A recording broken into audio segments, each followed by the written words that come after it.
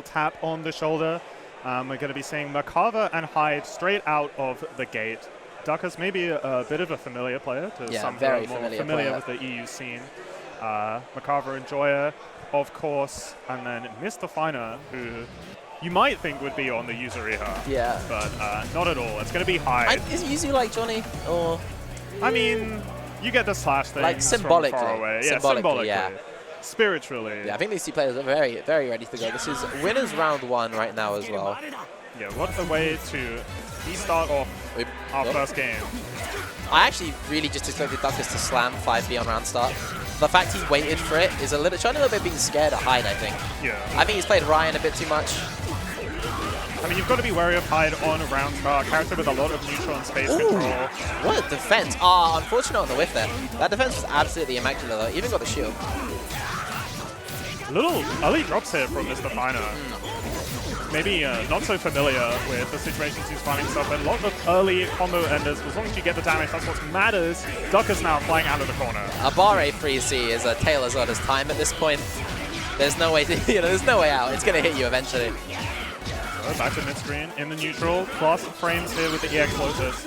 And Duckers spending most of his time on the defense. Oh no! I mean, it's the start of the day, you know, early on. To us all. Maybe we're not blocking overheads. It's a bit of an issue with Hyde as well, where he struggles to get good Oki off back tech and mid screen. It's kind of a bit of a legacy issue with Hyde, actually. That was a core weakness back in ST, and baits the DP out. This is going to be a really nice punish, too. Yeah, Ducker's so ready for that reversal option here from Mr. Finer. Unfortunate drop, no worm Oki. I was about to say as well, because Uni is a bit of a boomer game at this point. Duckus is relatively new. He's been playing since last year, actually. Previously a Grand Blue player before as well. But he's known for having quite optimal combos, especially for relative playtime too. It's quite a hard worker. Speaking of optimal, oh my goodness, the damage squeezed out of that infinite worth there. 50% of Hyde's health gone. This is how you're starting pools with Duckers. This is how you know we're playing Uni too. Someone just died to an IW combo that did 5k. We know what version we're on, right? That's true. That's true. Know if we're on ST, you'd see like a CVO. We are in different times. The world's changing for old men like us. It is. Neither of us are older than 25, that's the last part. Going straight into this. Oh no! Uses the wrong choice there. Oh, the stagger 2A comes in from Mr. Finer. After the whiff, Ducker's looking for an opportunity to get out. Is going to be Mr. Finer with the cycle here as well. Oh, now he's going to get the... Oh, he's not going to get his throw combo. He does have the cycle though. Lands another 2A. Is able to kill here if he doesn't drop. Unfortunately as well, that's a punish on drop 2. Duckers isn't going to be able to get the corners. You see what I mean? This guy's plays combos. He combos for days. He isn't going to take the cycle back though. Mr. Finer could get this with one hit. And he backdashes. Oh my god, you peeked. He backdashes. The smart ender drops, gets the 2-3-6C for it. Oh, I was not ready for that mind peek. That was beautiful. We might need a noise gate. That was beautiful. Again, yeah, Ducker's playing kind of patient. I think he's aware that Mr. Finer likes the backdash. Obviously, backdash and backwash, one of those few options to deal with 5B, round start. Yeah, absolutely. I wonder if Hyde can actually punish it if it whiffs with a backward.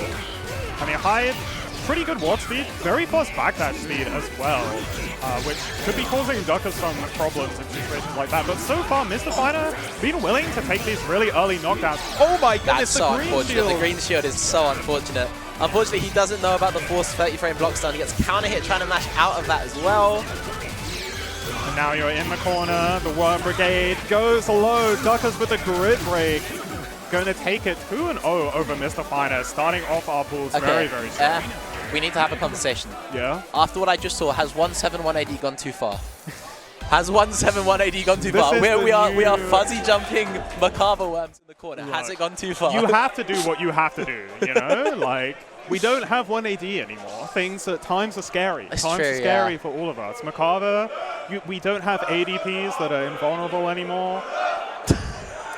We've got Max Verstappen, Chance in the background. Like, times are scary. Formula 1 racers play this game now. It's a different era. It is a different era. Completely different era. Completely different era. But Duckers coming forth strong into that new era, as some might say.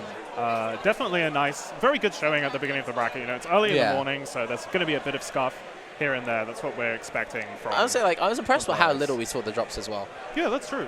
Mostly pretty solid across the board. On the side of Mr. Finer, maybe not so much. Some earlier, maybe tournament combos, some might say, that weren't getting as much value Yeah, as he I wanted. think it was a little more to do with how used he was to the game. I think he's a little jumpy on on defense, which is natural when you're new, especially against Macarva as well. Oh, yeah. Because Macarva is one of those characters. You play someone online who picks Macarva, maybe tries to zone you out a little bit, does a combo, does a free roam setup, maybe doesn't quite do the Oki correctly.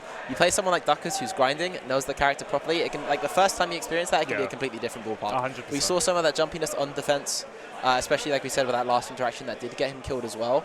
And I think overall the game plan, the idea wasn't too bad. Early on, the walkbacks not engaging with the Macarva round start is a really, really good option, especially if you're new to the matchup and you're not ready for what he's going to throw out. Because Duckus is one of those players that if you show aggressiveness, he's going to stuff you out. Like I said, that 5B, that button, that is just so incredible.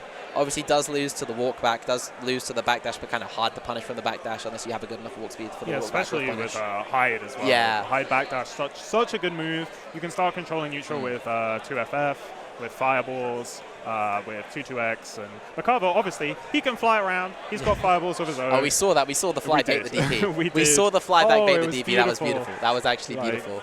Somebody has to top that when they come on next on stream. Duckus has already set the bar so high. I think we've got some really exciting games going on. We've got some really exciting games going on. We're going to have Azok playing. We're going to have Kali Yuga playing. We're going to have Smokey. We're going to be having, of course, Max Verstappen, who's coming up to let them know what his flag is. I think he's going to go with Dutch. He's been going with Dutch a lot lately. Oh, yeah? Yeah, he's not Dutch. No, he's Welsh. He's Welsh, 100%. So you've got to mix it up, I guess. It's a bit of fun, isn't it? A little bit. It is a bit of fun. We come here to have fun. We're having fun. Yeah, we're here having versus fighting. Venue absolutely teeming. You could see all the people in the background behind us. We've got Nephros, we've got Ason, people watching the games in pools. We have as well this year 10 setups for Uni right now. Yes. I think one might get stolen for Dengeki Bunko, but otherwise we have 10 Uni setups. You got to give it to us. We have these all weekend as well, so we'll have another actually because stream setup is taken away as well right now. Yes. So we will eventually have another. Talking about stream, I had to throw like 5 Hail Marys to get us up and running, but we're here. We're here and we're good. And of course, I don't know if I mentioned or not, but Nephros is over in Pool A1. So right now we're running Pool A. Pool A is scheduled for 11 a.m. Obviously, we were a tiny bit late to that, but we were scheduled for 11 a.m. all the way to 2 p.m. Probably going to be, 2 p.m., 1 p.m., probably be a little bit less than that.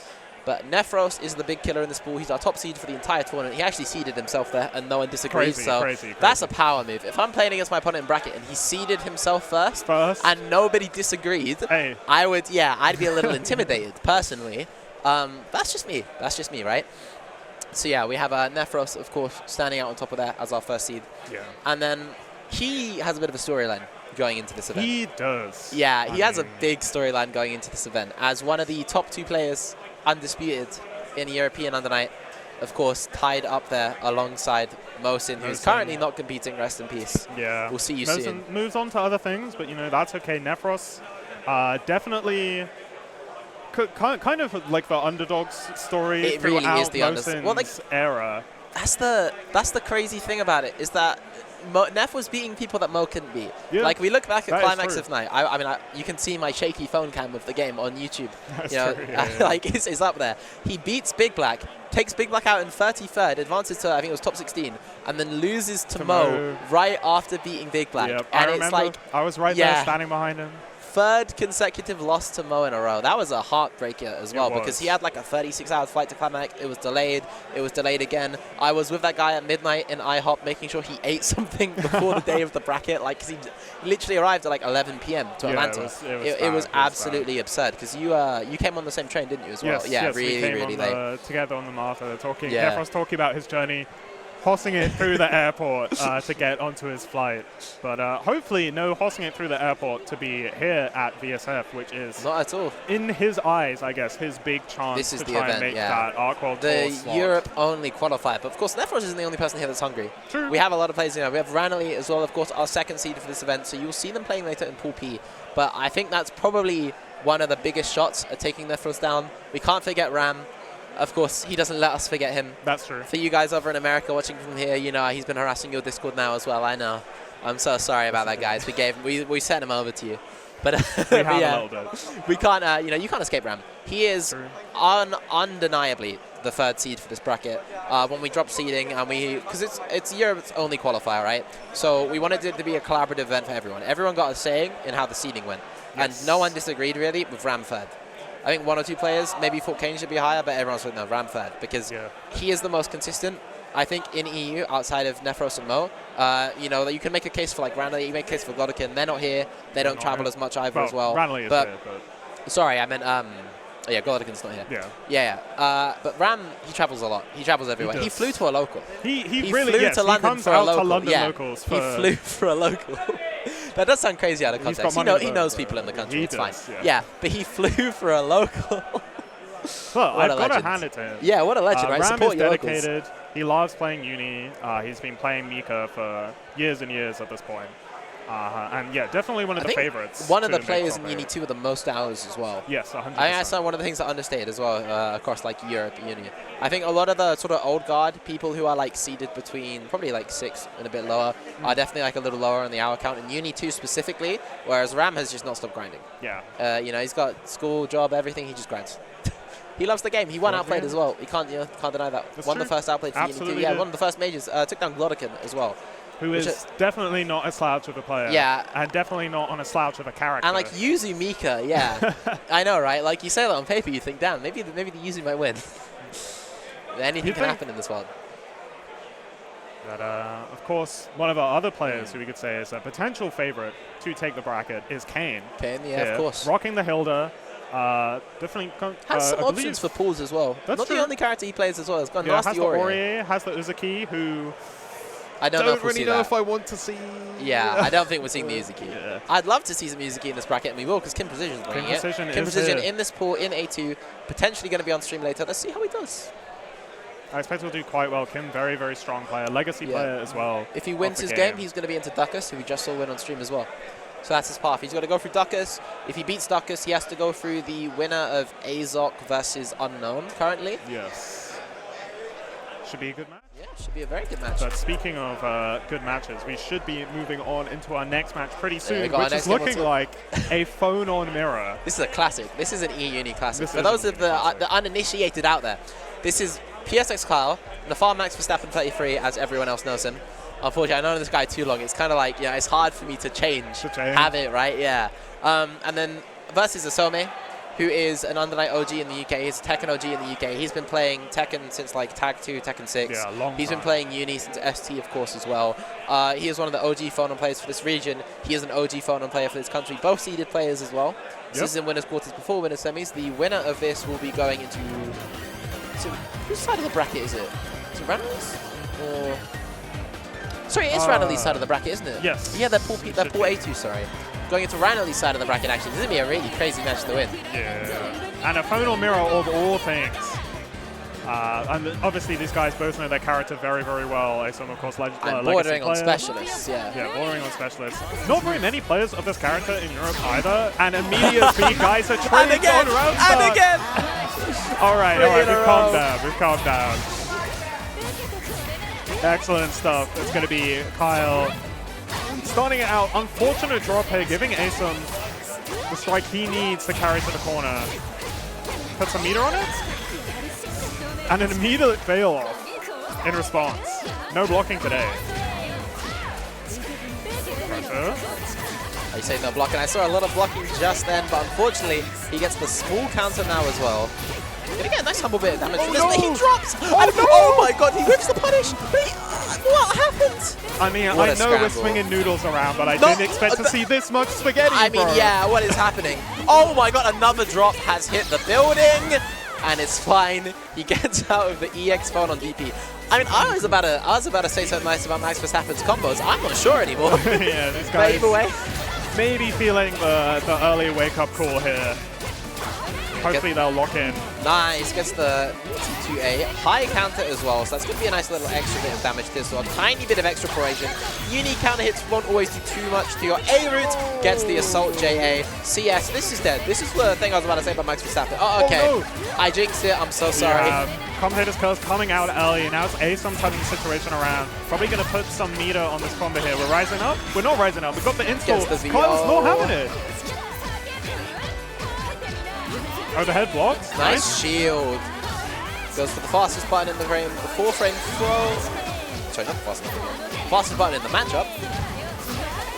Oh, what a JC air there, but no combo.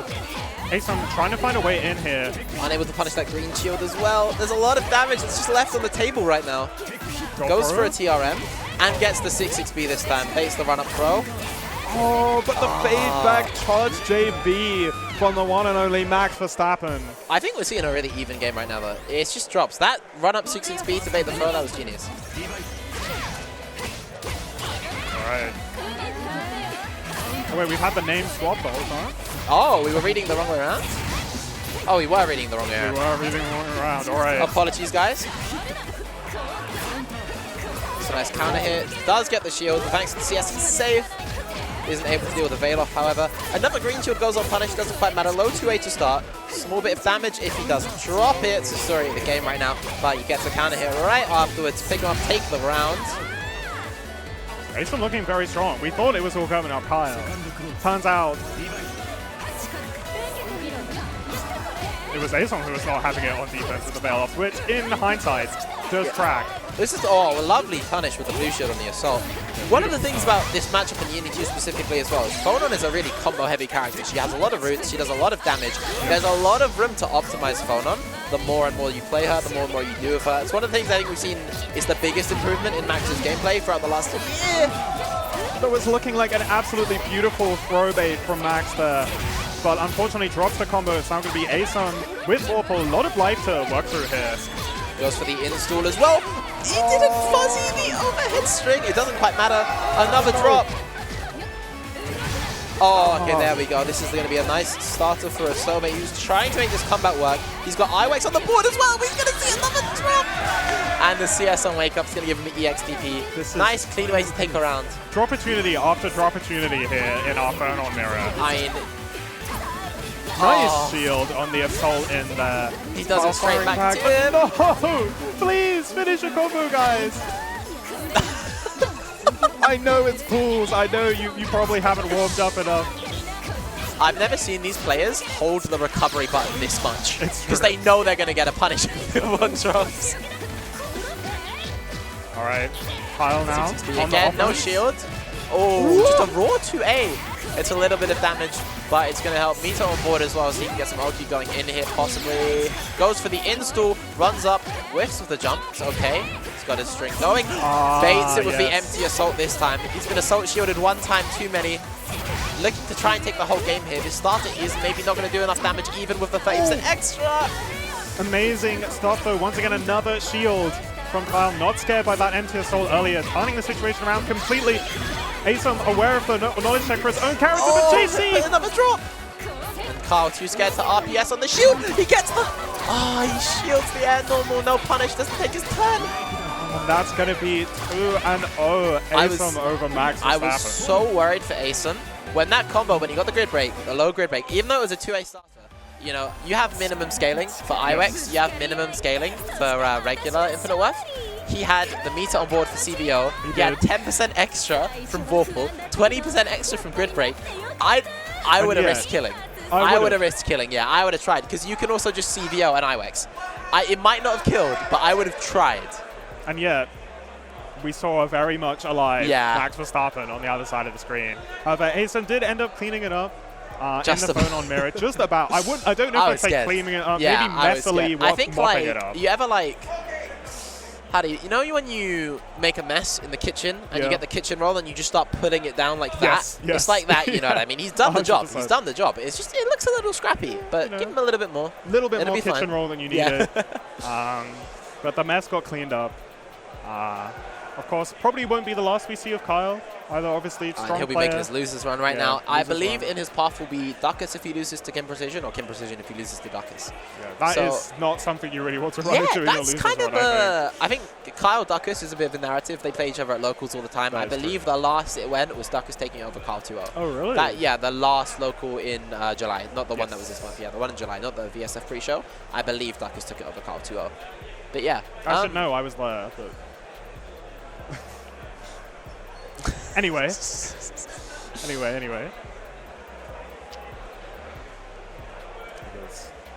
Good stuff so far, though. We'll see if he manages to make that run. Best of luck to Kyle, of course. And Aeson got to be happy moving on up in the bracket. Into Azok, very likely. Oh, no, sorry. Is it Ranelli's path? On Ranelli's path, yeah, top path is into Ranelli's path. Yes. And then potentially into Azok as well. stuff. Scary stuff. Event's honestly pretty stacked. We have a lot of really strong players here. Obviously, we mentioned Ranley, Nefros, Kane, Ram, of course, as well. But we haven't mentioned lots of other killers. We haven't mentioned Teeps. We have Teeps, we have King Precision. I think Teeps is one of the biggest bombs in this bracket. Yes. So for those of you that don't know, because I don't think Teeps travels too much. Obviously a very well-known multiplayer player, especially throughout Europe, 100%. Dominating a lot of the events in here, usually only coming short to Magic Rider, who is an international player. Yes, so, you know, he's that one tier above. He's that international talent. But Teeps originally, I believe, was on the Kaguya in Uni 2 when the game dropped, but now on the Ogre. The Ogre pioneer of Europe. I mean, when the character came out, Mosin was saying that they think Teeps is one of the best Ogres in the world. You know, in those early day periods. Now the character's been developed, we understand the character a lot more. People aren't saying Bomb does less damaging combos. You know, we aren't lying anymore. We aren't lying anymore. Foxoff released a video that clarified and gave us information. So yeah, we will be seeing that Ogre today in bracket, which is supposedly world class. Of course, we'll find out today. I mean, Teeps is another legacy player of Uni, right? Always been a really, really strong player. Kind of a bracket killer for me as well, personally, which is quite funny. So you'll be rooting against, yeah? Yeah, basically. Full bias when it comes to that matchup. No, but Teeps, very, very strong player. I'm sure we'll definitely be seeing him later on. We also have Ryan Hyde, the protagonist of Europe. And the inventor of the evil first to 5. Yeah, evil first to 6, diabolical first to 9. Yeah, Ryan definitely somebody who really is trying to make a showing here, because Ryan was here last year and performed very well actually, but didn't perform as well as he wanted to. Yeah, as he hoped. Was definitely a little bit disappointed, but he's been grinding the game a lot, really wants to do well this time, and I think he's been putting in the effort, and I think we can very reasonably see him in top 8. Well, this is the thing. I'm looking forward to seeing He's seeded 4th, and this was actually, there's a storyline going into this. There was a big debate around the 4th seed. Yes. For some reason, right? This was a very good day in my life. So everyone was debating around 4th seed, which of course would either be Ryan or Kane, and the other one would be 5th seed. And everyone was saying this is really important to seed them correctly. They're in the same pool. They are. They're the top half and the bottom half of the same pool. So whoever gets out, 4th seed next year. Go ahead, right? We've solved the problem. This is a really big narrative, though, because the two of them are kind of to borrow a term from other fighting games, sort of training partners alongside with Nefros. Now, it's not as relevant in an EU-only bracket. Everyone's kind of training partners. We're not like NA where you play East Coast, you play West Coast, and the connection's a bit too different, that you kind of have that coast split. Even if you're playing from the UK all the way to the other side, if you're playing somewhere like Finland or Ukraine in Eastern Europe, or even like Russia, it's fine. The connection is functional. Usually. You don't always want to play it, but it's functional enough to play 90% of the time. Thank you, rollback. Yes. So everyone plays everyone quite a lot. But I think those three specifically can really be highlighted as common training partners. Neff and Ryan especially are almost always playing. It's streamed to the channel on right now, twitch.tv/Nefros. If you tune in every now and then, you will see him just stream his games with Ryan. So those two play each other a lot. Those players know each other very well. And I think Ryan and Kane is almost a grudge match. Not in the sense that there's beef between them, but both of these players want out. Both of these players want a victory. They want to qualify. They want to do their best. They are undisputably top players in Europe. And we've pitted them head-to-head. We have. In a debate over who was better, the result was you guys are just playing each other. Yeah, we'll find out. Yeah, you guys we'll find out, We're right? not doing all that. You couldn't make better cinema than that. But that will be later on in Pool P2. We are about to go back to Pool A1 right now. We have one of our winners' quarterfinal games. So the winner of this will progress to winners' semifinals. It's 3 games in total from this point to get out of the pool. Top 8 winners side. If you lose winners' finals, you'll be in top 12 losers, which we're doing later on. That'll be at the end of the next wave of pools. This is Nefros versus Meadow. So I believe Meadow is quote-unquote local to me. At least I believe this is Meadow. We'll find out in a minute. I haven't got my player name yet. Production. Player 2. It is Meadow, yeah? I can't hear you anymore, production. Sorry. We're having a mixer issue. All good. But yeah, so that's technically local to me, actually, in Bristol. It's a bit of a travel, but that used to be local. And now I'm in London, and I still go 4 hours there every now and then. You've got to support your locals, guys. And this is, of course, the classic Nefros early button check on stream. Patented Nefros, headphone check, button check, chair check, t-shirt check. If it's not comfortable, he gets a new one. If his badge isn't comfortable, he'll get a new badge. Hair check. He's got a comb in his... So he opens up his hitbox. There's a comb, there's a spare t-shirt, new socks, new shoes, deodorant in case he needs it, a little bit of perfume in case he needs it too, toothpaste, he's got a toothbrush. What is this narrative? He's got an iPod as well, so he can test his headphones if they're not working on the setup. He uses his iPod. He's got everything. He's prepared. E-Uni's most prepared soldier. I would believe about as much as he is prepared from what you just said. But yeah, Nefros definitely not somebody you want to be running into early on in your bracket because, you know, he is, bias aside, the favorite to win the tournament. He is the favorite to win. Easily one of the strongest players in Europe, if not the strongest currently playing right now. If not the strongest Lene player world, question mark? I mean, I know he thinks that. And in my opinion, when you're playing in tournaments, the only thing that matters is that you believe in yourself and that you believe in who you are. I'm pretty confident he thinks he is the best. And I know Nefros believes in 660 round start, which we saw immediately. This combo's going to hurt as well. It is absolutely. You know this combo is going to hurt. Super optimal player, does as much damage as he can, always. Immediate DP though from Meadow. He's not scared though. Nef is not scared.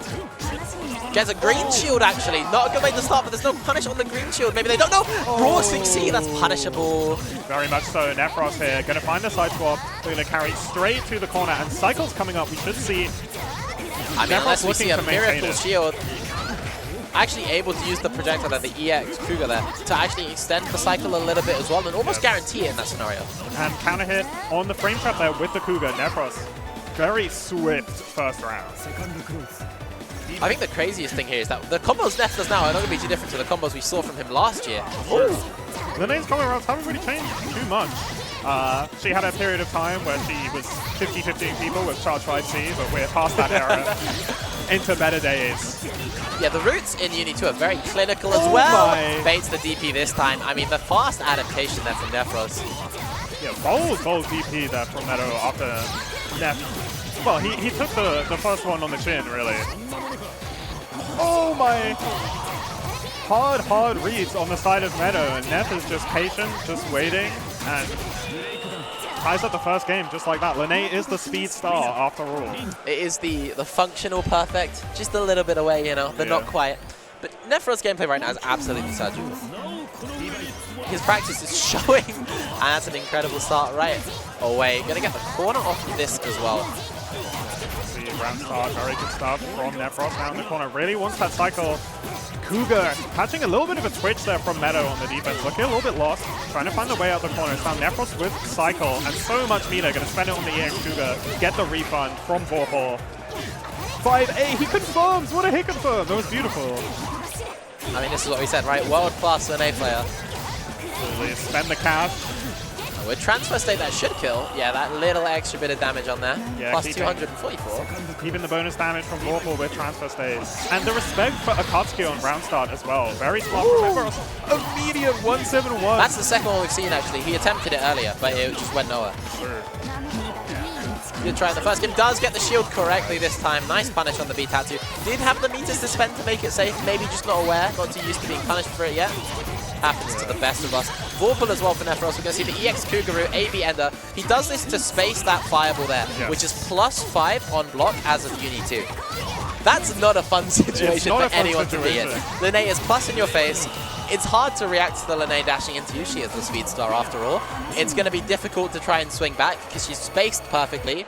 Close buttons that you want to do to deal with the dash in, they're going to whiff, you know, especially Akatsuki's kind of stubby A-normals. Yeah. You know, he doesn't, for a guy who punches very hard, he doesn't punch very far. Yeah, little T-Rex arms Akatsuki. Scary once you're in the corner, but not so scary when he's in the corner. And even at this spacing, he'd probably whiff. Yeah.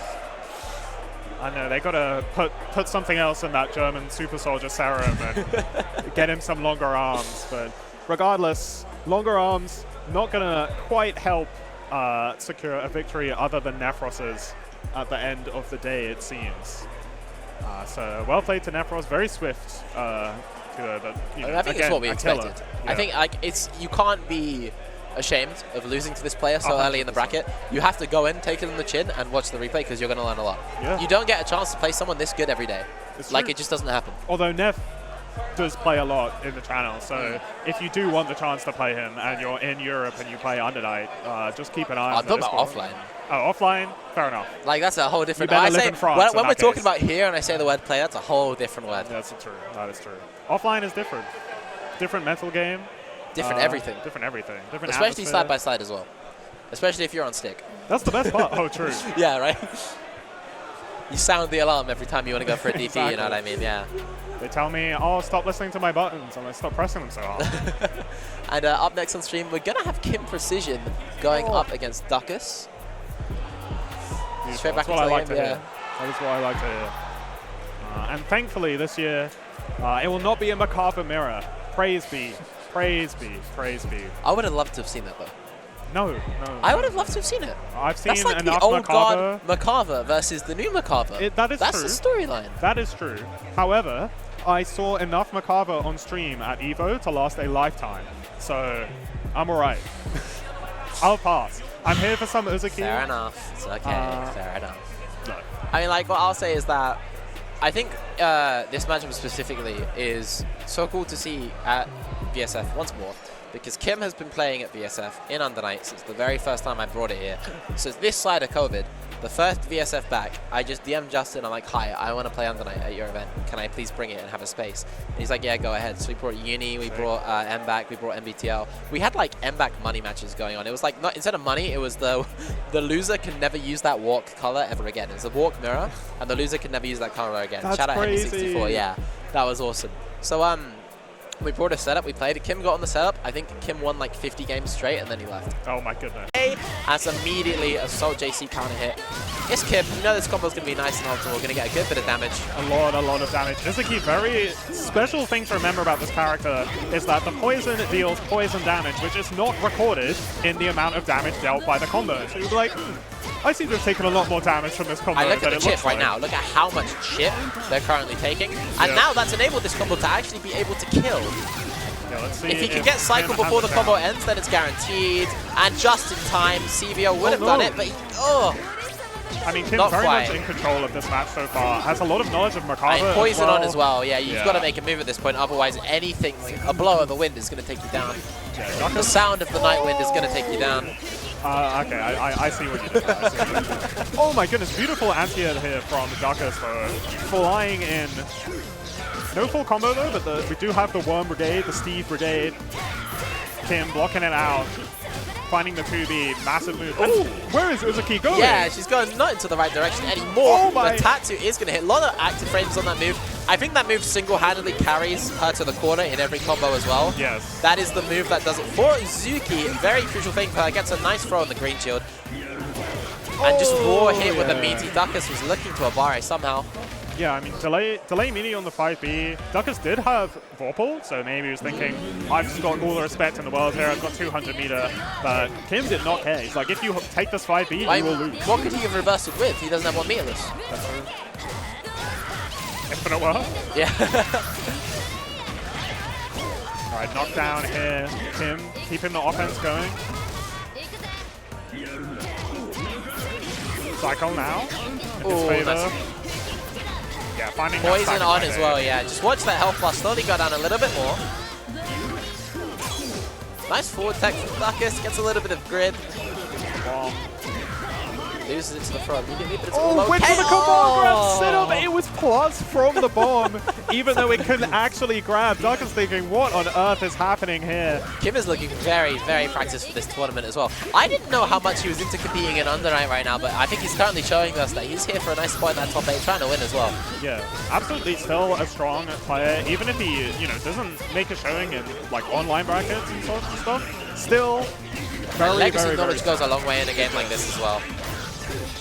Absolutely. Even with all the changes to the game, the fundamentals are still there. Punishes the 3D because it didn't actually hit any of the worms, so there wasn't an activation. Oh, TK Cloud. Can we see a side swap here from him? It looks like it. No, just quite not. Plus frames off the Tatsu CS.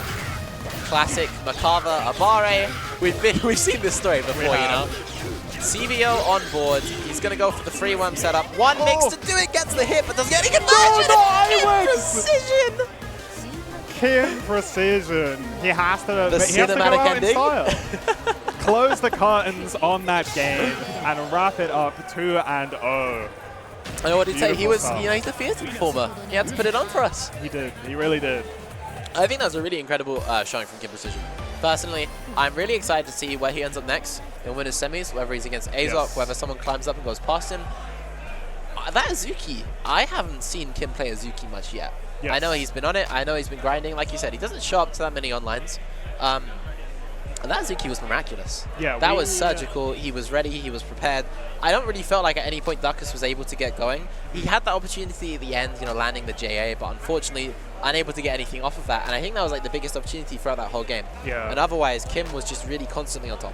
Yeah, we had the, I'd say, privilege, perhaps, of getting to see Kim play in the E-Uni Cycle Clash, a little event that ran for a little too long, some may say. But, you know, a little country face-off within, with the regional face-off within Europe. And Kim, of course, on the Team UK with myself as well. I would hope so. The Uzuki. So we got to see some of that then, and looking just as strong, if not stronger, than he was during that tournament. So definitely here to make a showing. Definitely here to at least try and get top 8. Yeah. I expect to see Kim in top 8, especially after that performance. The thing about Kim is, like, he's a champion. He's won big events before, you know what I mean? He's got Revo trophies. He does. You know? He's won before. He knows how to win. In any other game, he's a top-end player, you know what I mean? Not necessarily, like, top level, but, you know, already on that top end, especially when 100%. New games come out, you know what I mean? You look at games like Call of War, stuff like that. He picks that sort of game up day one. He's already competing. He's already there. You know, and I think that any event Kim comes into, he's trying to win. Yes. I think that's the sort of gameplay we just saw there as well. Very snowball heavy, you know, very calculated, very careful on his risks as well. I really liked the decision when Duckus had CS to completely disrespect it. Yes. Because unless my eyes deceive me, Duckus had no meter as well. There's no reversal on there. No reversal. You know that the less experienced player in that scenario, they're slamming something on defense. Yes. That's kind of like the, I'm not going to say like the rule 1 of Uni is to not slam your buttons on defense. It's a bit character dependent. Yeah, but especially in this version of the game as well. Very, very, without 1 AD, it's a very different game. But kind of along, sort of in the history of the game, one of those rule 1s has been don't always use your CS on wake up. Yep. Don't always VO, you know what I mean? In like very high level games, you know, top 8 of Evo, etc. When someone VOs, we pop off for a reason. Yeah, because you don't normally see it. Like, obviously, there are the sort of the big black exceptions where when he VOs, the world is ending. Yeah. You know what I mean? It's over. There are a lot of other players. Falling. There are a lot of other players that they do it when they're stressed. They do it when they feel like they really need something in that moment, you know, when they need that button to come and save them, you know. And I think that Kim, in that scenario, of course he was leading the game the whole time, but there was not even in the first round, not before that there was any sort of certainty. He wasn't shaken at all. Yep. Whereas I think the biggest difference there was not necessarily in gameplay, but a little bit in mentality. I think Duckus looked just a little bit shaky, especially because it's 100%. Difficult. A character you probably don't play against as much. Obviously a character that's way newer than most of the characters in the cast. And a player who knows your character extremely well. On the inside out. Yeah, he's won Uni tournaments with Makaba. Obviously ST is not the game we are playing now, but he has won Uni tournaments with Makaba. Either way, we're going into our next game. That's enough about Kim Precision, lovely guy. This is my good friend, OpenWolf, all the way over from Wales, traveling down for this event here, going up against your good friend, Kali Yuga. Yes, indeed. So I think we're going to be rivals in this commentary. The issue here, OpenWolf does play Hilda. Yeah, and the issue here is that Kali plays Carmine. How am I supposed to root for a Carmine player? Yeah, right? You're supposed to root for your friend on Carmine against... Yeah, Kali used to be a Hilda player himself. That's what I'm saying. Like against, very knowledgeable. Yeah, this is going to be very awkward for OpenWolf. I don't know if OpenWolf knows that Kali Yuga's ready for this matchup. Yeah. Because Kyle was commenting on Kali Yuga's combo video the other day. My brother OpenWolf is going to play Hilda at this event. Can you teach him some combos? Teach him some combos. Of course, Carmine as well. Very dominant force in this matchup. It's always been something pretty difficult for Hilda, but especially so in this version where Carmine is so strong. So oppressive on the offense, and Kali, knowing this character that he's fighting against pretty much inside out, should expect to see some diabolical behavior and potentially a steamroll. We'll have to see what happens. The thing about OpenWolf as well, he's not a Uni player, but he is a multi-game player. Yes. You know, he was consistently getting top 8s at the end of Vanilla Granblue. I think he's the sort of player that against Carmine is going to struggle the most against the sort of knowledge checky things. Like we said, you know, your command grab, right? Your EX command grab. Oh no. He should have watched Kali Yuga's combo video again. He should have, because you're definitely going to struggle against Carmine if you can't get those knockdowns. Runs on 2-2C though, challenging the 2C. Got the Gloom Oki, but Kali just runs forwards. He knows he doesn't have to hold it. And Overwolf not holding that wheel on Wake Up either. Gonna find yourself in the Blood Prison. Give him 1, 2, and toss the wheel. Help! I need backup! Oh my goodness, blocks the Beautiful blocks! Amazing defense from Open Wolf. Unfortunately, the Abare from Kali Yuga gonna hit that range. Wake Up 2C mash. Beautiful. That's a big drop from Kali. Absolutely could have stolen the game. I think that's a bigger drop from Overwatch. Overwatch from Open Wolf. That's the issue. Eventually. Nice. Gets the tech on the yellow throw. This will come through Kali with the Veil Off. Speaking about Veil Off being a risky option earlier, Kali doesn't feel the same. Kali loves his Veil Off. I mean, I think in this sort of scenario, the opponent's kind of dropping those combos. I think you expect Overwolf to go for a big swing. Yes. It was a good option against the Assault. Yeah, Kali, as a former Hilda player, big fan of Veil Off on defense. That character has no invincible reversals to speak of outside of Veil Off. And Carmine has many, but Kali still loves that Veil Off and loving the shimmy as well. And of course, this with is the Veil Off, by the way. Yeah, this is dead. And with the Veil Off startup increase as well, it is such an explosive button. Yeah. How many times have we seen this around the course of Uni 2? Carmine's such a dominant force in this day and age. Kali showing us exactly why with that massive damage. Kali, Carmine allegations aside, Kali's a grinder. You know, he's been to nearly every single local I've been to. You see him at almost every event. He's constantly playing. He's constantly improving. And he's constantly having a giggle as he slams JC from halfway across the screen, which we have yet to see here. The thing is, if you're not enjoying playing your top tier, then you're just Oppenheimer. That is You got to break a smile. You have to. Nice blocks on the charge 5C. Doesn't quite block the pillar, and it's Roomba on the show. Shadow Waits straight off the screen. Openwolf not able to find any pressure from that. The CS is kind of wasted there as well, so he's not going to get any extra damage out of this. He is going to build enough through it to bring it just back, though, from this combo. Obviously, we're not going to be dead. This is a really bad situation for Openwolf. We need to see that same defense we saw earlier. Let's see what we got. Goes for the VO! Not quite the option. Oh. Yeah, tossing out the infinite work. Last invincible reversal. Just a little too much panic there. Of course, for the uninclined, Hilda does struggle a little in defense naturally. She doesn't actually have a frame 1 invulnerable option outside of Infinite Worth. Yes. Veil Off as well, sorry, yeah. Outside of Infinite Worth or Veil Off. I mean, she has Creeping Edge. That's true, she does have Creeping Edge. Which is punishable nearly every time. Hilda is an interesting character when we talk about defense because she does have very large buttons. She does have a very strong dive kick option select that she can use on defense against throws. And her teleports are now extremely usable. Yeah. Especially when you take into account meter, you can teleport out 2-3-6C, get your turn, and you can use this in gaps of 3 frames or more, and it's an extremely, extremely powerful reversal option that people don't talk about as much with the character. I think Hilda is in a really, really strong spot right now, especially on offense with Roomba or Shadow Waits. Move that is dropped into the ground and off we go. It's 50-50 time. No way to destroy it or interact with it outside of trying to get away or avoid it somehow. And I think Hilda's better defense than it has ever been is a big part of where she stands in her strength. I think as well the 1 AD removal affects her quite a bit more than other characters too. And just generally, like, you know, everything aside from her being buffed, the results as well are also showing that very, very clear as day. The results are showing that. Of course, we saw her winning Stormy Night, second place at Arccore Tour Finals. Thank you, Marori. Really putting it through the character. But in Europe as well, we've also been seeing a lot of Hilda. Of course, we have our favorite Italian Hilda player, sadly not attending this event, but winning OTB last year as well. That's true. Big results on the board. Of course, we have Kane here representing Hilda. Probably one of, if not the best Hilda players in Europe right now. Surely with people. Tied, yes. I think they get on each other's necks a lot. If they're at the same event, we'll have like a Hilda first to 10 deathmatch to confirm. But I think tied is the fairest thing to say right now. You know, I'm kind of, you know, I'm Italian myself. I have to support somewhat. You know? have to, I get it. I'm a bit of both. I'm not fully English like you. It's okay. It's okay. So, we are going into our next game. This is, of course, a bit of a personal matchup for you. It is. Yeah, this is Nephros versus Smokey, who he's looking at me right now. Yeah, Smokey. my roommate, Nanase player. I like you said roommate really quietly. Did I? Yeah. Well, my roommate, Nanase player, goes to my locals down in Norwich. Shoutouts to Norwich FGC. I don't have the flag out for my bag right now to show it off, but I'll have somebody walk around the venue with it on as a cape later. Maybe Smokey if he could take a game against Nefros here.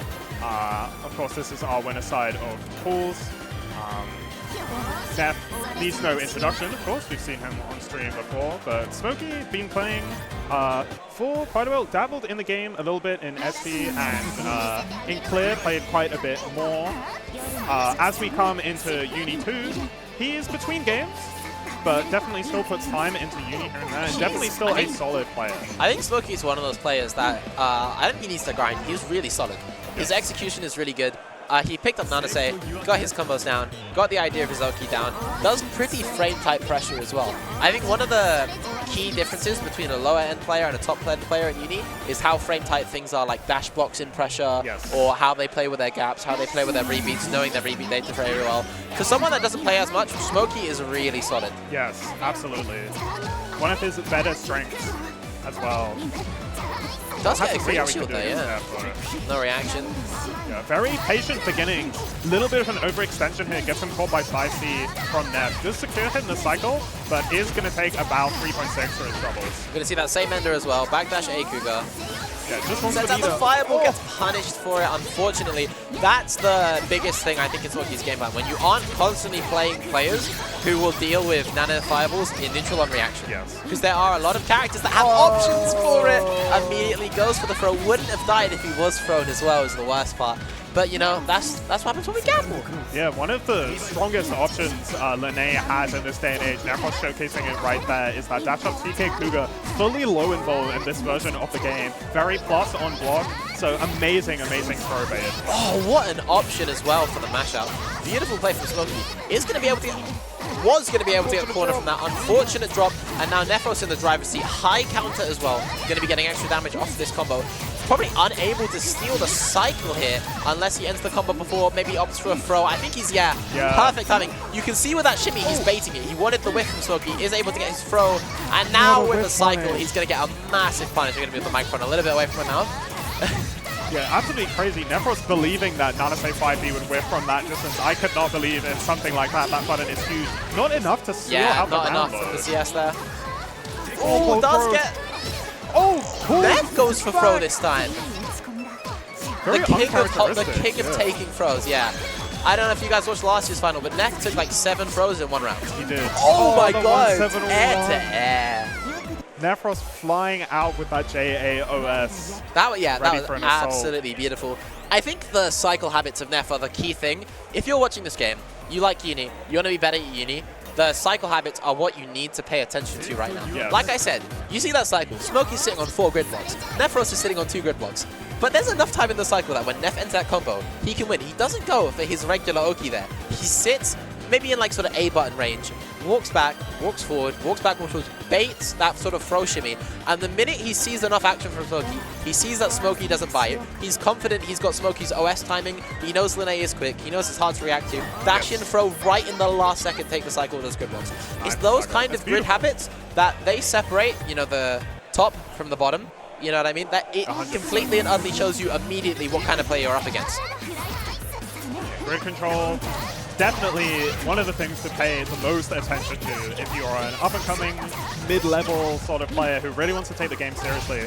Watch how people play around the cycle. Watch the decisions they make based on that resource that gives you meter, that gives you the ability to stop time and see what your opponent is doing.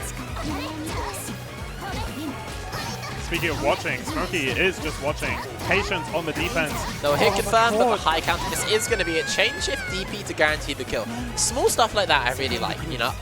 Reacts immediately knows he does not want to whiff this combo. This is going to be a really big round start as well. Taking to the corner, all the meters on board, can go for any route he wants. And it's going to be spending the cash here with the EX Cougar. Now waiting, cycle situation here right at 9 o'clock. Nefros looking for that throw bait. He loves the throw bait right at 9 o'clock on the cycle. So keep on pressing, and now one situation away from the game. Nefros looking at a double perfect hit. 2C, no confirm though. ADP into the EX pony to confirm it. Nephros. Oh my goodness. It's Swift every time. I know she's the speed star, but we don't have to make the bracket law accurate too. I mean, I think that overall as a match, that was probably one of the most fun matches to watch today. I know, like, maybe to the untrained eye, it seems a bit like a stomp. But I think it's a really cool thing to watch the style difference between someone who is undisputably a uni player, of course, come up in Skullgirls originally, a very, very different game to Under Night, but comes up in Skullgirls, switches over to uni, you know, when he meets Mosin at one bracket in like 2018, switches to uni, right? Yeah, blast from the past. Switches to uni and brings in, obviously, nowadays, that very honed, that fundamental level style of play, you know, the kind of play you'd get if you went every night before you go to bed, you put on an audiobook of I Want to Be Strong at Uni by Clear Lamp. You know what I mean? You put that on an audiobook every night. But he brings in fundamental Under Night play that has been, you know, sharpened as much as it can. That could cut paper. You know what I mean? Nephros gameplay could cut through paper. And you bring Smokey's gameplay, that is just strong, fundamental fighting game gameplay. He knows when to swing. We saw that with some of his counter pokes that were really, really good against Neph there. Especially Lene, a hard character to counter poke against as well. Getting some of those high counters was really impressive. And we see that he often has a good idea for the general style of offense that Neph wants to go again. I think in general, the consistency in which a player that is newer or doesn't play as much uni gets throw-baited is a really good sign of how solid they are at fighting games in general. Because he knows what to expect for in that scenario, but he isn't used to the uni-specific situation of your opponents doing, I guess, like, to explain it in the simplest way, like a layered RPS around OSs, right? If Smokey had a different OS ready to rip there, that's an entirely different situation. Neph isn't going to run up and just assault on your wake up. You know what I mean? It's the scariest situation, especially currently, though, that particular situation that we saw a couple times in the dash-up delay TK Cougar, that OS, or that offensive option, I should say, is so difficult to have an OS for because it beats almost everything. The only OSs it doesn't beat are like BDP OS, Veilwoff OS, and we've got a cameo on stream from the one and only Ace. No, he needs to talk to the production. He wants to talk to production. So yeah, it was really Smokey has to. You have to commit in that situation against Lene. It's very, very reminiscent of Eltman TK ADP, which is already sort of anything that anything that can OS crush and then be plus. It's so it's not fun. You have to show something. But, you know, he has, like I say, Smokey identifies the situation, has an idea of the general situation, doesn't know specifically against Lene, doesn't know what his answers are. Probably is going for, like we said, an OS that loses as well. Like, I think it knows enough to know AOS. Surely you've taught him. I hope so. Yes. Be a good man. Yeah, take care if you're seen. I do my best. It's like, it's the right idea to identify the situation, to react to the situation every time, not know the uni specifics of the situation, not know the sort of overall underlying idea going on there. And that's the difference, because when you fix that problem, we see immediately a way more even game. 100%. And that's the thing that I think makes a lot of these early games and pools so interesting in uni, is there's usually a reason why something is snowballing. And there's these usually a core reason. Then come and watch these matches back, see what they're doing wrong, see the situations where they're getting hit, and then start to fix that, start to implement changes in the game plan, and we get a stronger scene overall. Yeah, because either BDP OS there, or just not, you know, taking the risk overall, immediately changes the circumstance of that game. Yeah, 1D, AD, OS as well. Very finicky, but pretty strong in that situation. That is going to beat. You're still minus, but beat the TK Cougar in that situation. Just don't build a habit of pressing 3D. Of course. Yeah. There might be bad things might happen to you if you creeping edge too much. Some might say. It's one of the strangest additions to the game, I think. It is very, very strange. I mean, we have it from Mr. Carmine himself saying that he wanted to make an option that allowed newer players, especially, some way to get out of pressure they didn't necessarily understand. And we can see that. There are a lot of characters that does actually serve as an option to in some ways. Sometimes it's a bit more layered, like Batista, like Byakuya. These are both characters that 3D, or it's even Hilda actually, you can kind of toss 3D at lower to mid levels, and it can solve a lot of your issues. Because in the Byakuya situation specifically, it's kind of like the Byakuya picks between setting the Taiganese C-Web, which deals with it for you, or reacting and usually kind of having to commit to a meaty as well with the B-Web, which is the way the Big Black does it as well, actually. He doesn't opt for the Taiganese C combo, he just does the meaty and throws it if he sees it. So it becomes like more of a reaction thing, but it also balances the matchup in other ways, being able to 3D from 2-2C. Either way, conversation for another time. we are going into Some versus Ranelli. This is our C2, right of into course. the Yeah, gate. winners semi-final, I believe.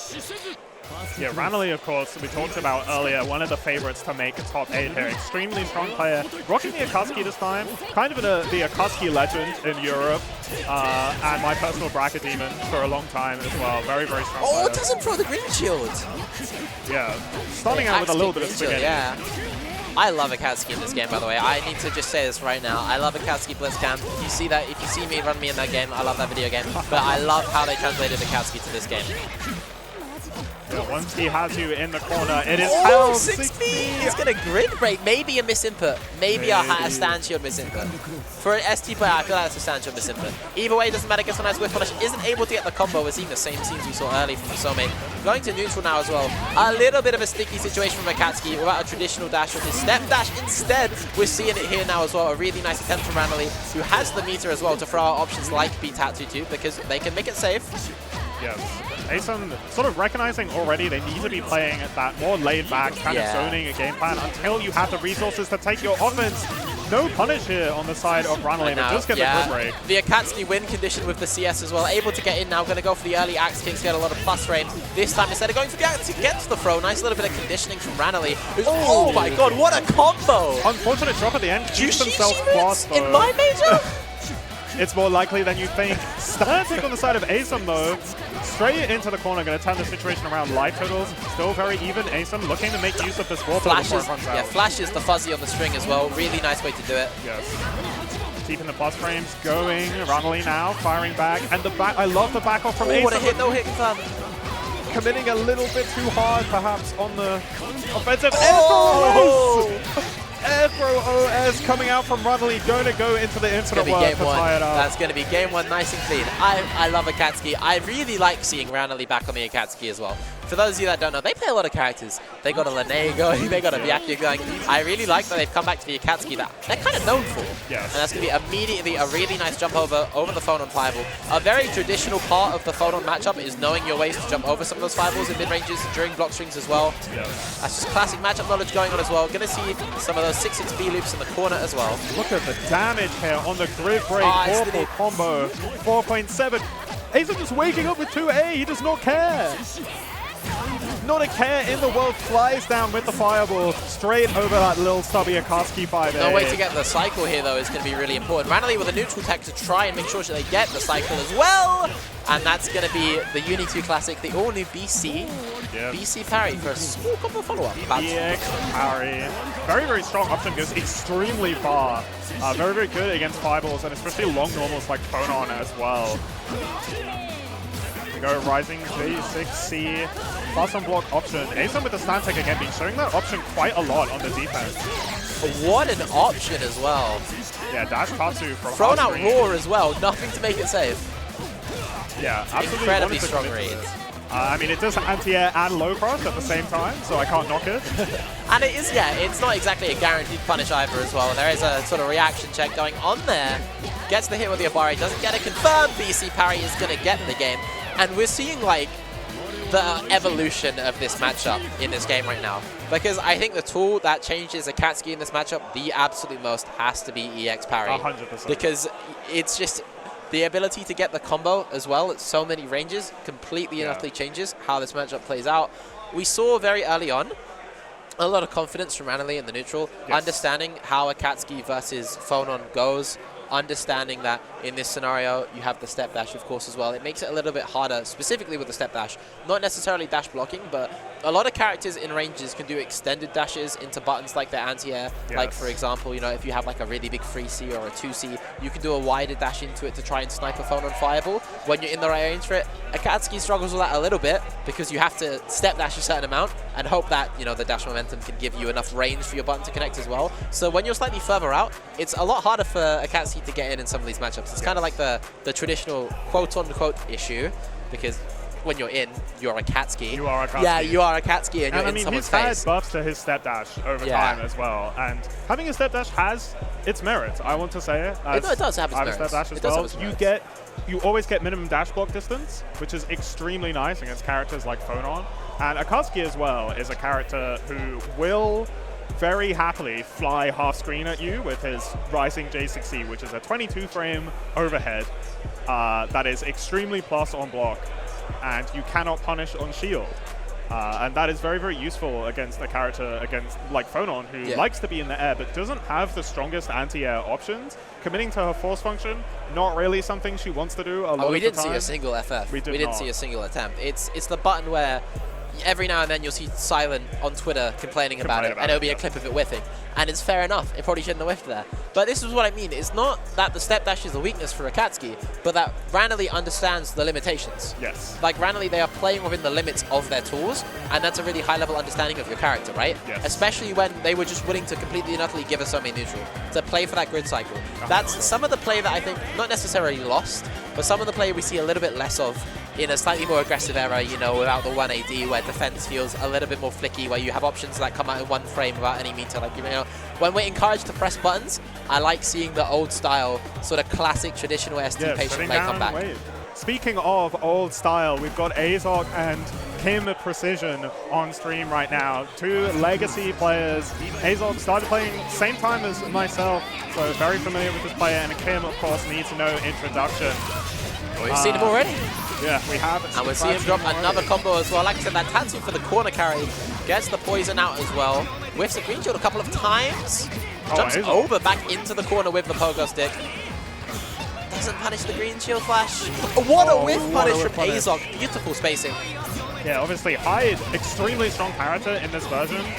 Going absolutely crazy in Uni 2. And Azok very, very happy with a lot of these changes. As we can see, one of the biggest changes is Hyde does even more damage than he did in the first place. We'll see if Azok gets the opportunity to put some of that damage on the table though, because right now it's all coming up in precision. Grab it for Oki.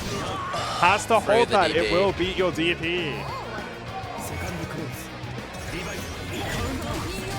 Alright, the coffin comes out. Excellent round style option. I'm not sure how much knowledge Azok has of the round style in this matchup, but Uzuki controls it almost entirely. It's very difficult for Hyde to contest. We'll see the poison come out again as well.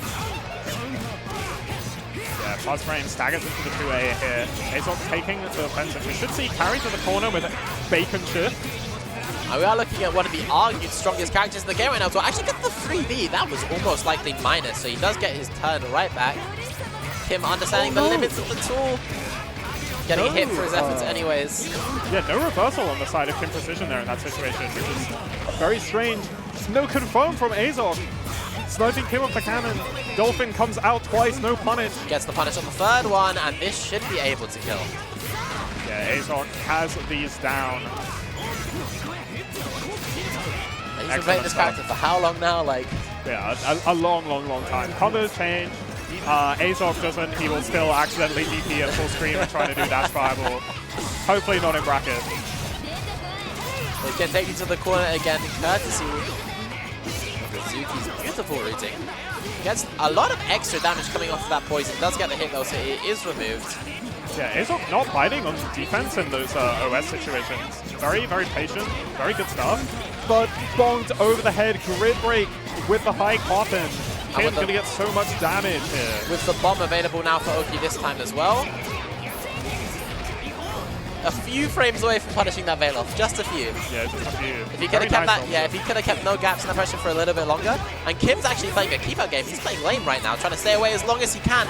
But this is a risky playstyle because one counter hit from Hyde is going to take away so much of your HP. And now you're going to get hit on Wake Up as well. This is not the situation Kim Precision wants to be in. He wanted to time a scam, but there's 60 seconds left on the clock. Yeah, and now the likelihood is so much more even. And with the neutral skip, Hyde goes straight back in. And it's anyone's game at this point. Gets the Protect. TKJ2C from Kim Precision calling out Azok on the offense there. That was crazy. We went from playing lame to win the game. We went from hardcore playing lame to I'm going to CS RPS. Doing this.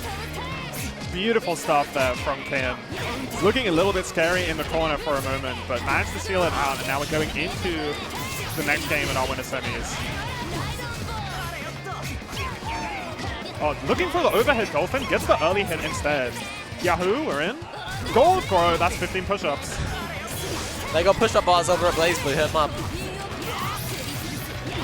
We're actually working on a perfect now as well for Kim Precision. Green shield flash, no throw comes out.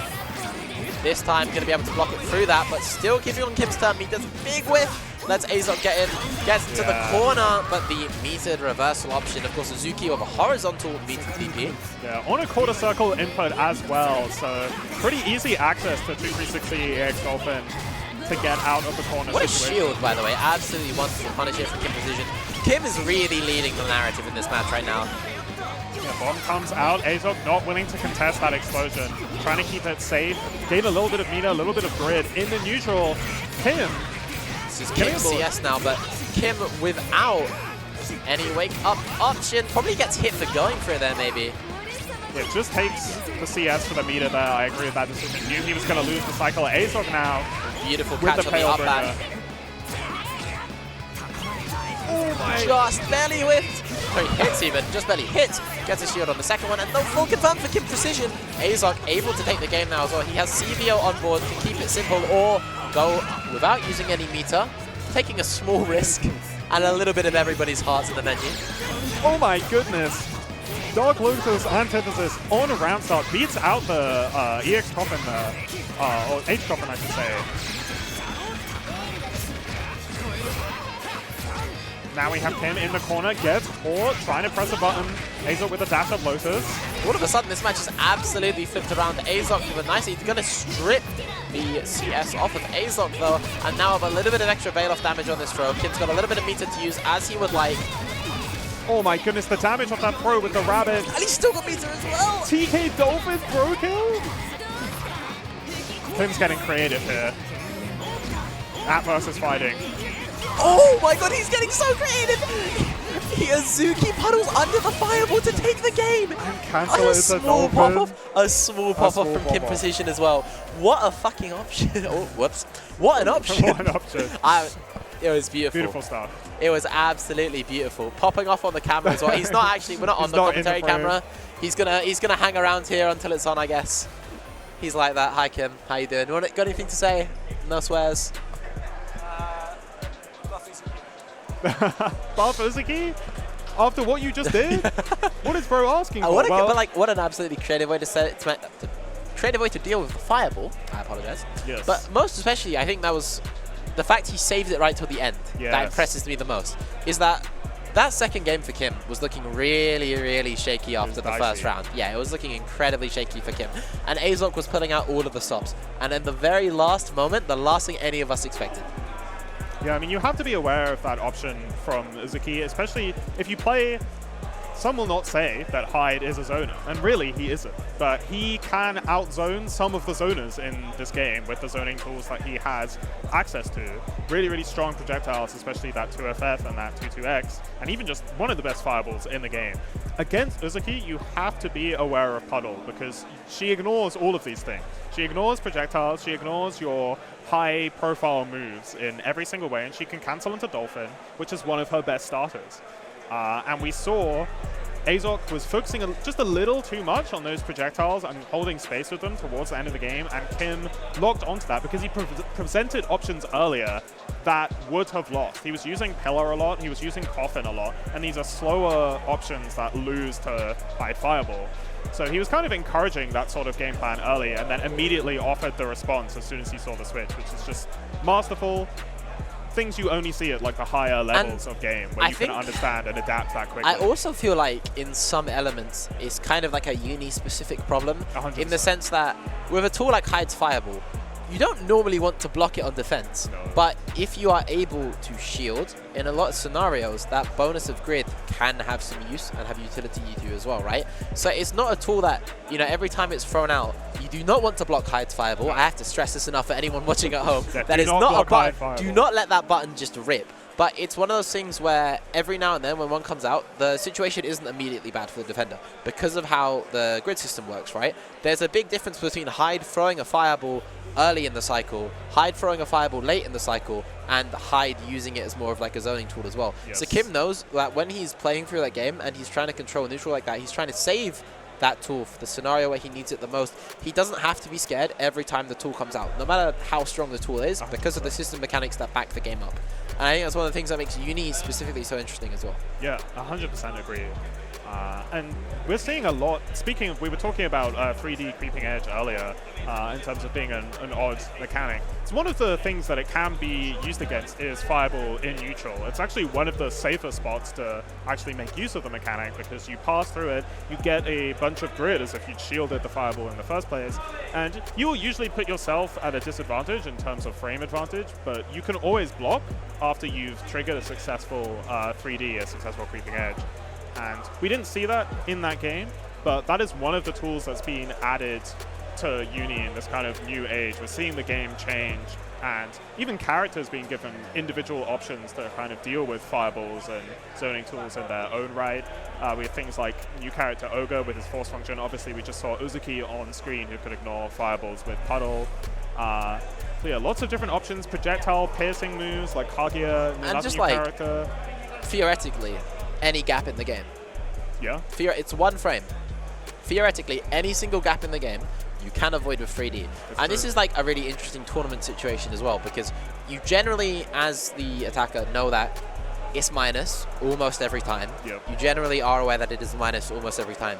But you have to still react to its usage, which isn't too hard, but you have to be aware of its usage, and you have to kind of be aware of the spacing and what you may or may not be able to press. Yeah. And that's what makes it really interesting in tournaments. I mean, we saw Evo was lost to a Wake Up 3D. Oh my Evo goodness, was lost to a Wake Up 3D. I know. Listen, I'm the local Byakuya player here. I'm the one that's most upset. That was my goal. But that aside, 3D is one of those tools that it is like the tournament panic button in a way that VO can never be, because in any scenario, it can be thrown out. And I doubt people lab every 3D gap in the game. Maybe they have. I mean, I labbed it for like one string out of pure interest. I labbed it for like Lond a couple of times just to test when I was talking to Deviants, and like every single option was punishable, but there were a few options that you needed to be acutely aware of what you could actually press to get your punish in that scenario. And that's what I think that makes it such an interesting addition to the game, because it's always there. Especially because there are some characters who, in some situations, they can't punish it at all. Yeah. And you might not know. You just might not be labbed, but that does not matter. We are having our first winners finals of the entire day. We can't get rid of this guy. It's Precision on stream once again. Back for the third time, back again, and of course going up against Ranelli. They are trying to get to their seeding, that second place, and the closest way they can get there is through the top 8 winners stand. But Kim, he's hungry. Have you seen how this man is playing? I have seen how he's Kim right now is playing like a man with a gun to the back of his head. You know, if he makes one mistake, he's not going to. He's not going to make one mistake. That's how Kim's playing right now. He's bringing everything out. I am really excited to see how this comes out. Are we going to get the Lene? We might see the Lene counter pick with the Lene. Obviously, we just saw a game be decided by a fireball. So you're looking at that Akatsuki on the screen, and you're thinking, maybe not. I mean, if I'm Ranelli here, I think I go with Lene. Akatsuki, obviously, as we discussed earlier, does struggle in neutral a little bit, and Uzuki is a character with a lot of neutral space control. Weird character in that aspect, for sure. But if I were Ranelli, I would want the movement speed. I would want to be able to get where I need to be as fast as possible, rather than as slowly as possible or not at all. Immediate DP as well. Gets the poison off early on. Kind of evens out the life lead. A small advantage to Kim, though. Despite the shield, is going to get this starter here as well. That's going to be that all-important corner position very early on into the game. So it's the cycles on the side of Kim. Gets a nice block as well. Into throw out of the corner from And there's the 3D. Immediately the 3D. That deals with the poison really well, actually. We are seeing some swinging happening right now. That was a second away from the CS cancel as well. Oh, no. Not the first time we've seen the charged version of that get a grid break. It doesn't quite matter. The combo is dropped, but another one is found right away for Kim Precision. Yeah, really interesting situation now. I wonder if Ranelli thought they'd watched the coffin already and was looking to get that shield. Accidentally got a shield they didn't want low on the coffin. We will never know. But what we will know is what this wake-up option is going to be. It's 3D again. And this time, not quite working out the way it did for Ranelli. However, that's also going to be, nice grid toss from Kim Precision with that neutral position. Both CS spent. Yeah, plus frames with the EX Cloud. Dashes up, looking for a throw option. Ranelli with the delayed 2AD OS, it looks like. Has a lot of meter here. Don't know if they have enough to tie it up. Just looking for the concentrate, wants to speed that cycle up a little bit. And 2A doesn't care about the throw tech, doesn't care about being -8. I'm going to keep my turn. You have no life left, my friend. And the minute you dash after your own throw tech, you've given that +8 away. Yeah. That is like the fundamental core behind the RPS there, is do you move forward or not? Because the minute you move forward, that +8 is not yours anymore. He's going to be cycled the camp here, despite getting beaten up in the corner.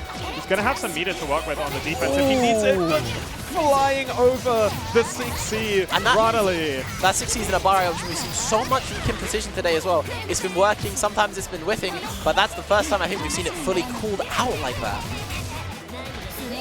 Bomb is on the show. Oh, the combo grab as well. No chain, you can't chain shift to get a combo off it. You just have to take what you can get. What an air-to-air precision. Beautiful, beautiful air-to-air with the JC. Gets the next cycle as well with 200 meter on board. He's in a really strong position to win the game, and he blocks the feet. Oh, Kim Precision angling for an upset in here. Kim is not even in the top 8 seeds, and he is 1 game away from winner's side top 8. He's come to win. I told you, he's come to win this whole bracket. The whole bracket. And you can never count out Kim Precision. The craziest thing about this is that it feels to me like Ranali has been practicing for everyone they could possibly fight in their pool.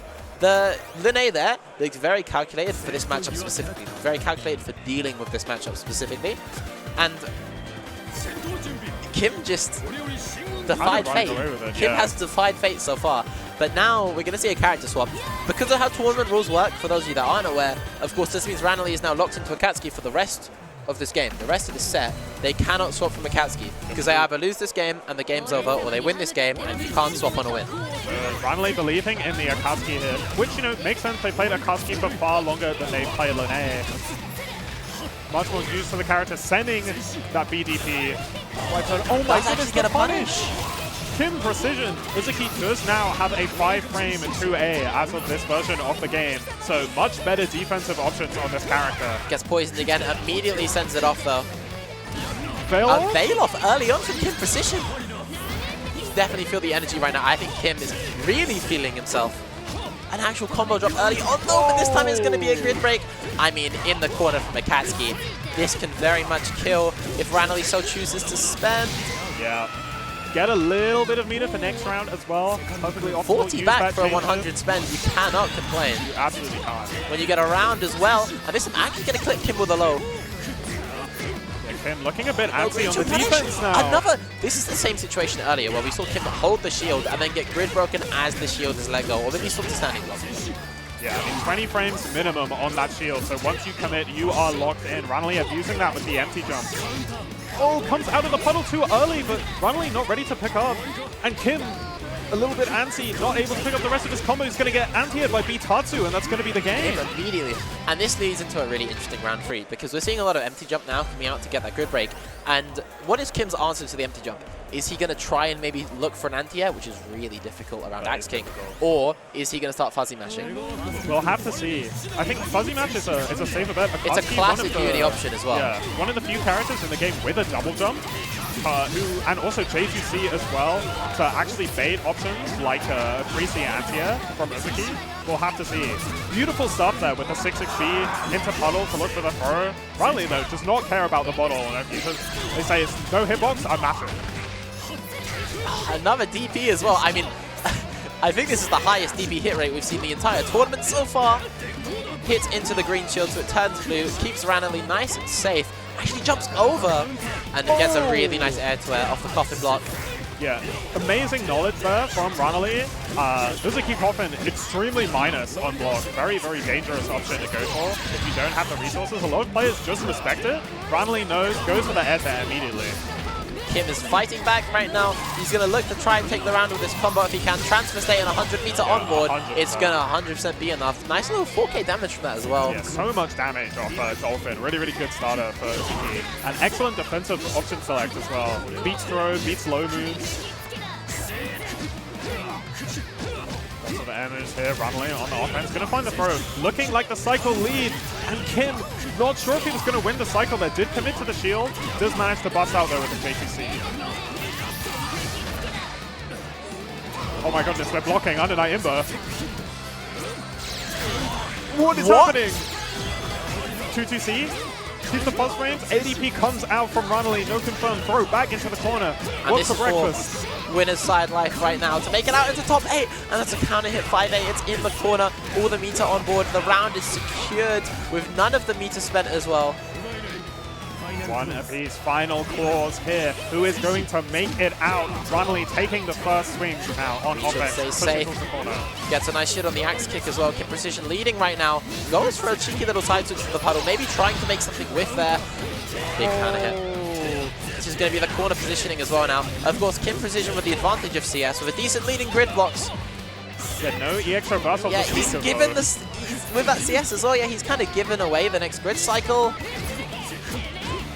You can't gain heady blocks during transfer states. So yeah, that grid cycle was secured for Runnely, but it doesn't change the state of the game too much. Kim Precision still on a life deficit. Another guard thrust comes out. We're seeing every single defensive option in the game in this set so far. I really like that guard thrust. Offensive guard thrust there from Runnely, keeping the corner position. Kim now baits the fail off. Runnely succeed for the punish. Is the best starter they could have. The best starter they could have done there. An incredibly tight set. And that is going to be Kim Precision advancing to losers top 12. He will be back later today at around 4 or 5 p.m. And Runnely, of course, will be through to top 8 winner's side. Got to be happy about that if you're Runnely, looking to secure that position in the upper echelons of Uni 2 here at VSF. I think as well that was a little sneak peek into how top 8 is going to be. We're going to have games on that back and forth, back and forth. That is a top 8 game. It's the sort of like training partner conundrum people who play each other very often. We cycled through phases of that game. We had the creeping edge phase, we had the DP phase in the middle, we had a couple Veil-offs at the start, a couple Veil-offs at the end, and of course in the last game, guard thrust, guard thrust, guard thrust, guard thrust. I mean, guard thrust, I have to talk about guard thrust. I think guard thrust is incredibly powerful. I think it's the best it has ever been in Undenied. I think it was criminally underused in Uniclear. It did grid break you if you didn't have Vorpal, so a bit of a risky option. But in this version of the game, you can use guard thrust. The input is easier. It's now forward A, B, C instead of quarter circle, back, and D, which it used to be. This allows you to OS with guard thrust. And you'll get Veil off if the opponent doesn't goes for a move that hits you late, and if you block something, you'll get guard thrust. But it's also a powerful offensive tool as well that you can spend your 100 meter on if you're a character that doesn't necessarily always want to be spending their meter in combos, or you just have a lot of uses for it, because in Uni 2 you get so much meter. Like meter, I say this very often, meter is free in this version of the game. It is actually free. If you win Vorpal, you get a meter refund on all of your moves. So meter is at an abundance in this version of the game. And if you're not a character that really likes to hold on to meter, like Mika, like Gordeau, who they really, really want it, you can sort of freely use guard thrust to just be like, I don't want to interact in this situation, or I want you back in the corner and me doing my thing once again. I think people, if you're at a kind of mid-level of Uni and you're trying to come up with new ways to improve or new facets to explore in both offense and defense, you should use guard thrust. You should use guard thrust OS, experiment with it, and you will definitely see results. I think it's so, so powerful.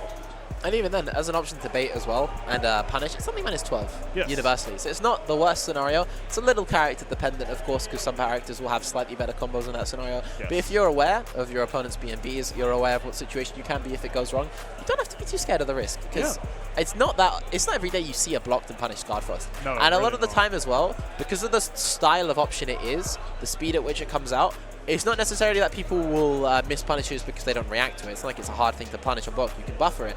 But it's definitely an option that will shake your opponent. Yes. And that can, instead of affecting the punish if it is blocked or if it's hit, it affects the decision making right after as well. 100%. Especially in the scenario when it hits. A lot of the reasons why offensive guard thrust is so strong is because you have to think very quickly about what you're going to do in that next situation when you recover after it. Yeah, and you are knocked down. I think people almost forget guard thrust is in the game sometimes. I think especially some set play players are maybe a bit more used to it. Characters like Kuon, Batista, Carmine, Hilda, etc. Guard thrust is a very necessary option to show against those characters. And there's traditionally the Hilda 50-50 that you have to beat with guard thrust. Yes, which she can also has OSs to just beat without. Anyway, we might see some of that on stream later when unless Kali swaps make it through. Yep. We may see it on stream very, very soon, because we are going to have a former Hilda player Kali Yuga coming back on the stream. Probably rocking the Carmine as usual, I imagine.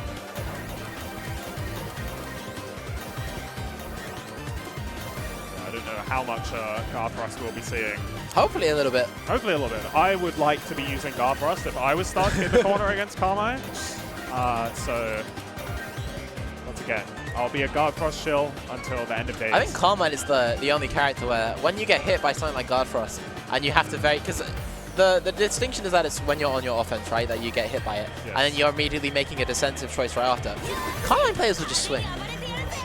That's kind of, they will just swing. It comes with the territory, yeah, really. They will just swing. Like, the Carmine decision-making path is, I will swing. I think Carmine is a really interesting character in Uni because we've seen Notes, who has been playing Carmine since literally the beginning of Uni, very powerful Japanese Carmine player, does not look at the Vorpal cycle. Actually does not care about the Vorpal cycle. And Carmine is such an, you can play the character kind of a little bit ignorant of a lot of the game's system mechanics because of how strong his offense is. I've seen Carmine players lose on purpose, so they start next round with 100 meters. And that was that throw as well. Very unfortunate for Kali Yuga. Obviously a very late reaction to the green shield flash. And now leaving him in this situation where he's a little bit down on life. Goes for an early throw as well. And Dr. K immediately building a life advantage. Getting the corner positioning. Another big high counter hit. So not Dr. quite able K to get the full combo. Rocking the Uzuki. Yeah, Dr. K actually, I believe last year, a Q1 player. So in a similar position to Kim Precision here. But the thing with Dr. K is that they are a player that I don't think is in every single offline. Always travels down for VSF, you know, very well known in the Irish scene. I think is the biggest sleeper in this pool, and maybe in the bracket in general. Yeah, a lot of people probably ran into Dr. K earlier and weren't expecting to get trounced, but here they are, trouncing at Kali Yuga with this wake up 2-3-6C after the change dip. Kali a bit on the back foot here, but Carmine with 100, 200 even meter could definitely make some things work. Not looking too good right now, though. Poison bottle comes through. Nice shield there from Kali, looking to take his time, but 5B not quite reaching. He's just going to take the cycle, run the offense towards the mid-screen here. Looking for a tick throw, doesn't find it. Once again, that veil off that we've been seeing, the Kali Yuga classic. Unable to get confirmed there as well, which is going to send... Oh, our names seem to be swapped around. That's going to send the cycle straight over to Dr. K. Corner for Kali Yuga here, has the bomb on deck. Force function, there's the pick up. Can be done almost full screen in this version of the game. And now Kali looking for the Bloodhouse.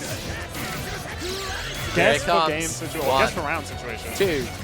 Throw the wheel. High wheel this time. And Dr. K with the 3D to find his way out. Kali, no punish. In the corner.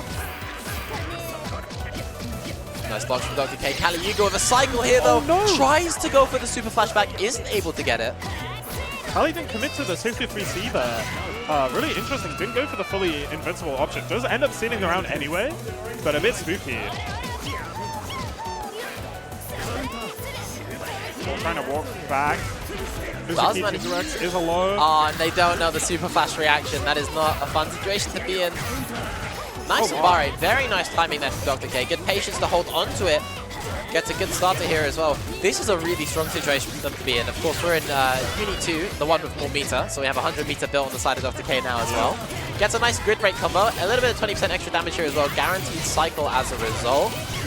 And we're in a scenario now where the game could be exactly in Dr. K's hands. Oh, that's it! Oh no! The bomb doesn't hit at the right time to get the bonus damage.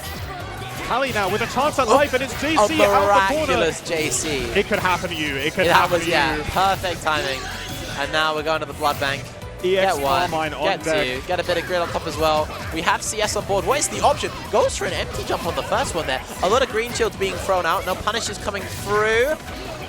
Throws him into mid-screen. Yeah, Celestial on the side of Dr. K here, so a lot of meter to work with. Kali, immediate veil off. Doesn't care, keeping the offense. And Dr. K with the old EU handshake, sending it right back. And with a meter all to spend now as well, that's going to be another cycle to Kali Yuga. Spends it, immediately loses on the CS RPS. I mean, Dolphin, such a strong option. I was talking about how many things it beats earlier. Can low cross, can throw cross. Kim was using it as a block string. He was. He was using Dolphin by itself as a block string. We go straight into this as well. A little bit of an early drop, unfortunate, but the throw is going to make up for the damage that we lost. Get a bit of a grid from the walk up as a result. Corpse walked one more into the corner and throws out the poison first. Gets that on top. A little bit of chip damage pushing Kali Yuga lower and lower to 15%. Yeah, CS comes out. Couple of stray hits for Kali Yuga. Gets a third one as well, not confirming the free, but the damage will be nice now. The grid break gets himself a nice cycle for free. Gets himself a really nice anti-air with a 5A as well. We're playing a little bit of Melty Blood right now. Yeah. Character mid-screen use the AB and to get the knockdown there. Dr. K trying to backdash. Will just find... What an awkward interaction. Really good from Kali to pick up on that situation because it was strange. I like that Kali isn't relenting as well. Straight off the loss, he's just playing very aggressive right now. You know, how Carmine really should be played in this version of the game. Goes for a nice setup, is able to keep his pressure after that, but the gap will see a reversal straight through it.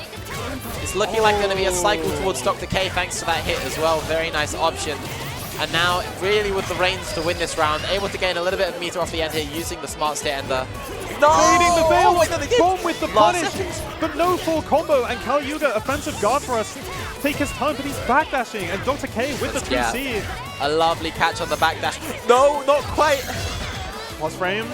Scaring everyone for it, gets a green shield on it, so the hit afterwards with the coffin was guaranteed. There was no ability to air to either, thanks to the green shield. Dr. K, with a nice tight stock swing, is going to take block string, is going to take the round out. And then it's round start Coffin catching the jump. This is an excellent start for Dr. K. You don't want to give the Carmine player time or meter to take you to the corner. But that whip throw, that's going to look really bad. Kali didn't believe in the 5A. Will get this pickup though from the 5B instead. Warple now on Kali Yuga's side. Looking for a cheeky situation. Goal throw. I better see those push-ups right after this set. Oh, and actually whiffs the Dolphin. There's no punish, but Kali Yuga stays ahead. And even with the whiff, Dr. K stays unshaken, throws it right out. This is currently for your chance to fight Nephros for a chance in top 8. But that big drop on the Coffin. Kali doesn't believe in going for the full combo. He has 200 meter on deck. The rebeat. Dr. K takes his turn. Garfus goes blocked. Punished by the Dolphin. Dr. K.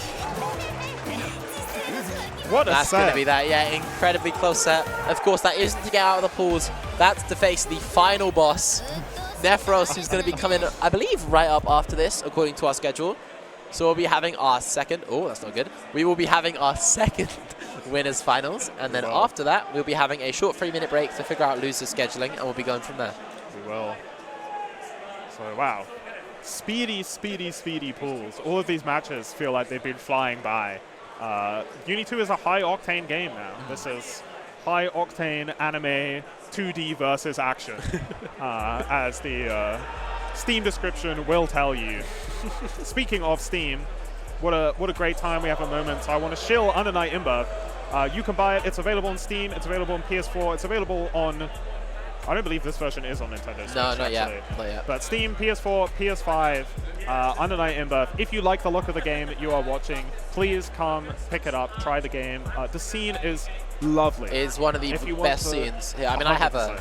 I don't have like a speech tomorrow or anything, but like, you know, I'm really proud of the scene, how far we've come. The thing about Uni that separates from every other game is everyone just wants to play and everyone likes playing. Yes. Everyone here right now, we have a lot of setups. You can see them in the background.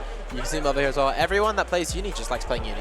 Yeah, and we talk about all these players who are, vying for this Arc World Tour spot, and they really want this opportunity. But at the end of the day, everybody who showed up to play here just loves the game. They love the game, they want to play, they love the community, they want to see everybody, meet people who they haven't had the opportunity to meet yet. And Uni, it's such a friendly game, and the game is so fun. There's so much to learn.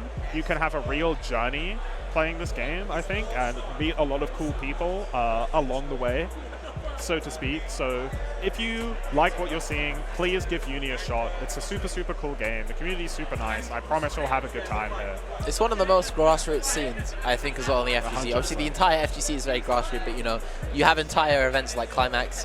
You have people like Shinobi in this community, a lot of our commentators as well, like Brett starting his own event with Slashback as well. I think there's a bit of a difference between starting events in like the modern era and sort of starting events back then, like the big names we have now, things like CEO and Evo, which have had that time and sort of been able to build a legacy and be so, withstanding. VSF as well, so starting on the first half of the 2010s.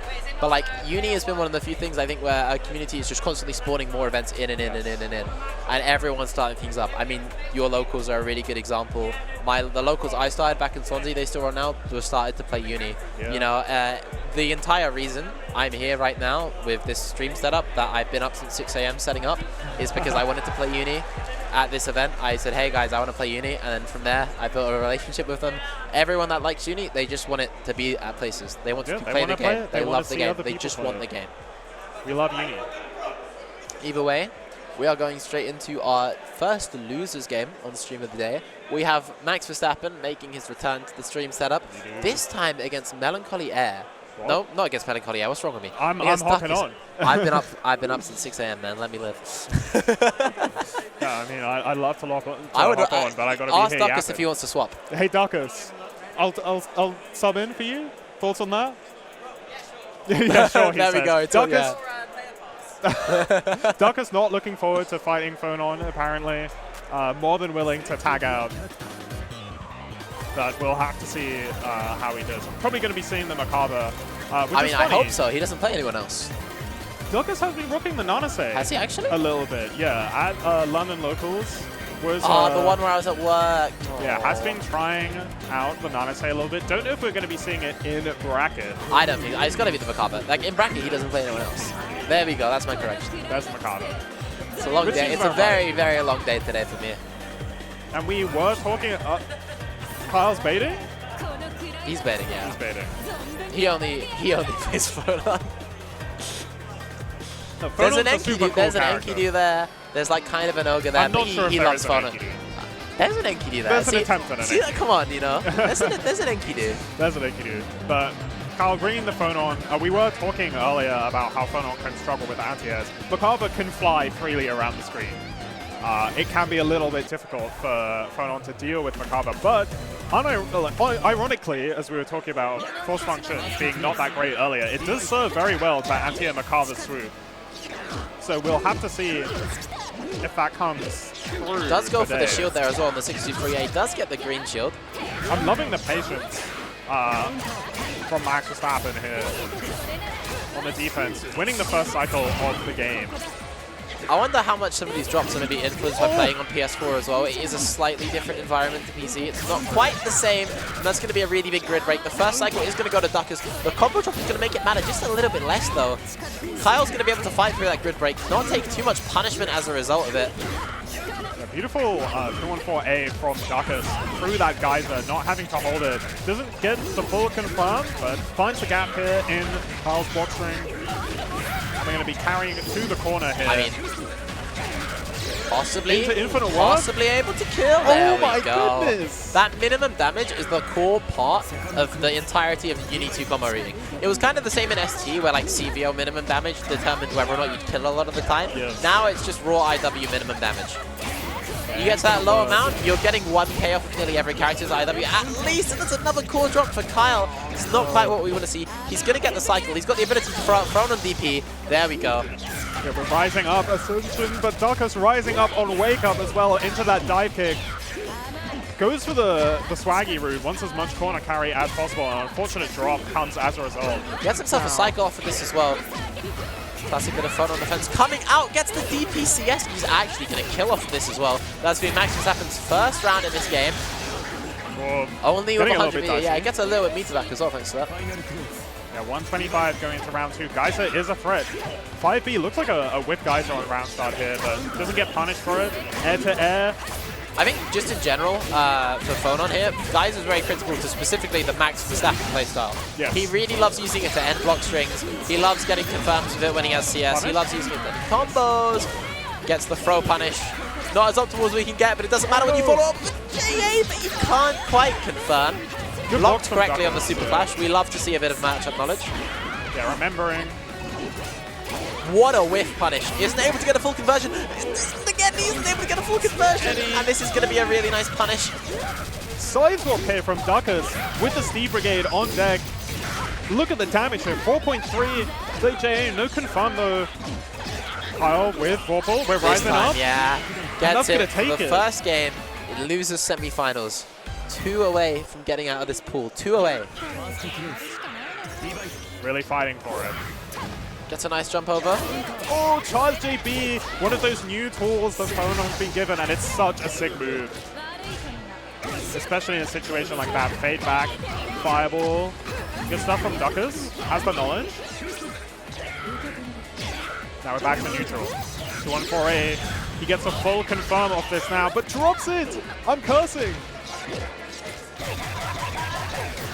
And they're both laughing. They are both laughing. They're having These two play often. Yeah, they're having a lot of fun here. Kyle's going to get a nice few shields here as well. This is going to give him a big grid lead. It's possible for it to swing with a throw in these last few seconds. Not quite anymore. Gets the combo, gets the grid as well. Goes for the install route, drops again. But this time he gets a good break. Oh no, the Kaiser drops. That was kill. That was kill. That was 100% the round.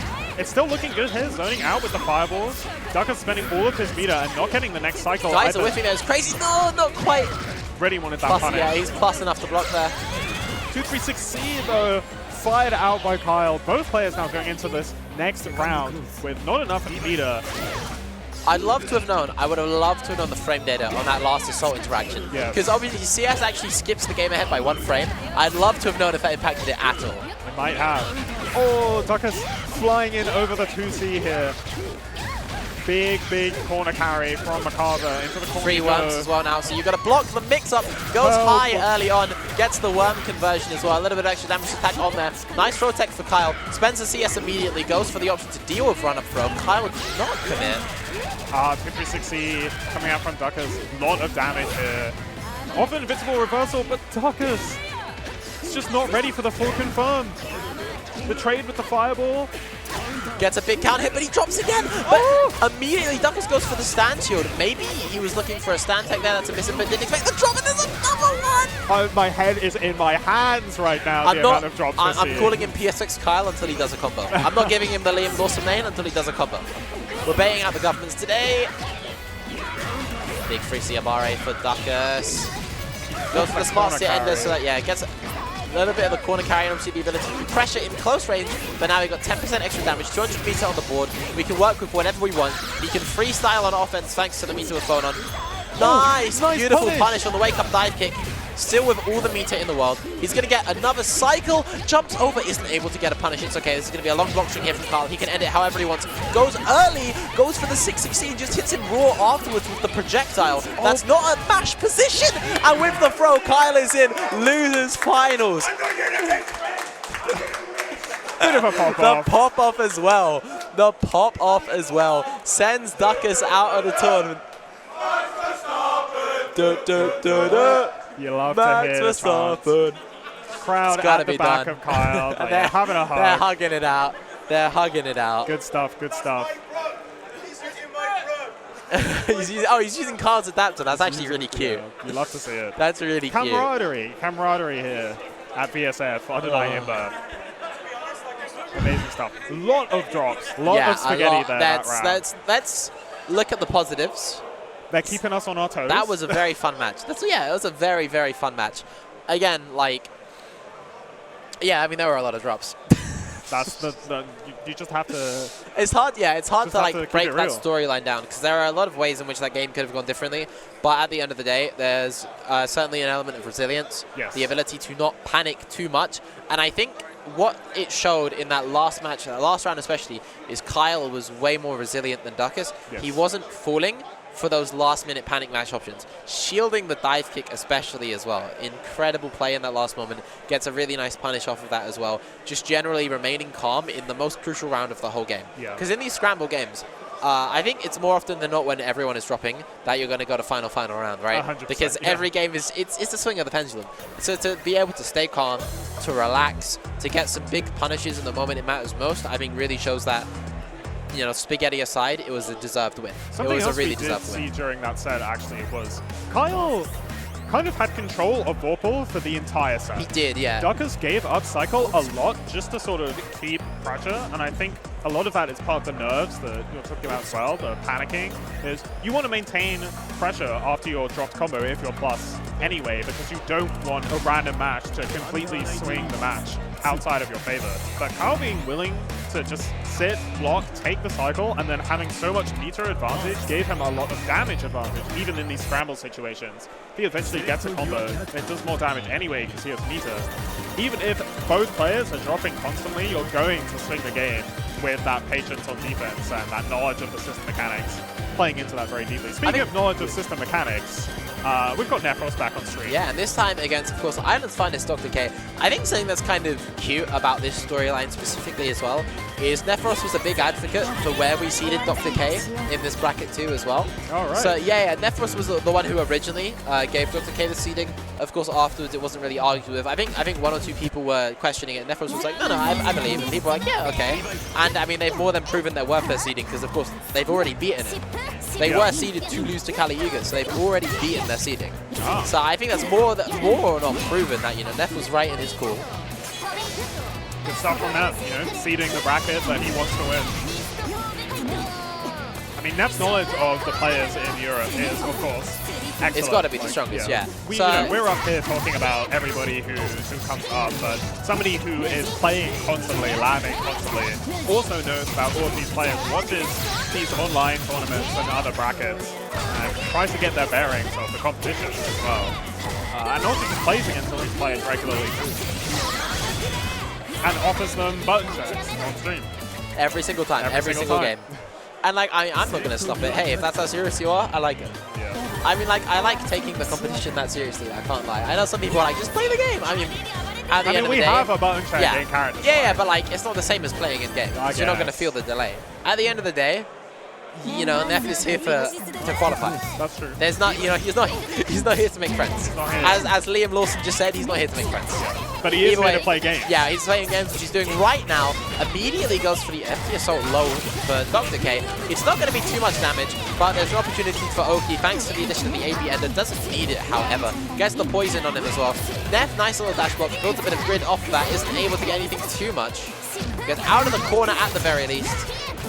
Something I'm really interested to see over the course of this set is Dr. K's knowledge about Lene, because I know that Nephros knows about Uzuki, because he learns about all of these characters, he has to. But we'll see what Dr. K can do about Lene on the defense, and on the offense too. And you say he has to know about these characters. We've seen gaps before, you know. We saw most in EVA last year. That's true. It can happen. Oh and also, goodness. these newer characters that are less explored as well, certain interactions might not be as used to. I like Neff's option of the dash 5A there to try and deal with doing a second one. Isn't able to hit. Actually works twice, but it doesn't matter. He's playing Lene. He throws it out once more. Big punish. This is maybe not going to be in any position to kill. He needs to use a... Oh, no. Throw situation. Maybe? With a CBO. With a CBO. With a CBO. Yeah, with a CBO, of course. AB Ender. And there we go. Oh, 1 HP! Oh, cool save jam, because we need to know if it's going to kill or not. Someone clip that. Somebody's going to clip that and send it in. Oh my goodness. Nephros caught off. Immediate response. It's like, oh, you didn't get a combo? It's my turn. That very surgical gameplay of Nephros. He's labbed every single interaction in this matchup. You can see immediately by a lot of his layer 1 options how he swings harder than a lot of other players in response to certain scenarios. Like I said, with that Dolphin block, he swings a lot harder than anyone else has done so far in that same scenario. So assured of the frame data, knows exactly everything's happening. Awkward situation. Oh, no, it doesn't work. It's far too active. And that's the meter gone from everybody now as well. Of course, Dr. K going to be able to build it faster, back faster a lot. Going to be able to build it back faster a lot. Going to be able to build it back faster than Nephros will. My strategy. Nice tech. Nephros willing to commit to an option select bet to try and swing the cycle in his favor. Doesn't quite work out. Dr. K now taking the initiative. Bag of secrets. Nephros doesn't want to see any of it. Doesn't care about the bomb. Flies right on in, and there's the TK Kugo once again. It is the tool to win the round. It really is. It is the tool. I like as well the little delay before it came out as well. Like I said, one of the biggest things that Nephros does that I think you also won't see in mid-play is that he does timings a lot. Yes. He'll bait things for a very small amount to look for the timing. Because in that scenario, it's not necessarily like an option select per se, but if Dr. K presses and there's a bar A and it's before Nephros has swung, then he knows the sort of timing Dr. K is playing on. And even though he's blocking, he's not scared of every scenario where he has to block for a little bit. He's not going to be scared of that position where, you know, he's not in the corner, there's no specific major advantage. But if he sees no timing, he knows he can get that traditional uni throw timing, right? It's not in the range where you're doing that uni, both players down back and press a button. It's both players wait and then someone throws. Yeah. approaching, and we're seeing Neff taking throws on the defense. Little wake-up dash bombs. Yeah. Oh my goodness, tries the assault Tony. I respect the attempt. Doesn't quite work out. Dr. K with that anti-air, continuing this offense. Working on a perfect in this round right now as well. One touch with the right button is going to do it. Gets a 3D through. Not able to be punished. This is the big counter hit for Nephros as well. Going to be able to take the cycle thanks to that corpse dash. And yes, there we go. Immediately punishes the situation after. Like I said, Nephros is ready for that button unblock. Yeah, and absolutely ready for Dr. K to commit to an option like the backdash to try and get out. 6C to cover that. 2C though, that is the Nephros killer. These long range buttons, he loves to walk back, and sometimes you can break his ankles. Nephros now going to have to look out for that for the remainder of this set. Could be a real question of how scared Nephros is going to be for that now, as on how much Dr. K is going to try and repeat that situation. Gets a nice throw. Takes Nephros to the corner as well. The shields start coming out a little bit early into the pressure. There's a lot of grid for Nephros, who now has the cycle. He uses it to get out, gets the plus frames, takes the corner with the Lene roll, and this is going to be a nice little combo for Nephros as well. This is going to set him up in the corner as well. That was absolutely beautiful from Nephros because he saw the green shield, didn't commit to it. And baits the DP as well after this, the TK Cougar from earlier. I was wondering when my AB ender was. I knew something was up. Yeah. My traditional Neff AB ender into A Cougar. Where did it go? He isn't able to actually get a punish there. Dr. K not blocking the second hit of the Hien. That's a heartbreaker if you're Dr. K. That was such a scramble as well. Oh my goodness, Lene 2C, what a button. Swinging that sword all the way across the screen, sniping High Dr. counter K. as well with 200 meter. We're going to the corner. We're getting the EX Cougar. Yeah, trying to maintain that cycle. TK Cougar, once again, this is big damage here. One more touch from victory, Nephros. So much meter on the table. Spend that EX Cougar. AB Ender. What's for breakfast? Nothing. Backdash. And we're seeing an almost entirely movement-based neutral for a moment. The CS is going to come out. Going to go straight through for Nephros. Nephros is a singular hit away from getting out of pools, but the VO from Dr. K is going to do it for them. Yeah, protagonist Veil off here. Dr. K, one chance at life. Slams the Veil off. Throw comes through. Neff willing to take this. Even the lose cycle the now cycle. As well. Neff actually gets caught for dash blocking. Yeah, tried to dash a little too deep. Maybe looking for a throw. Maybe sent out just a little bit too much. Dr. K ready this time to clip it. Rising JA! Oh. No hesitation from Nephros. He was like, throw is coming in this situation. I'm going up. They call him Mario Jumpman Mario. Beautiful stuff.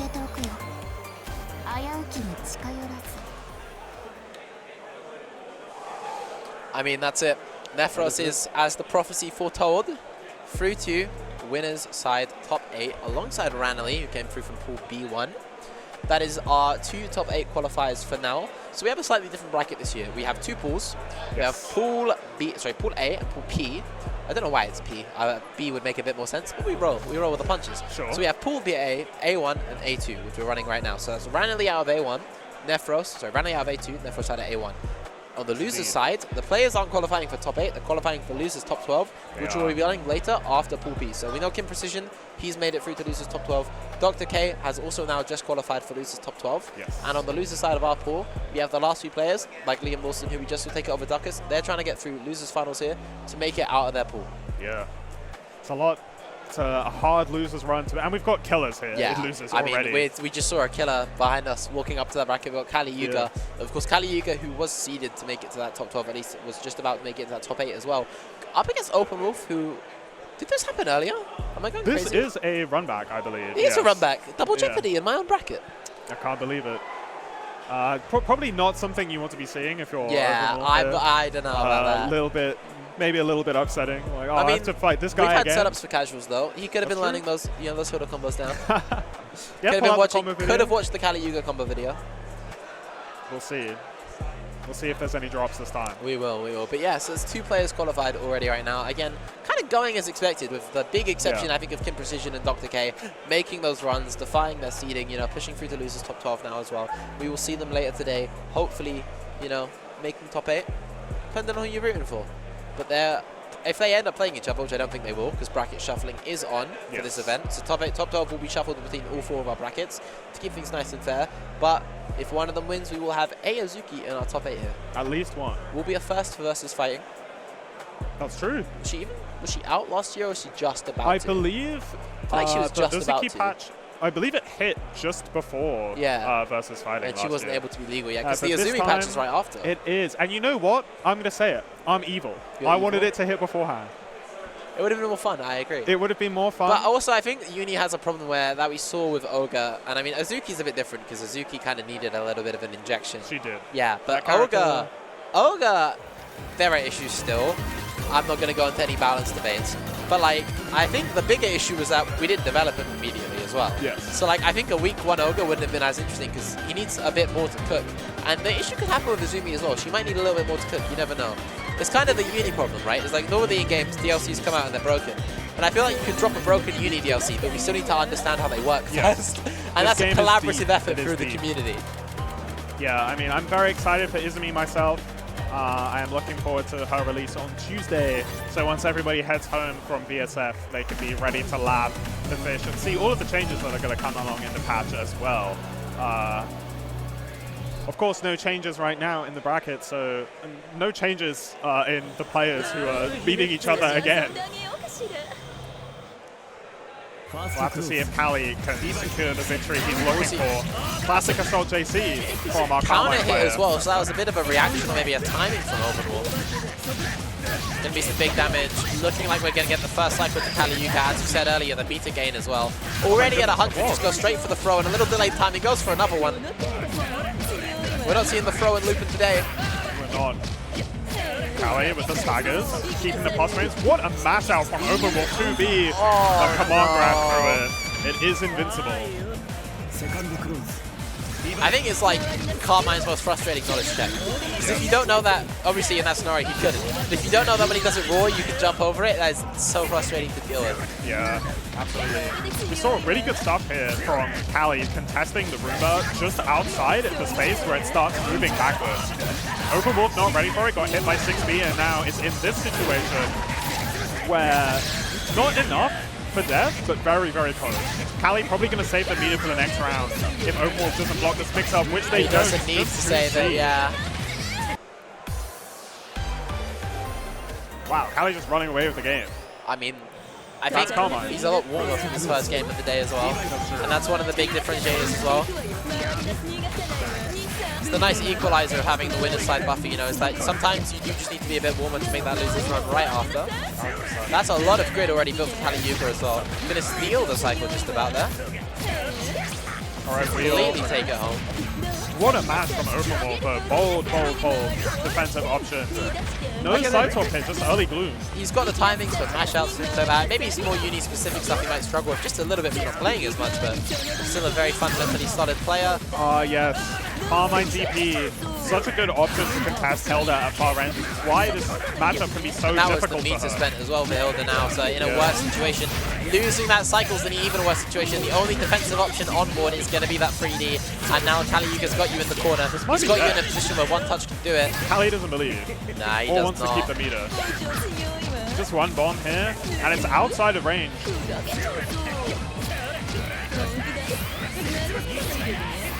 Oh, gets the VO and nice timing, goes through the gap, sets it out.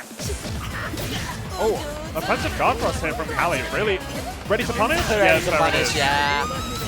Just a little too early on the throw, unfortunately. Not a move you want to be using when your opponent is mid-screen as well. It's too much recovery, especially without change in. Well, that's the issue, is like the punish kind of does just involve walking back to mid-screen and having an option to clip it there. He was already primed in position. Yeah, Overlord very, very antsy on these drop combo points. Carmine usually plus on his drops. You kind of have to just respect that. Kali showing why. Bomb comes out, that's a punish. Looks like a throw tech from Overlord. This is big damage here. I mean, this is a really difficult situation to be in as well, yeah. Sends to the blood bank, gets there too. Yes. Throws the high wheel so that there is time for the throw, and Kali Yuka wrapping it up. Kind of looking like a repeat of that earlier match, yeah, I have to say.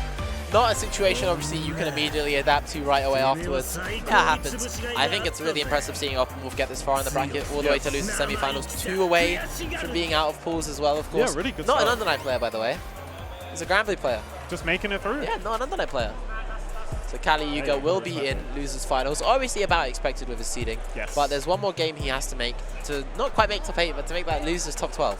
So there's a little bit of stress behind this game, you know, because he's got 2 opportunities for top 8 now. And you make it to top 8, you're through to tomorrow. Sure. So, you know, Nephros, Ranelagh, they can chill, they can relax. They're going to stay here and play casuals all day. 100%. But they can relax, obviously.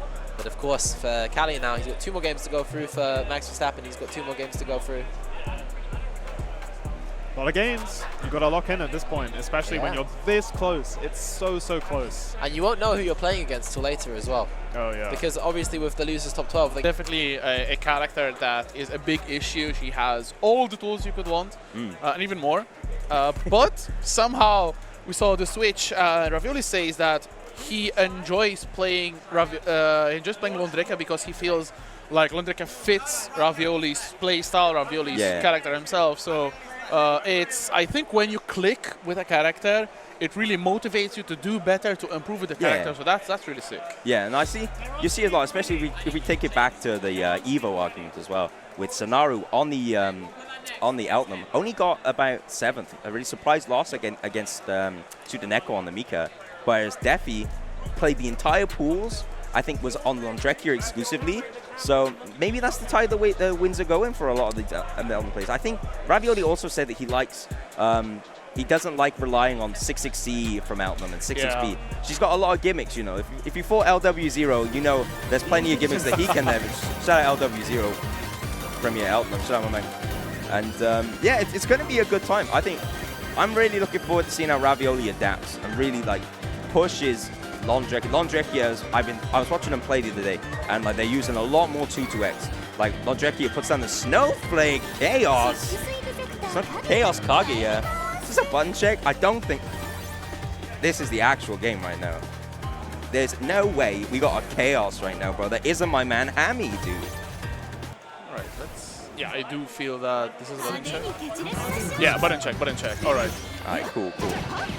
This is not SNK World Championship, even though it's filtering on the screen, but it is ARC World Tour Platinum event for today and tomorrow. All of the Under Night 2 bracket will be played out. We'll also have Granblue and Strive, who, unlike previous years, are not Platinum events, but they're still gold events. Is it gold minus or regular gold? There we go. Hula Diamond, Londrekia, that's Ravioli. Oh, sticking with the Kaguya this time. All right. Okay. So it is going to be, I think, Ravioli against Harlequist. Oh, Harlequist, one of the NGI guys. If you're here tomorrow, they're running the BlazBlue stream on NGI events. So NGI coming out Outforce, all from London, but coming up now. Ravioli trying to pace themselves ready to fight Kaguya. Very volatile matchup, I'd say, for both players. I know Lon's FF is really strong in this matchup, I'd say, against the bomb set, but he's ready going to show it off. And Harlequist starts off, gets punished with a 6-6C coming in from Ravioli. 15 round start, and now you're at the corner against Londrekia, bro. We're going to see some freezes. Oh no! Drops it, gets the throw though, not an issue. So giving up the meteor. Oh, big stagger though from Ravioli. Harlequist trying to mash through it. Cycle with Ravioli. Red combo though. The drop, the creeping edge out of the way, but the 2C manages to catch it. The freeze is going to confirm the combo, and Ravioli from Portugal takes the first round up against Harlequist. Oh. Ooh, big sweep on the leg, trying to move a little bit away. But Ravioli, very smart, getting also that 5A meaty. Harlequist probably trying to jump and avoid the pressure. That was an unfortunate drop there, but the freeze from Ravioli has kind of been clutching him up and allowing him to keep the pressure going. Could go for a kill here, I think he wants to keep it going. No, with the bait on the DP. 4C to clutch it up with an easy combo. Ravioli taking the first game in a dominant 1-2-0 fashion. Yes, very, very strong stuff from Ravioli there. Game 1 already gone. Let's see if he'll be able to carry that momentum. Beautiful 6-6-E again into the Rekka. Full screen carry. And already with the ice debuff, turn into ice. And what's the okay of this? 2-2X goes for a throw meaty. Oh, Harlequist tries to take the check back with the drop. The forward tech finds Harlequist out the corner, but ice cream time coming from Ravioli. The Rekka. Shield on the second hit. Again, has to block. Cycle with Ravioli, finds the fireball, which is actually a nice ball, and that should be the round CS to gain the meet. A very optimal set point already for Ravioli. Gonna keep the pressure going now. Backs away a little bit. EX Fireball catches him with a 2C though. Perfect range for Ravioli to claim, but the drop. Instant match from Harlequin can get a side drop here. Box landed, but the FF from Ravioli's coming in strong. Pushing Harlequin in the corner. The Fireball. Wow, nice grab. No reset. Kill change on the pressure here, and the 5-8 down here. Double drop. Oh my goodness. Fireball. Okay, 2C out from Harlequin. Good tech on the throw as well. To be wins. Oh, the EX Fireball, and this should be the end of the set. Ravioli with a dominant 4 straight rounds 2-0. And Ravioli will be moving on in this pool. A very hard pool, however, though, because it features players like Ryan and Kane. So that's not going to be easy. Yeah, Ravioli have to fight the winner of Tunington and Liquid Rat. Liquid Rat, one of the members of my SMDF locals down in Bristol. And Tunington, she's from the Scotland. Scotland. Yeah, she plays Lil Wayne in Granville. Yeah, Mika in you realize what character Toon plays, because if there is a character on a big tournament in chat, Toon will definitely be there. Yeah, so Liquid Rat, she plays she's been dabbling with a bit of Elton, played Mika for a little bit, obviously. One of my practice partners over in Bristol, you know, I pull up, there's a PS5, I'm plugging in with me and Liquid Rat playing a good set, so we'll be seeing them a bit later on, but there's some more gamers sitting at the table. Unfortunately, I feel awful, bro. I don't know who these people are, bro. Same. And that's a good thing. There's so many more players for Under Night right now, bro. New faces coming every single day of the week, bro. It's actually crazy. EU Uni is so popping right now with just newer players, bro. And like that at beginner roll is just boom, boom, boom, boom. Just fire like game, bro. Absolutely. It's always really, really cool to see players get into Uni. It is a bit daunting as a game. I think a lot of people see the grid cycle at the bottom and get instantly like discouraged. But I feel that it's actually not that difficult to get used to it. Like when I started playing and commentating Uni, like I think I started pretty much a couple of months before Uni 2 launched. Yeah. And I felt a little bit bewildered by the grid cycle, but like a month, 2 months, and just like that, it's almost like second nature to check the grid at the bottom of the screen. So it's not that hard to get into the game. It's almost always on sale. It has so much character variety. We'll have a new patch and a new character on Monday, who is actually very cute, so you might just want to get into the game as well. And yeah, I think this game has pretty much anything you could want from an anime fighting game. Oh, hell yeah. Absolutely fantastic. Uni's characters have always like attracted me, bro. Like for the longest time, I only really played like I was like, all right, I play Yuzu. I can't do combos. All right, I'll try Enkidu. I'll try Akatsuki. I've shuffled off like a load of characters, but at the moment I'm playing for them. But speaking of Akatsuki, bro, Akatsuki versus Kaguya? Hell yeah. The Joker Akatsuki as well. Shout out Rubs, bro. I wish he was here, man.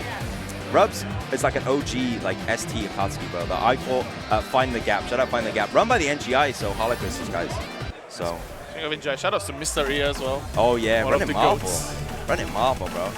You got Marvel, bro? We got Marvel here at VSF, but you're gonna have to watch him Under Night first. And here we go. Kaguya up against Akatsuki. Let's see the plays. We got Humbucker against Kamome. I thought Kamome played Orie, my bad. Oh, okay. That's interesting DP after the steer ender. Nice. Kamome finds a really good hit now. To be some good damage. Doesn't spend meter. So full screen. Oh, 6C recovers in time to block. Hey, parry! Hello! Humbucker going crazy. Let's go. Oh, my. Okay. Okay. Oh, trying to concentrate. I think he was looking for a CS there, but Humbucker. Oh, getting baited with a parry there. Oh, my God. We don't block here. Oh, no. JC. Assault going crazy for Kamome. Humbucker on 1 HP, life in a dream. Nice parry on the 5, that's for a big 6C punish. The 5C connects, and Humbucker gets DP'd by Kamome. Kamome-san, please. This character. Oh my God. Big 6C. But fortunately, there's a combo drop. Kamome finds. Okay. The Fireball from Humbucker. Nice throw coming in from Humbucker. Dead, but 6B punish. No combo. It's pools round 1, guys. It's early pools. It's early days for the players right now. But I'm not. DP against DP, 26C, it's air blockable. Akatsuki getting the JC to connect and manages to take a round and tie it up against Kamome. The American Freedom Dispenser not with it now, but catches the EX with a big 3C slide. But still, I think that DP rock so far is getting some really good mileage for Humbucker, but that's 5C from Kamome. Swapping sides as well, a couple off time. Still has the corner to Akatsuki's back. Oh, trying to complete the combo. Nice 5B though from Humbucker against Clear, trying to throw Kamome with a little cheeky side swap. Drops the combo though. 2-8. Okay. Oh my goodness. You could have got a better punish than that. Oh my goodness. Cycle available. That is the Fireballs. Oh, tries to go the air again. CS available, 2B catches, but still not enough to kill DP. Nice. CSDP from Kamome to take the first round against Humbucker's Turbo Akatsuki. I'm not ready for this, man. Oh my goodness gracious me. Nice bait. Goes for a 5A punish, but doesn't complete the combo, unfortunately. Nice blocks. Oh, bro. This 5C's trying to keep Kamome out. Nice. Go to a more traditional gameplay now. Kind of a little bit of staggered action. Let's go. The drop. Oh, the Meaty not respected. Oh my god. Throw and wake up there. Meaty again. Assault 2A. Does Humbucker another combo? No, drops it. Oh my god. Oh my god. Bitatsu, the drop. Spaghetti City here at VSFighting XIII, bro. Humbucker takes another round from Kamome. Oh no. Yep, the forward jump gets interrupted. Kamome gets some good damage on the table. Go back away. Assault C. Oh wow, nice mash. Kamome going for the pressure. Just empty assault, not respected. Nice fuzzy mash from Humbucker. Oh no. 6C counter hit doesn't get the confirm. A little bit unfortunate there. Dropping so much damage on the table. It's a very tricky combo, but Humbucker on the defense right now. Kamome goes for the 6C. Oh my god. It's clipped with the bomb, however. Invalid TDP. Alright, Kamome.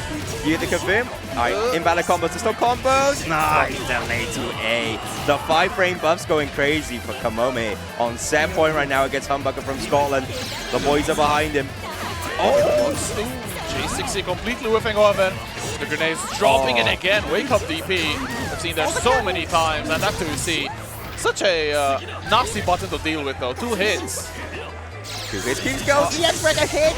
Kamome trying to get a cheeky grid cycle concentrate there, but not working out. 6B. Humbucker at least be in range, dude. Come on. I respect it though. Alright. Wake up 6B, do it, bro. Oh, almost. And the parry wins. Kamome the cycle, starts to roll, and the cross up. Dashes. Oh, drops a combo though. Will confirm. He has to be baited. Stackers. Oh my goodness. The 5C is going crazy from Humbucker. Keeping Kamome planted the FF. Alright, you can even touch you there. Oh, missing out on the punish against FF and Kamome. Taking it 2-0 over Humbucker right now. Oh my goodness gracious me. That was a very entertaining set, lots of spaghetti, but I already had my fill. Oh my and goodness. That's going to be Kamome moving on forward in the bracket. And they'll be up against a Kaguya, so going to be a Kaguya mirror apparently because... man, like Sneeze, taking it 3-0 to fight Kamome, bro. If you like Kaguya, bro, we got plenty of Kaguya at VSFighting, bro. Under Night 2, Platinum Qualifier, man. Let's go, bro. I can't contain my excitement, bro. Humbuck is there over with Salt Bad Guy and Paladin, both the 2 players from the Scottish region. Bro, pick up the RDI guys.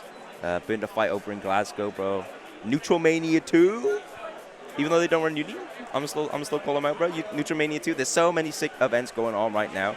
I know we got the ads for drowning pools around the venue, bro, but Uni has never been as strong as it is right now. We got UFA next month. Literally less than a month left for UFA. It's actually insane. Wait, it's like a month today. It's the 15th. Today's 15th. Yeah, in a month we'll have Sunday of UFA, so that means Under is probably gone because I think it's Friday and Saturday, or just Saturday. Like Ryan, the far Ryan. He is also one of the stronger elements in today's bracket.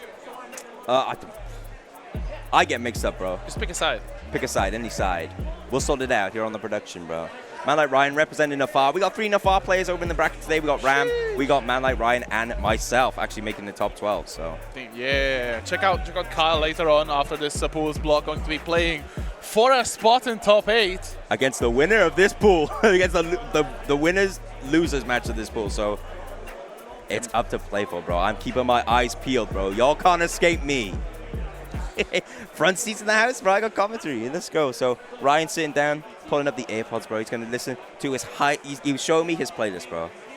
He's like, all right, I have my playlist called Chill Bangers, and there's no Chill Bangers, bro. His playlist is just Linkin Park, bro. I mean, Linkin Park is solid music. Yeah, bro. New or old, though? My music's all over the place, bro. A little bit of jungle, a little bit of D&B, a little bit of... drum and bass. I love drum and bass. And then I just chuck like Claire de Lune in there, bro. Just to think of like Danganronpa or whatever. It's like, chuck everything at the wall, bro. This is me, calm down, bro. Claire de Lune gives me the creeps because it reminds me of Evil Within. Oh, yeah. Like... I'm not going out there. There's evil out there. Sure, that may be, but there's evil within, too. But there's evil within this bracket, bro. We got Ryan Hyde 19 pulling up to play high keto, bro. What the hell, with brother? the Billie Eilish haircut as well. He's the bad guy. Duh. Boop, boop, boop, boop, boop. Dude, bro, it was so funny, bro. What are your tags? Just Nafar Ryan. Nafar Ryan, up against, what's your tag? Califan, I guess? Califan. Califan? How'd you spell that? Oh, C-A-E, Califan. Califan. That's a Welsh. I'm butchering that tag, bro. It's up like Carnarvon and Caerphilly and Cardiff. That's Newport. I'm getting mixed up, bro. Is Casnewydd Cardiff? Cardiff is Cardiff, Casnewydd, Newport. All right. It's a Welsh name. C-A-E. Like Carnarvon. Is that the one with the castle? It's the one with the castle. Carnarvon. Aye. I have no idea what's going Bro. on. I just know that even like Irish is kind of weird as hell. Yeah. Celtic like, languages, my boy. Yeah. I once I don't know who it was. We had like Cycle Clash ending a couple of weeks ago. It's Erdape. Yeah, guaranteed. Oh, I knew exactly who you mean. Dude, I wish he'd go by Space Marine, bro. I know who you are, bro. Man is like the phone on tech master, dude. I see all his videos. Bro. I had to ask Dr. K how to actually pronounce it, and they sent me like one of those websites that pronounces the stuff. Google one, like just like Google Translate. Lexu. No, I think it was actually like an Irish name website. Oh yeah. I think it has like because the BH. I think it sounds like V or something. Oh okay. So it messed up my head. Bro, look at all the work we gotta do on commentary, bro. Y'all coming up with the craziest, I say y'all coming up with the craziest tags, bro. My name's like Max Verstappen. I asked Gio to put hashtag Liam Lawson 30, bro. I'm part of the problem, bro. They need to stop me. Let's see if they will stop you, though. Ooh, in top 12 when we see the winner of Ryan and Kelly. I don't know how to say this. Bro, I'm in Cardiffin. Had to fight that Twit Alex. That was a goated tag, by the way. Got absolutely transported that Twit Alex the other day. Bloody hell. But the players again in. He's locking in. Yo, Evil Jordan, bro. You got to play Evil Jordan, man. Pick your song. Oh, damn. I already know what song. Choosing the song. I already know what song, bro. What song did you pick?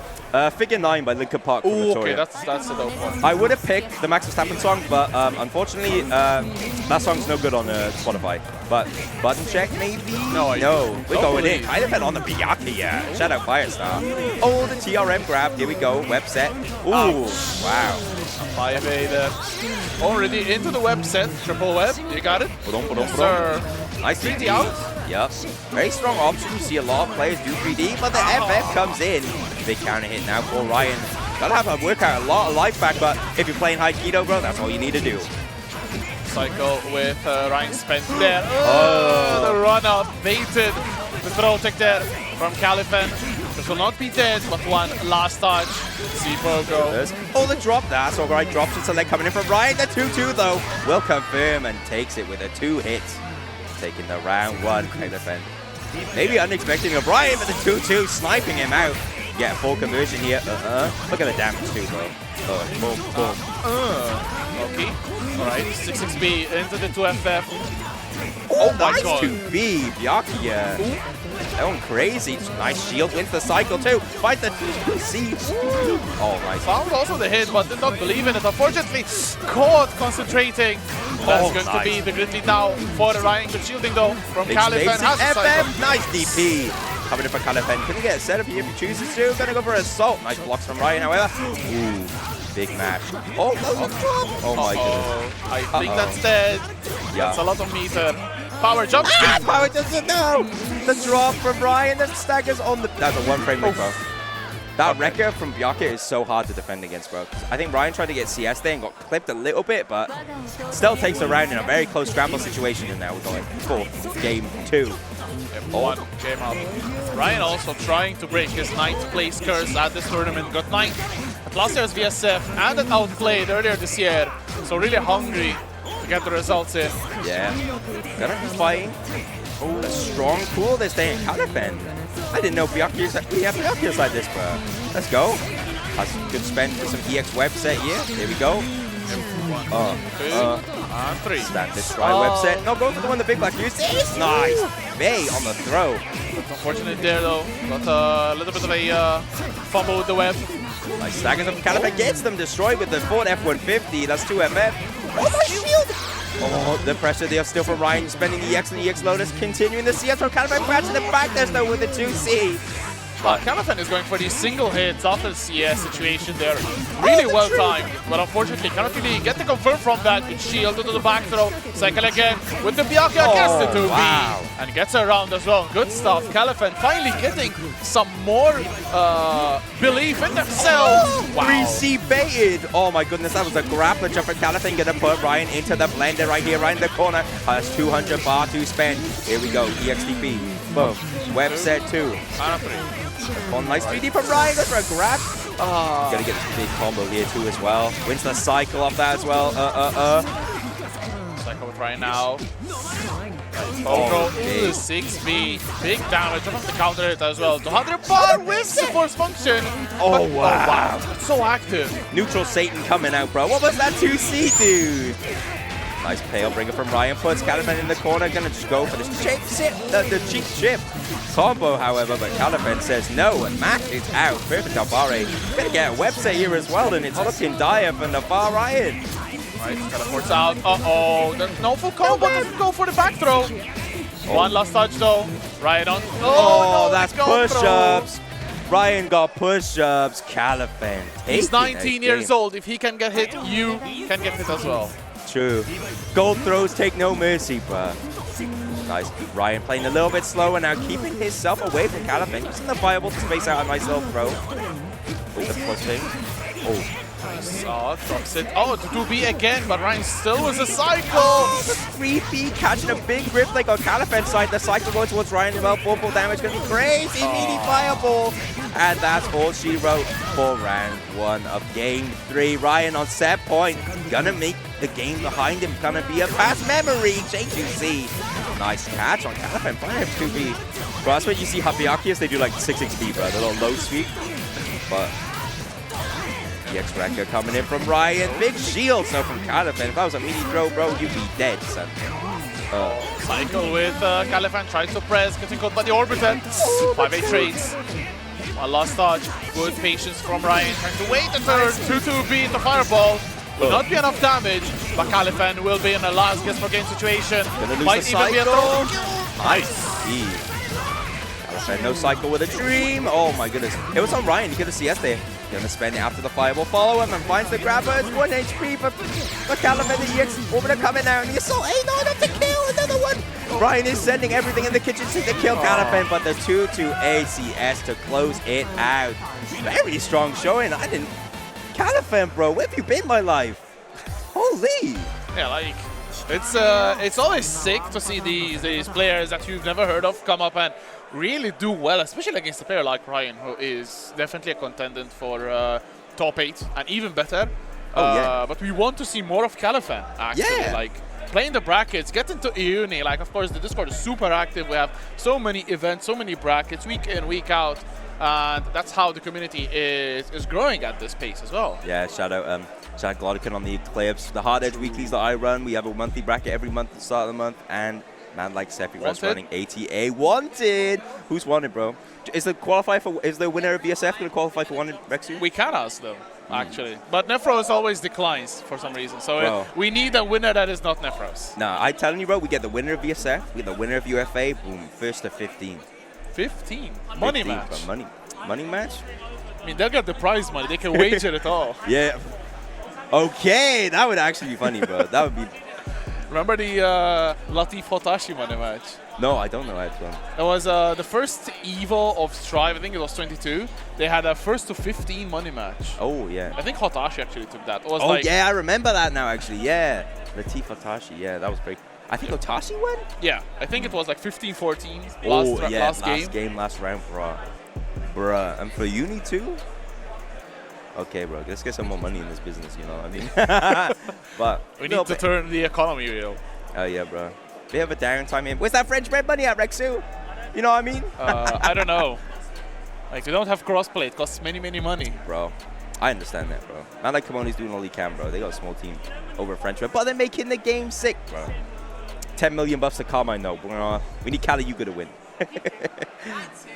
And then Hilda will say that they main Hilda, and then Kali will say that they main Hilda, and they will nerf Hilda and actually buff Carmine. Oh, nice. So I think we got coming up next. It's either Ravioli Liquid Rat from Pool P2 or Teeps. Or Teeps. That makes sense as well. All right, for a question in the chat, bro. Do we know which pizza time this is? Is it the RDE pizza time from Scotland, or is it the pizza time from Berlin? There's another pizza time as well, I think. There's like 3 of them. I think they were predicted to face off in Street Fighter. Yeah. Against each other. Yeah, pizza time versus... No. It was Send Pizza up against Pizza Time. And so it was like, oh my God. Yo, easy seed, bro. Easy seed. And then you put it on stream, bro. Easy Twitter clip, bro. They're farming. They're like Schizophrenic 69, bro. Just farming for clips all day. Shout out, bro. I was watching him play. Man, like, Pun Life was on comms. He was like, oh, Schizophrenic. I think he's farming for clips right now. I lost it. I was speaking to Will, though. I was just laughing, bro. Oh, my God. It was so absolutely hilarious, bro. Nerf Yoshi. Nerf Yoshi? He got nerfed, but he's still strong. Bro, he's basically just Tekken rocking with the Blood Edge. And the way I say that, because every time he hits you with, like, a Yoshi, normal, like, with a sword, he gets health back. And then the heat, he gets more health than the, what's it called? Like, that's crazy. That's such a cool mechanic. I mean, Tekken players, they have a bit of trouble with heat, right? Because heat can be a bit overtuned for a lot of the characters. It is. I do agree. It's like just Carmine, bro. Carmine gets so much life back, too. I'm going to pivot this back to Uni. Like, you'll see it right. We don't have Kali Yuga right now because he played in the last pool, but, like, 5BBB, he does, like, the grab into, like, like the 214BC. He gets, like, bro, man gets, like, a massive chunk of life back. But I recognize we do have pizza time up. I think it's pizza time, T. Yes, it is. Pizza time. Teep money. T.eep $, bro. That's Teep money, bro. Yeah, and he is looking for the money as well. But it's so funny when talking to Teep. Like, I talked to him, I think a month back. And I talked to him earlier today as well. His mentality is, I had nothing better to do, so I came to VSF. Like, I have no stress. I'm just looking to have fun.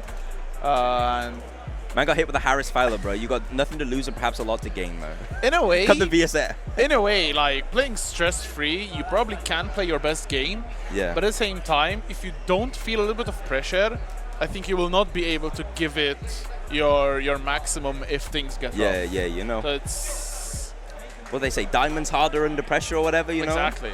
You know. It's tough. It's tough, especially here at VSF, bro. Like, if you get out early, you know, we have a rough time with, especially with whatever it is, like the early brackets and stuff. Like, you want the smoothest run through winners. So when you get to the top 12, when you get to top 8, you have the less you have that bucket. You have like the little pin in the conversation where you have what am I looking for?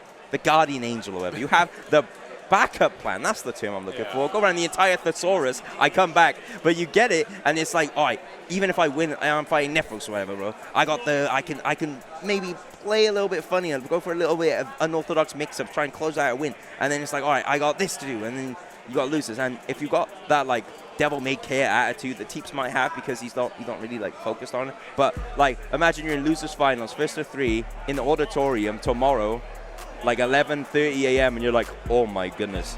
If I lose, bro, it's a money match at that point, bro. Yeah. I lose my chance of going to the Arc World Tour Finals over in Seoul, bro. Like, that's crazy. But If Teeps is just chilling, bro, I'm down to watch some Ogre gameplay, bro. I love Teeps' Ogre. Speaking of chilling, Ram actually with the monster like getting Teeps cold. I mean, It's not that hot, at least in the venue though. It's quite good. Like, yeah. I kind of bought hand warmers. I thought it'd be a lot colder, but it's actually we're fairly warm. Sunny skies over here in Birmingham, bro. You know I'd be. It's actually lovely weather. I don't think I've had a VSF where it's poured down with rain. Maybe when I've like left the venue, it's like 11 and I'm walking home and it's just the tea's gone cold. I'm wondering why I got out of bed at all. That's like the time you just hit like the AfterCon blues, just like, bro, I don't gotta play VSF, I can't meet Teeps, I can't play Ogre Mirrors with Teeps, and you're just like feeling sorry for yourself on like the train or whatever, bro. But it's all big sunny, bro, you know, I'll be out, my little Magnum ice cream, you know, I'll be like, damn, this is sick, bro. We got some clutch games coming up, bro. I can't wait, can't wait. Oh, they're currently desyncing the pads right now, bro. That's actually the advice for players, TOs, anywhere. Just disconnect the devices before you play your set. After doesn't matter, but be wary of definitely unwanted PS button presses. Oh, hell yeah. Not something you want to do, especially in a top 8 scenario. But we got Teeps up against Pizza Time. I don't know the song. I'm like... No, I do. I'm not quoting it, bro. I'm not quoting it. I've been paid to commentate, not to sing, bro. Oh? If I wanted to sing, I'd be on America's Got Talent or whatever. But we got an Enkidu. Enkidu spielers. Let's go.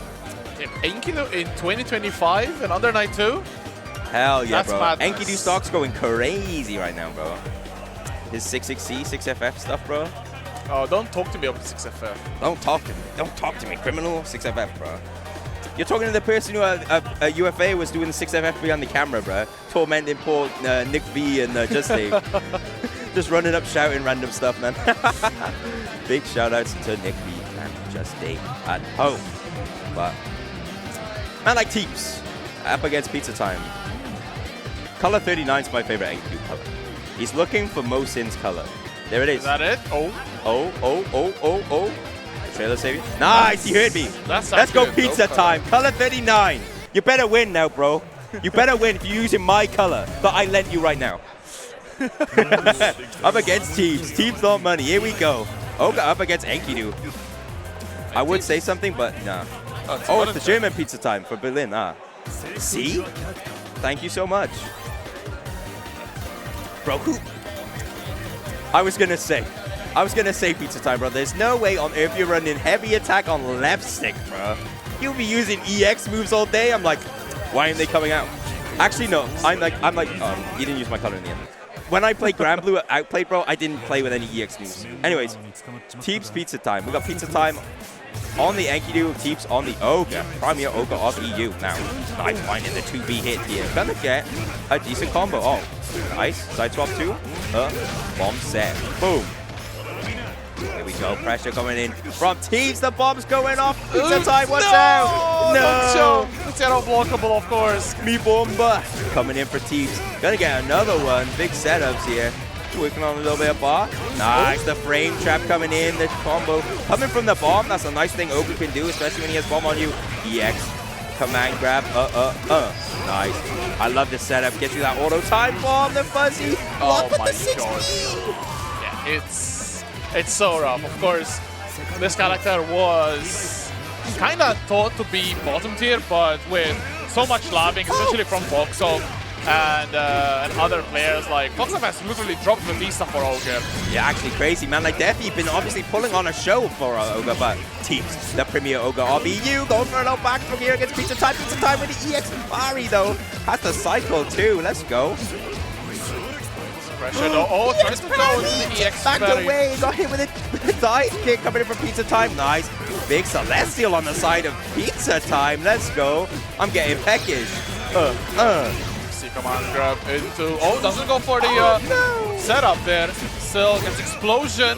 Doesn't get the back. Still fights the 2B, and this should be all she wrote. Game 1. Immediately 2 teams looking super strong. Hell yeah, super strong, man, on the Ogre, bro. And that's game 1. Pizza Time, though. Nice showing on Enkidu. Oh, the 5BP. Getting the second hit. Let's go. I've never seen that. Oh! The second hit, a 2C just hit. Rex, you can see it all the time now. Oh, nice combo. Side swap by Teams. Bomb landed. Now the pressure is on. It's on Pizza Time to block. The plus frames going in. Nice mash on the throw. That drops a combo though. Oh no. Stood up just in time to get hit with the second hit of 2C. Oh, drops a combo, but still now. Throw from Teams going for the Flame recall. trap. Bro, next patch that's going to be deadlier, bro. Even more deadly, bro. They buff the damage on that. And now, Pizza Time, the 5v5 to confirm. Okay. Nice. Takes Teeps to the corner. 4C charge. Nice patience from Teeps. Go for a little bit of shield action. The jump. EX fireball. Let's go. Big combos. Gonna get a side swap here. Bomb planted. 2 down the drop. That's all good. Uh-oh. Lariat CS into the 2 ways. Getting a little unfortunate there. Pizza Time getting caught. Going to be a command grab. We go more bombs. Oh, the patience. 2B. Mashman. Pizza Time to secure the pressure against Teeps. But patience is a virtue. Nice jump back to avoid the Lariat coming in. EXDP. Yeah. Big CS. Oh my god. See Paddy completely whiffing and Teeps already done and dusted. That is 2-0. Very, very strong set from the Frenchman. Definitely one of the contenders to make at least top 8 tomorrow. And we'll be moving on forward today. I think that puts Teeps. That's alright, bro. Pizza Time, I forgive you, bro. He didn't use my color, though. He deliberately swapped off. That puts Teeps facing off against Lopko in the next set. All right. Teeps Lopko, let's go. And Ram against Sneak in the other set. Oh, so that's nice. going to be let's go Sneak. Some fire games. In the meantime, in the other pool, we have we should have Ravioli stepping up again, going up against Liquid Rat. Oh, nice. Nice. Where's Liquid Rat? That's my local. My local, bro. Do they play Lene? No. Okay. No, they play. I told you who they played. They play Elton. Oh, right. They play Elton. They used to play Mika. They've kind of like been changing characters, but kind of settled on the Elton. Plays on PS5. I mean, she's kind of strong. I mean, she's very good. Absolutely, really strong. She's top 1 in my opinion, but that's a discussion I don't want to make on stream.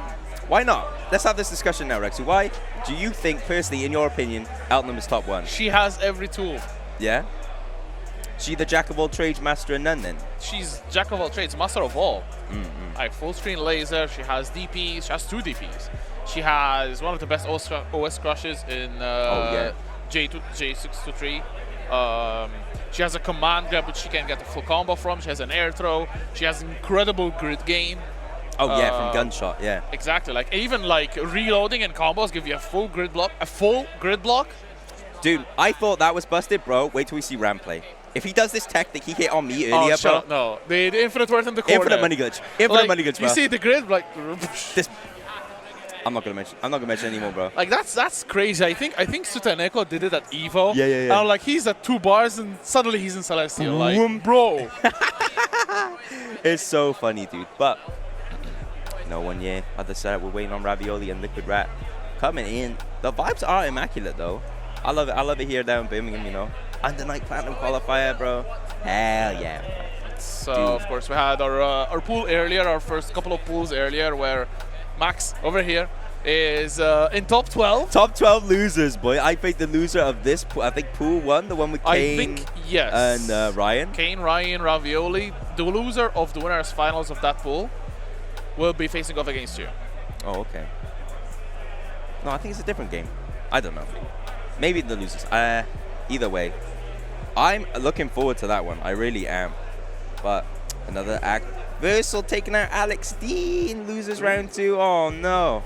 Alex, bro, shout outs, bro. If you can see it, well, you can't see it. There's my Jabami Yumiko plush over there. And on the other side is his Kohaku plush. Oh. You'll see a lot more for the Melty tournament on Sunday, but hell yeah, bro. We're all chilling, man. Let's go. That's where Alex is going to fight the loser of Ravioli Liquid Rat. And yeah. Anime Gamer taking on Larry 51. Larry, I think, is a Spanish Cagliostro player. Come for Grand Blue. So nice to see. Lost to Versal, but Versal. Oh wow, we have Versal up against Kane. Kane is in winners semis. We got Nafar Ryan up against Fell Visage. Now that is going to be a good game. Yeah, plenty of Kaguya's. Like, we've already had like 2 Kaguya's on stream, if I'm not mistaken. This is the Kaguya pool. SQ took it over, Felvisage took it over SQ, excuse me, to get to the winner's semi-match against Ryan. Kane fights the winner of Ravioli Liquid Rat. You know, loses, he's getting away, bro. Pool P2. P2 going crazy right now. Let's go. Man, I'm just having the time of my life, bro. Absolutely insane. But, oh, Step lost to Ram. No. That's my local. Another one of my locals. I got several locals here. Salt Bad Guy taking out Kamome, though. Humbucker was from Scotland. Salt Bad Guy's from Scotland, bro. Oh. You ain't going nowhere today, buddy. Volcanic Viper. Volcanico Viper. I love Salt Bad Guy, man. Has such a presence. Ravioli sitting down right now, but Salt Bad Guy, he's like behind us there. I think stood next to Paladin. Paladin, KOF player, plays a little bit of 3. He's on 3D games right now, bro. That's why I've been telling me. Lopco's playing game. Virtual Fighter, Soul Calibur 2 and 6, and Tekken. He plays Tekken. But Liquid Rat behind us, gonna sit down. Bought something from the merch store. Do you want to show the chat what you got? We're gonna get. Ooh. Shout out Hollow. It's Testament, yo. Hollow's art is so sick. Has a really good phone on that I bought last year. Like, really nice. I had a friend, shout out Sturt, who I asked to get me Wagner, and they should be giving it to me today or tomorrow. Nice. So I still haven't gotten it 1 year later. If that's the Sturt, I think she's going to be on comms for Dragon Ball. Street Fighter? Dragon Ball and Street Fighter, yes. Oh, nice. Yeah. Oh, I think we met at Hessen Crash. Yeah, she was a Hessen Crash. Gideon, he's over there. I'm going to wave to him. Hi, Gideon. I can see you, bruh. They were just chatting, so it's nice to see, bro. Like, majors I love because there's just so many different people at a different place, bro. Yep. It's the only time I can speak to Nagori Luki, bro. It's when we go to somewhere over in Grand Blue, bro. Fair enough. No, Strive. So Strive is there. Up there. I don't know. He's over there. Yeah. He's behind us, bro.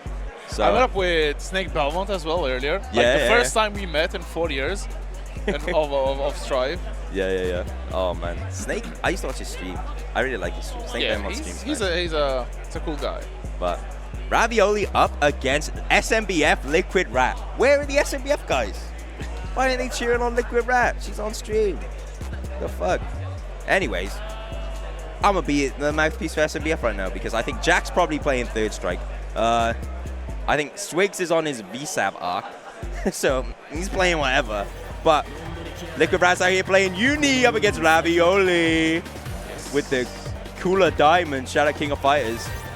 Okay. All right, here we go. It's going to be interesting, of course, because as you mentioned earlier on stream, Ravioli used to play Eltnum, so we'll be familiar with the character, but as I like to say, playing a character doesn't mean you know how to play against the character. So I mean, hey, you watch Pool A1 me against a Somei, bro? I had no idea what was going on. But Liquid Rat against a man like Ravioli coming in clutch. Here we go. Nice block. Liquid Rat. The SMBF massive coming in. Oh, finds a whip on it. Oh my god. Okay, that 5 into the roll. Liquid Rat finds another hit. This should be an easy cycle. Reload and CS on the...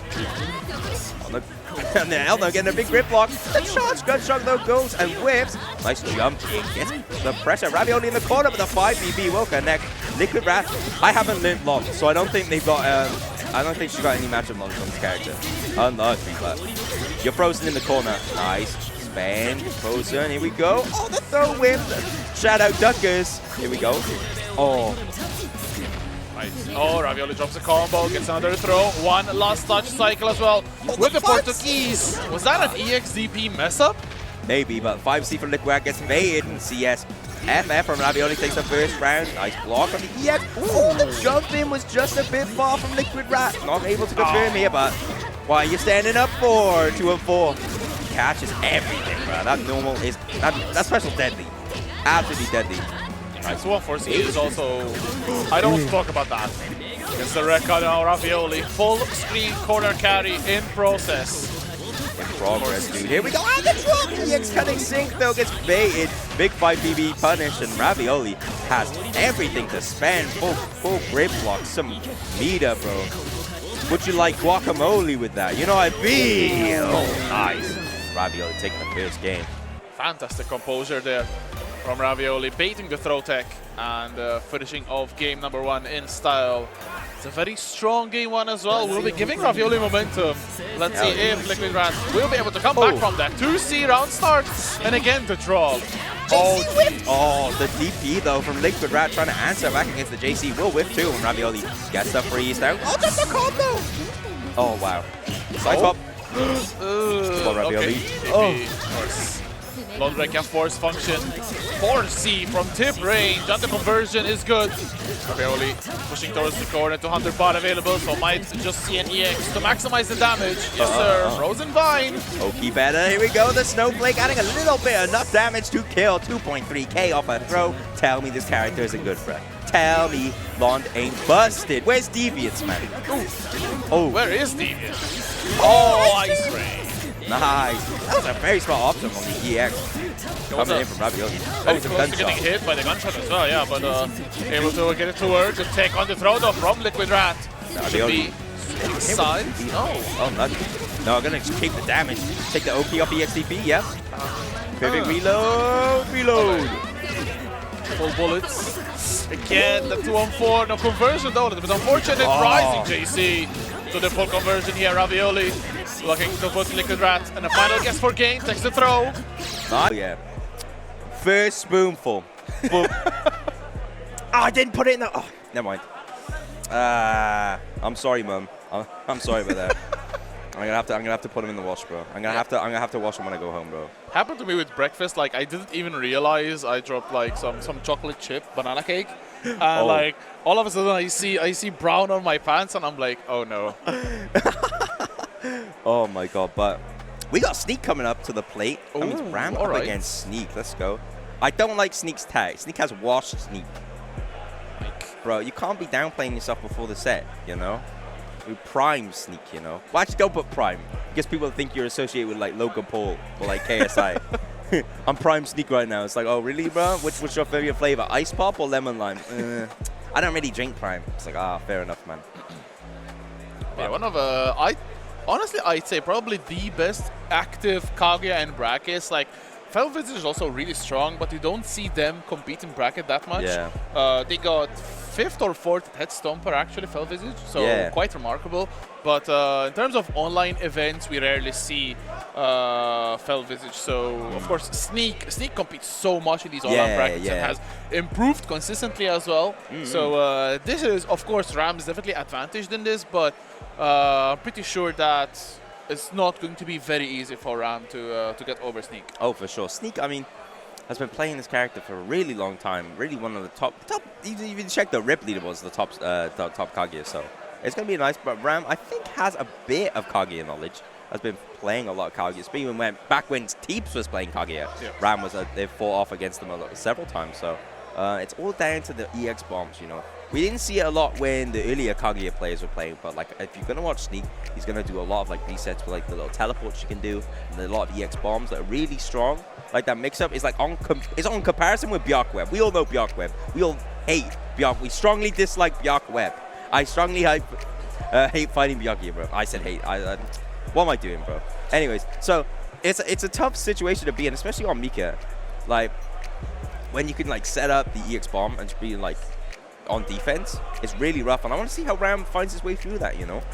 Like, that's going to be a very interesting part of the matchup, of course, as well. Like, Ram is one of those characters as well that he looks really relaxed, really chill, and you wouldn't really realize how much work he actually puts in uni. Oh yeah. Like he's always making fun and making jokes, but he takes this game so seriously, and he will he will make jokes about you. But if you ask him, he'll tell you the entire like wiki of this game. He's really knowledgeable and will actually really look forward to teach you. Especially if you're learning Mika, like Tunington and I think Flacto. Ram has been in their DMs. He's been helping them out, you know. Like, VOD review, bro. No Metafy needed, bro. He's not on the Metafy stuff. He's just willing to give help, especially if you're like learning. And that's what I feel like Undernight has, right? I was saying this in EU Uni a couple of days ago, and I was like, you don't really see. I mean, sure, people high tech. I mean, that's fair, all well and good. You know, I'm not saying don't high tech, right? But the uni players, especially if you're like, all right, I'm picking up phone. We had Kakatore Galactico 77 picking up phone on, bro. It's just you go to the main code, uni main code, list of people willing to help you, bro. Learn this character. They want you to like go through the hump, you know. They've gone through the struggle of learning a new character, and like the uni community is so like in passing, it's so welcoming to new players, even if you get shocked in matchmaking a couple times, you know. But hey, it's all in good fun. They're gonna give you help afterwards, and that's the thing, you know. But even then as well, like it's not just the people looking to improve that are active. Like for example, with my experience with Wagner, like you see Red Blade and Mario, like even gift tips help people out. That's really great. Like these are the two best players, arguably, of the character, and so is the case for other characters as well, which makes this game and this community especially like so sick. I think Lid also had a video, like I think this week, about why did you join the uni community. Yeah. Like it's such a welcoming and sick community to be a part of. Yeah, shout out Omega Lid. It's amazing. Like yeah, shout out to Lid. Speaking of Kaguya though, did you see his Kaguya cosplay at EVO? True, like True. When Lid said at the setups, I did not believe that was Lid. Like people were saying that's Lid, and I'm like, nah, no way. And then he picked gold. Like why? Mika not on Ram not on color 1. What's happened, bro? Button check, I guess. No, here we go. Yeah, it's a button check. Ram up gets Sneak. I really like Sneak. Sneak, Online Warrior, obviously, been playing a lot. Shout out Broken, Matt and Morgan Staff. True. Probably going to be cheering on his boy, you know, and like.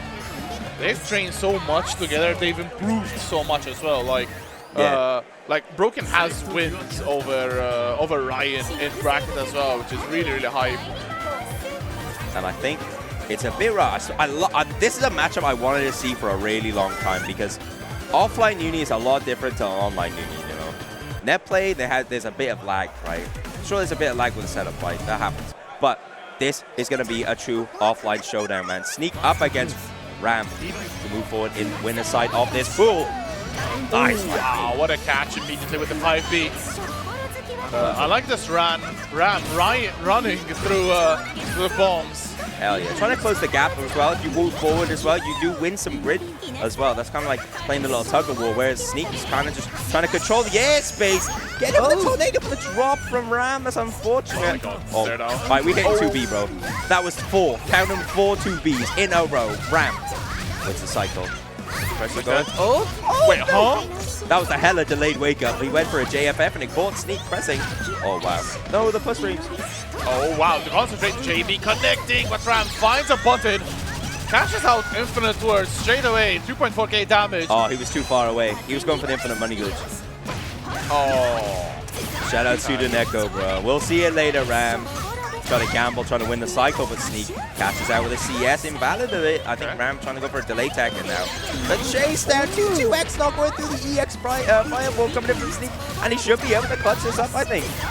Or at least going to a setup. One bar, I don't think that's enough to kill, unless maybe go for a throw tech or a reset. Nice tech from Ram, 5B instantly. Nice press from Ram to take the first round in a very close round coming in. Let's go. Oh, missile. Big wave, no punish from Sneak. Very risky range, especially I think Kaguya has like 4B that like props her up. If you're not in that range and Ram comes down with that JFM, it's really risky, but the slide getting Ram caught up a little bit there. Right, oh, nice. 4B whips. Ram, takes the turn. Goes on the offensive as... wins the cycle somehow. It was almost sure to be Sneaks at the end. But they're not available though. Yeah, concentrates for the end of the cycle. It's very good for Vice. If you can swing either way in the FF from Sneak. Gonna pull down the plus range 2DC though. Nice combo from Ram. Gonna win the cycle. Wait, hold up, kill. CBO? Bam. Yep. Infinite word. Oh, so to switch sides, but still does not deter Ram from getting the infinite word. And that is game 1. Going to Ram. Really good stuff from both players. Sneak holding his ground for the moment, but Ram, of course, making that experience count. Has already won 2 offlines this year in Hessen Crash and Head Stomper. Let's see if he can add definitely the most important of the year for Ram currently. Yeah, Sneak showing that there's some dents in the armor though, however. He's kind of playing a bit strong, and this is the gameplay I've kind of known from Sneak. He likes a lot of these 6C no cancel. See, a lot of Kage players, they don't. They'll just hit 6C into Rekka, right? They'll like gunshots. But Sneak, he loves the 6C is like +3, right? So he can just keep running his pressure going. And now they're trying to like get create some space for Ram. But the concentrate wins Ram the cycle.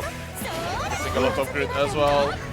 And Ram looking to feed off this grid to then maybe try to go in with CS 6XB though. This is low, you have to watch your feet. Such a long range low there. CS spent bar build almost 200 available, but Sneak with a beautiful mash out. Should be also winning the cycle from this. Oh, yo, and the side swap keeps Ram in the corners. Oh, kind of chunked a bit of grid away. They actually managed to get the combo with the throw. Bro, I said that the drop. That's all good though. Nice patience from Ram, gets the shield. Oh, Sneak continues with the record to punish the backdash. Ram was committed to it and just like, no, not working out. Trying to hit Sneak out the air, but gets hit with a punish. 2v6C, and then Sneak has the monster drops. Oh no. Look at this spaghetti here for Ram. Shield. Oh my god, 5BB connects. Oh, the missile was a little bit misplaced. Dash 5A. That's so scary as well. Or dash 2A rather. Empty assault to the throw. There's a grid break. This is huge for Sneak. Has the life lead. Oh. Wow, what a chase down though. Very good dash up tornado coming in from Ram. Should keep Sneak though in the corner as well. Should let the grid timer to go through, but the 4B actually manages to get side swap and Ram with the drop in the end though. FBO from Ram. He's about to go for IW. Almost see the 10 coming in from Sneak. Oh my goodness, nice tornado, showing your cards late for Ram. Not enough to kill though, we're in transfer state, so we're not going to get any meter here. Oh, the FDP, Ram got counter hit. Finally there, letting it rip. Cycle's still in Ram's favor, the tornado whiffs. Oh my goodness. See, good shielding though from Ram. Sneak still really close to securing this round. Maybe taking us to a game 3, good shield from Ram. Sneak not concentrating though. Ram is just chilling right there, winning the grid, winning the cycle. On the bar built up. Big 30 seconds left on the clock, gets sniped, however, Sneak is winning his own game and counter hit throw. That was 2 rounds to Sneak. Damn, very impressive stuff. And it's game 3, as you said, online, completely different from offline, and Sneak looking to cause a massive upset if he were to take the set. Beautiful 5BB though, to get the punish, or 5B rather. And this is going to be corner carry, cycle, and the life lead for Ram. No, Cycle's nice mash against the 2-1-4 though from Sneak, and now Ram is back against the corner. Sneak's pressure, clean with the TK. J2B6C from Ram, the Mika missile coming in, bruh. Nice tech though, Sneak winning back the cycle. Missile out. CS spent immediately to go for the frame trap. Ram though, holding on strong. Really committing. Really think Sneak's going to commit to the 3rd hit into EX, and is getting green shield, losing a bit of meter for that as well. Oh, the bomb was still there. Okay, good block. Oh, tried to press there. But it's so hard to try to react after the missile is done. Concentrate again. Wait, was that FF? I think Sneak went for FF and Ram find the meaty to actually confirm, and now it's on set point. Jumps and gets, oh, nice tornado. Very smart stuff. Ram. Really smart. And all the way to the corner now. No meter available, but Sneak does the EXDP. The only info reversal for Kaguya. At least with 100 bar. Oh, nice. Tornado coming in from Ram straight through the bombs. Not taking it with the drop. Oh, nice. Side swap from Ram. Gotta be annoying for Sneak, and Ram trying to look to commit, trying to go to the pop. Oh my god. That tornado built up so much meter. And that is unfortunately all she wrote for Sneak in the winner's bracket, as Ram showing up in the game number 3. But hey, props to Sneak, really taking this down to the wire. Yeah. Bro, Ram's hiding his tech, bro. He keeps going in transfer state, so we can't see the grid bars go up. We can't see the grid blocks go up, bro. I know that was the left side, but whatever, bro. He's hiding tech. Oh. Oh, okay. Ram up against Sneak. That was a good game. That was a very good match. Really good game. Probably the closest we've had. Well played, Sneak, man. All block. Well played. So that means we have our first winners finals of the pool in Ram. I don't know if we'll get the second one. I do see Ryan looking to walk towards the stage, though. Oh, nice. We should be having, at least from this pool, Teeps against Lobko. Oh, nice. That's going to be a very interesting set. I don't know if they actually played ever in... at least I don't know if they got They casuals. played. I was speaking with Lopko about it. I was like, yo, you're going to gap Teeps? And he's like, dude, I've never won when I played him, bro. But this is the place. This is the place you want to beat your arch nemesis, bro. VSF 13 out here in Birmingham New Street, bro. It's not... No, not Birmingham New Street. I saw Kane coming in. Okay, Kane walking to the stream. Okay, I'll pull up. Man like Nafar Ryan, bro. Let's go. Going up against Fell Visage, so another nice. Kaguya gaming time. Hey, bro, Kaguya stocks are rising, bro. If you like Kaguya, bro, plenty of them here, man, at VSF 13. Very cool, very cool. Very fun character, as I said, bro. We didn't really see that much bomb set. You know, I was like gassing up bomb set. We didn't really see it. I'm hoping Fell Visage plays a more like, you know, Oki set play style that like Kaguya can do it. I think Sneaky likes his air stall, you know. He likes the flying around and Ram. Yeah. It was on Ram to like close the gap and find the hit, and he did. He managed to do it eventually, but it's rough. It's really rough, especially if you're playing like phone on or whatever, bro. My JFF, my FF only goes so far, bro. I can't catch you if you're all the way up in the air, bro. I'll try B pillar. That'll work. It works 95% of the time. I feel bad for you though, Rek. What are you doing? EX dive kick? Your DP goes pretty high. Wagner, I mean. 2-2-C is... Oh, yeah, bro. Did you know that 2-2-C is not actually full screen, though? Wait, no? If I'm not mistaken, no. Like, it can actually whiff. Like, I think if you're off screen or literally at the top, it might just whiff. Oh, that's a shame. Or I'm done playing. I don't know. Bro, should make like 2C look like Lond IW, just a full screen. I got buffs now, plus frames. Bro, that'd be... To be fair, Wagner 236C is actually a quite good tool to chase someone in the air. Oh, yeah? It's not very high up, but at least it's higher than mid-screen. So if you can like track maybe the landing of your opponent, you can really snipe and get some really good damage with 236C. So nice. Something to bro, I wish we had more Wagners in this bracket, bro. We could comment on this, bro. Same. Like, Rexy, you should have ended. You should have ended the bracket, bro. I feel bad. I will play at UFA. I will play at UFA. Hear that, chat? UFA Rexy comeback, bro. I'll go at 0-2, but at least I can say there was Wagner representation in the bracket. There's Wagner representation, UFA. Let's go. We did have Wagner, though. Had solid rows on Wagner. Yeah. They did not do that bad. I think they went like 3-2. So yeah, eliminated by me, actually. They were playing Waldstein and the losers. Yeah, I saw them playing Waldstein, and I was like... Rough game gets runner, I think. But, I mean, you're fighting one of the best Akatsuki, Line, random select mains in the UK, you know. Best Akatsuki in EU, for sure. And they're at least second best in after Nefros. Oh, nice. So, yeah. Hey. Oh, but we have Ryan, Team Nafar Ryan, Nafar Ryan up against Fell Visage. Bro, I want to see Fell. This is actually, tell a lie, boys, this is the first time I've ever seen Fell Visage play. Oh. So I'm looking. The bar is high for a man like Fell Visage. Coming up against Ryan. Winner to fight. Kane in the pools with the winner of that side of the bracket? But, or is it Loftus? I don't know, bro. The winner of this plays against the winner of Kane against Ravioli. Ah, nice. Perfect start for Ryan, though. The 3C coming in clutch. Going to start Fell Visage on the back foot here. The strike throw from high is very oppressive, especially when you get into the corner. You get full combo here. Nice ender.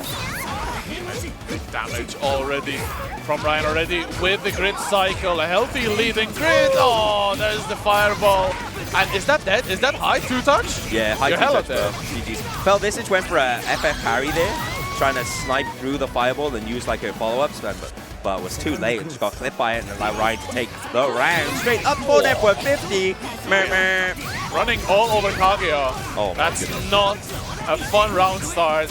Like, Fell Visage hasn't gotten a single hit blocked all game. Oh, there's a backdash. That's a Ryan high backdash if I've ever seen one. But nice stack is coming in from Fell Visage. Has Ryan back to the corner, finds the roll through the combo. Not gonna work out for Fell Visage.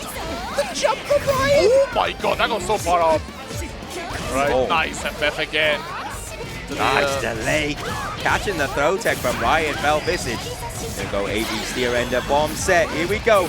Nice guard thrust from Ryan though. Used defensive option, spending 100 bar to get himself in another situation. But the jump from Fell Visage might be able to go up here. No.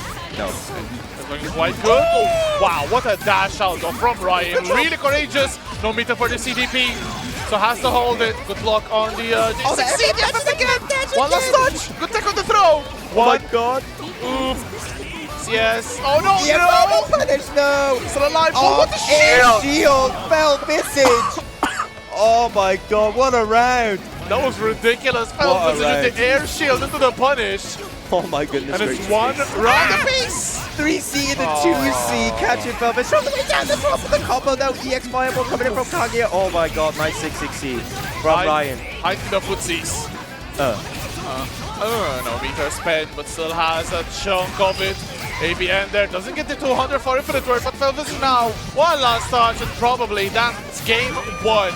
Going to Ryan. Really well played in the first and third rounds, but Velvisage not really going to just perish like that. Good round 2, and I'm sure that we will see more of them. Let's see if game 2 can turn it around. Oh, nice backdash on the 2C though from Ryan, but gets clipped by Foul Visage. Oh, reset. Nice. Those bombs are really strong, keeping it out. And now we're back to 6C. Record step. Oh, nice snipe though. Kaguya, she got 2 guns, no sniper rifle though.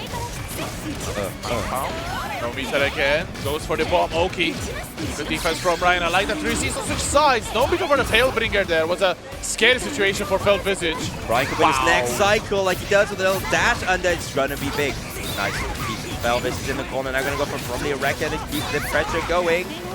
Oh, big throw coming in from Ryan. Gonna get a lot of damage here. Gonna probably go for a better hit, maybe like a TK Pogo for a little West Crush. Oh, the nut smash from Felt Visage. Finds himself out of the FM. Right, green shield. That's not going to be doing Ryan a lot of favors. Felt Visage will not be able to close it out, but one last touch.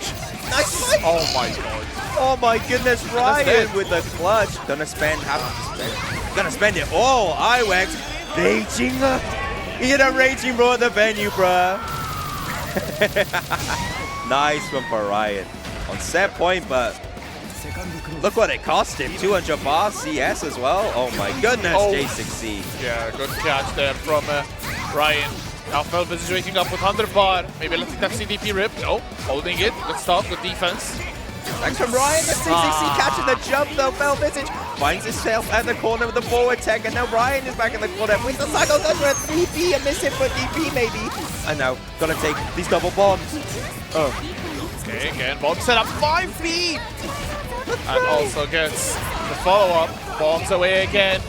Ryan holding it in the corner. Cycle. Oh my god. Grabs are hitting here. And VSF13 in the back throw ins, and they're coming in from Ryan.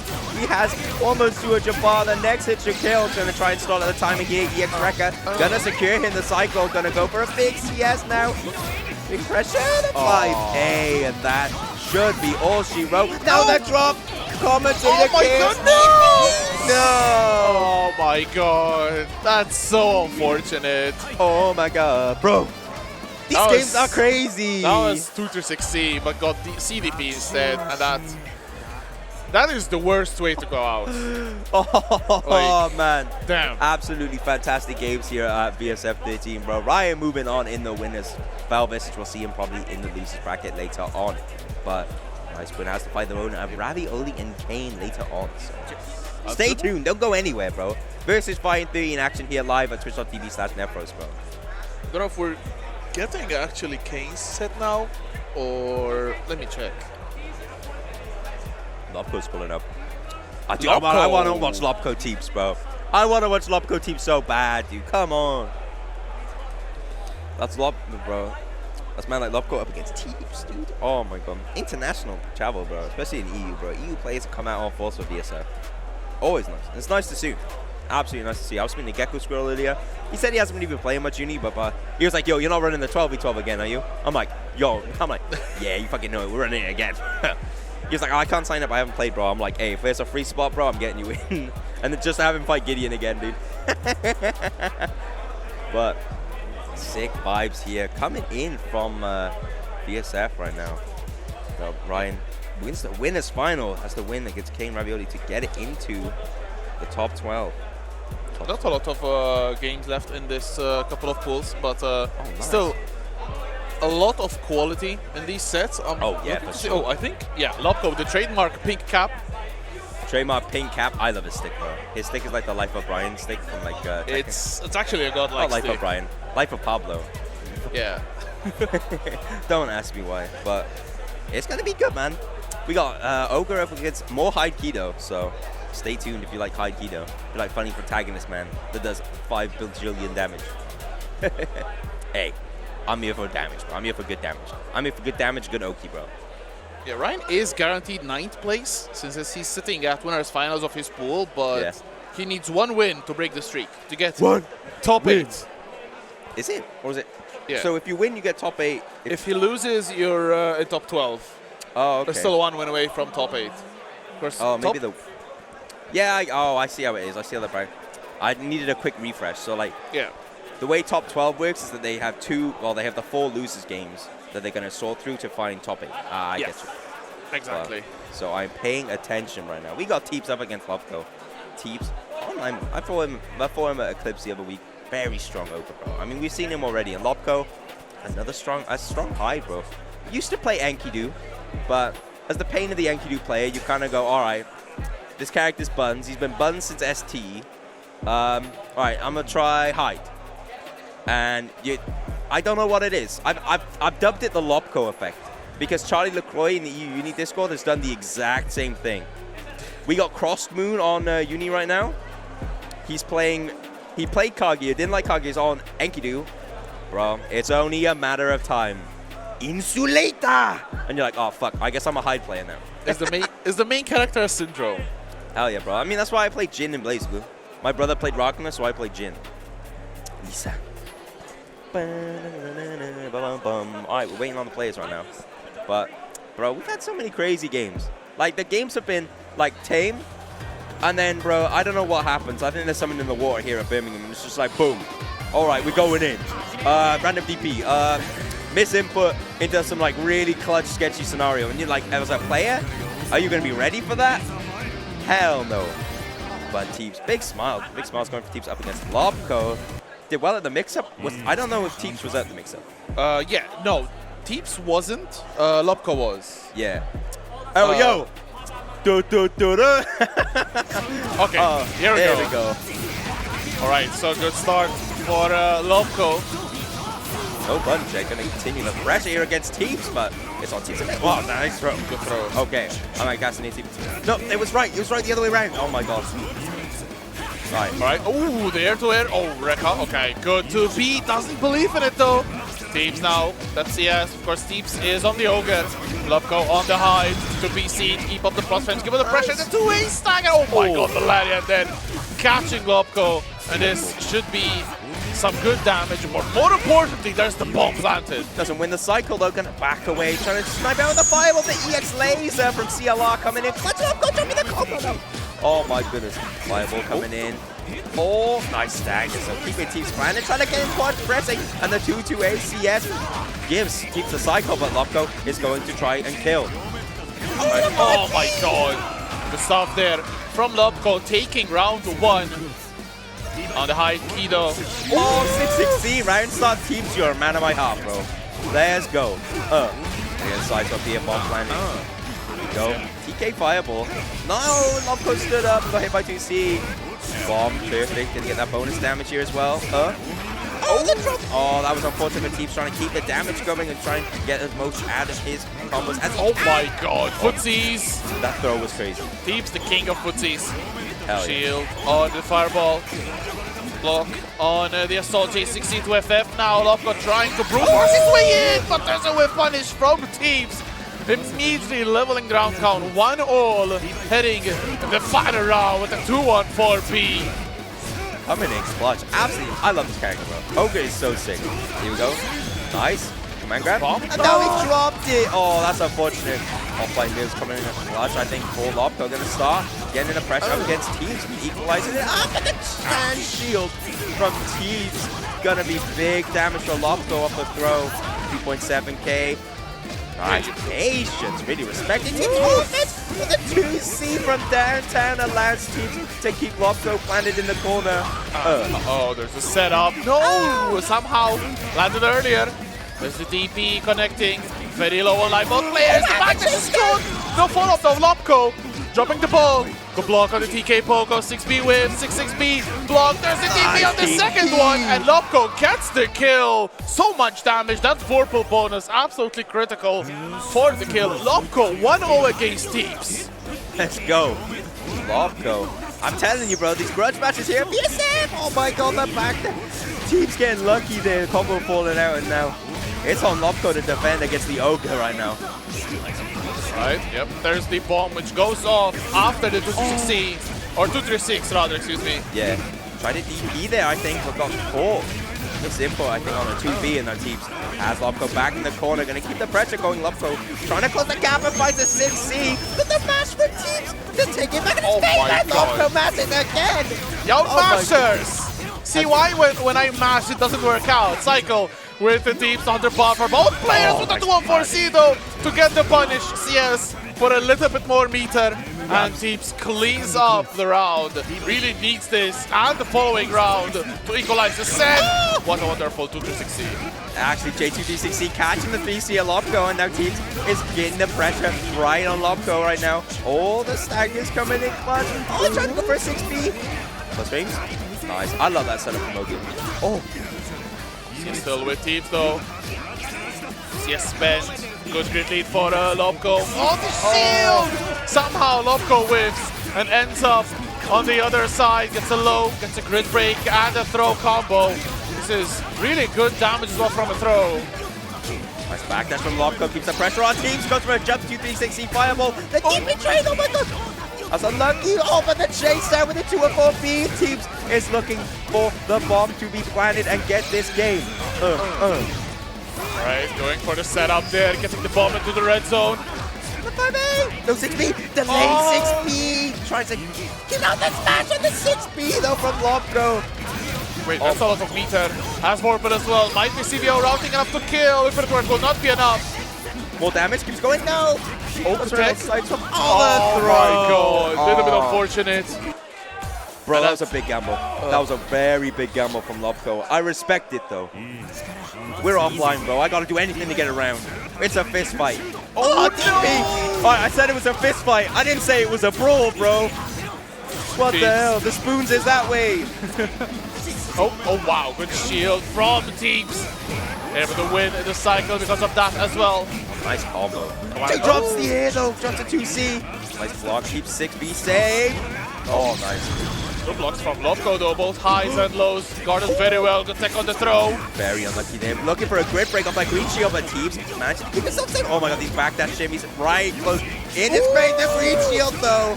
Yeah, very rough green shield there. Teeps, 100 bar to his name. The defense though, Lopko still on the front foot. What a punish! Oh my goodness, footsies coming in from Teeps. Don't think it's gonna be enough to kill unless he catches out big. Oh wow, what the hell. So optimal. Teeps, 5K on the board.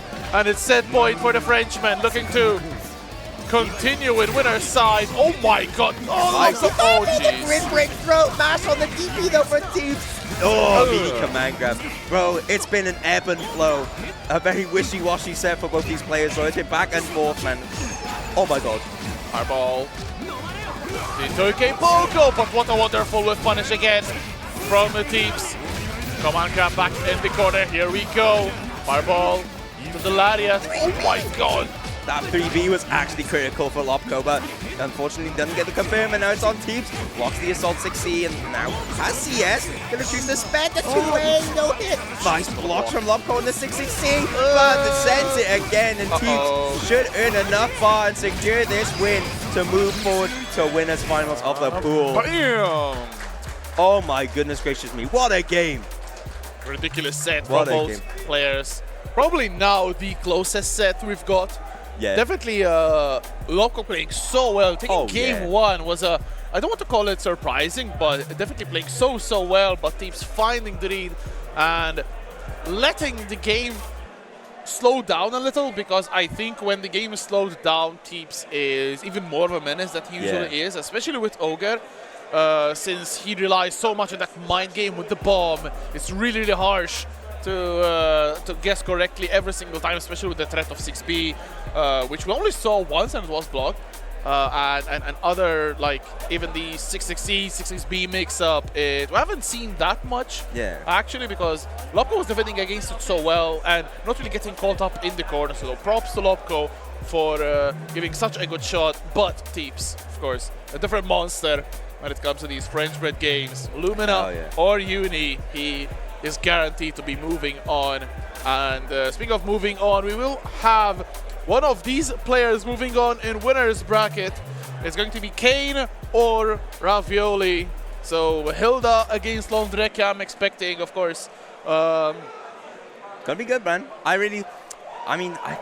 Kane, I think, is the favorite in this matchup because I've seen, but Ravioli has kind of been grinding a lot. I want to see the Lond because I think like this is so explosive. Like imagine Ravioli gets a clutch hit, 2-2, like freeze. And then Kane gets in the, like, it's on Kane to make smart defensive decisions to clutch it out against Ravioli, you know? Like, I was actually talking a little bit to Ravioli, and he told me out of all the VSF bracket, the two players he doesn't want to face are Ranali and Kane. And he knew, of course, that Kane was in his pool. So he was really trying to find a strategy not against Kane, but against the eventual opponent that he might end up in top 12. Yeah. If Ravioli wins this, he is guaranteed top 12. I do feel it will be a big upset. I do feel that Kane, honestly, is one of the top 5, not top 3 players in this bracket in general. And as well, I do feel that Kane is the best player to take down Nephros.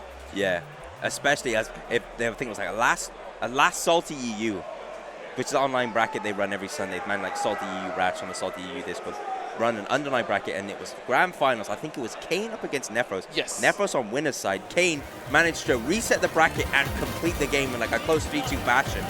And bro, that was insane. His Hilda is clean. Do not give this man CS and his back against the wall, bro. You'll just see how should just float away, bro. Ave Maria. Roll the credits. Roll credits, bro. I don't know any credits. All the gang in the back, by the way. I see Teef, I see Duckus, Ram, Shout Ryan. out ASOC, bro. I'm not saying what he said. Coming up, let's go. Kane up against Ravioli. Tuna Ravioli. Why would you put tuna in ravioli? Why'd you put ravioli in tuna? Other way around. What? Why? Why? I thought British food was bad. Tuna ravioli, bro. Get me tomato. Allow it. Oh, Allow Peruvian food. Shout out to Kane. Oh my god, big train. The dash up from Ravioli a little bit too courageous there. Kane preempts it. The big button. Oh, the pin! I got hit. I got hit, bro. The late overhead pin coming in from Kane. The spend 2DC has been awful, so Hilda, Vorpal trait gives her more meter than any other cast when she presses the EX special. They kind of gave it to everybody, but Hilda gets it more, you know. Shout out her 400 meter in her ulti. I like how Lon screamed after the round was over there. Like, ah! It was so funny, bro. Like perfectly cut screams. Bro, I'm telling you, back in ST, and like Uniclear phone on screen when she died, bro, harrowing. Haunting stuff. But you know what's even more haunting? Getting hit with a pin! Oh, nice reaction though from Ravioli. Gonna catch the throw as well. Grid break. Big stuff from Ravioli. This should be Ravioli's time to shine there. No meter good tech on the goal throw from Kane. Over a little smoke screen mix, not gonna happen though. Nice delay tech though from Kane. Oh, the FF gets baited with a nice teleport. That's the drop on the combo. Drop should select 6-6B coming in from Kane. Another drop. It's spaghetti right now, bro. It's tuna spaghetti. I really like the single hits from Kane. There's a bit on the green shields. Gets a reset as well, and this should be game 1. For Kane, not a lot of trouble. Ravioli starts off really strong, but once Kane starts going, it's so hard just to stop the Hilda. The defense has to be on point, but for now, not really. Ravioli back to character select, not sure. It's going to be a color change. It is going to be the color change. He did tell me actually about this as well. If he loses, he'll switch to Defiance color. Trying to get the Evo champion buff. Evo champion inside me, bro. That's crazy. I mean, I do that too, bro. Color 39 from Bonon, bro. When I'm feeling myself, of course. You know, but Ravioli on the back foot here. Gonna have to fight a really strong-looking Kane right now, especially with the game up. It only takes 2 rounds of blocking Hilda to be like, all right, I'm out of this. And Kane has started the freight train, bro. No stopping it. Gonna secure the cycle, but it's gonna have to go for a little concentrate. Wow. Ravioli. Yeah. At least it was not a grid break. Oh, so yeah. Ravioli will keep the cycle. Oh, there is some Ducey. And there's the JC again. Such a devious button force function. A little bit out of range. Ravioli does not want to test it. The throw from Kane. Spike. 2A's. Good take on the throw attempt. And the jumping JC. Good stuff. Ravioli with the chase down. Bro, I wish my character could do that. I got it. Hot JC is so good. And Ravioli's going to show it. Do it perfect on the drop. Nice tech though from Kane. Gonna start the pressure here. Roomba time. What chanting, bro. Roomba is here, bro. This character, Roomba 2DPC is so strong, bro. And Kane is just piloting above the Roomba. It's such a strong button. Kane now on the set point just like that. 2 to 16 round start. And nice Ravioli gets some momentum. Let's go, another one. Hey! How many throws we got? Oh, tech that time though. Oh, my god. Spike a little bit faster for the 2-6. And just puts them back into the corner. Next blocks, but the commentators, I'm sorry, Ravioli gets opened up immediately after. And Kane gonna be looking to secure with the next hit, goes for throw. EX exclusive 3D! Not enough meter for Ravioli though, and the FF overhead to clutch up Kane with a strong 2-0 showing. And only 1 Roomba. I wanted to hear more of them crowd chants, man. That was actually fun. 4 rounds, 1 Roomba? I don't believe it. I can't believe it. We went 4 rounds and this Roomba didn't clean up my floor. Absolutely diabolical. But that takes Kane up against Ryan. Yes. For the winner side of this pool. So. And the loser of that will be playing you in top 12. Help me. You should sabotage the setup, like. Bro, look at this guy trying to get me banned, bro. I ain't touching the setup. I'm trying to get you into top 8. I ain't touching the setup, bro. Hi, Ram. I ain't touching the setup. I ain't doing nothing. I'm a good boy. Behave. What are you saying, Ram? What I mean.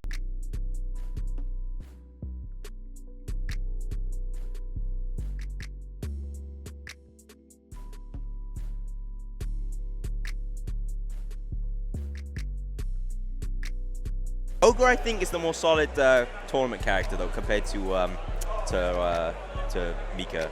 Mika, her entire game plan is held together by like screws and like duct tape. That's the type of stuff it feels like right now, bro.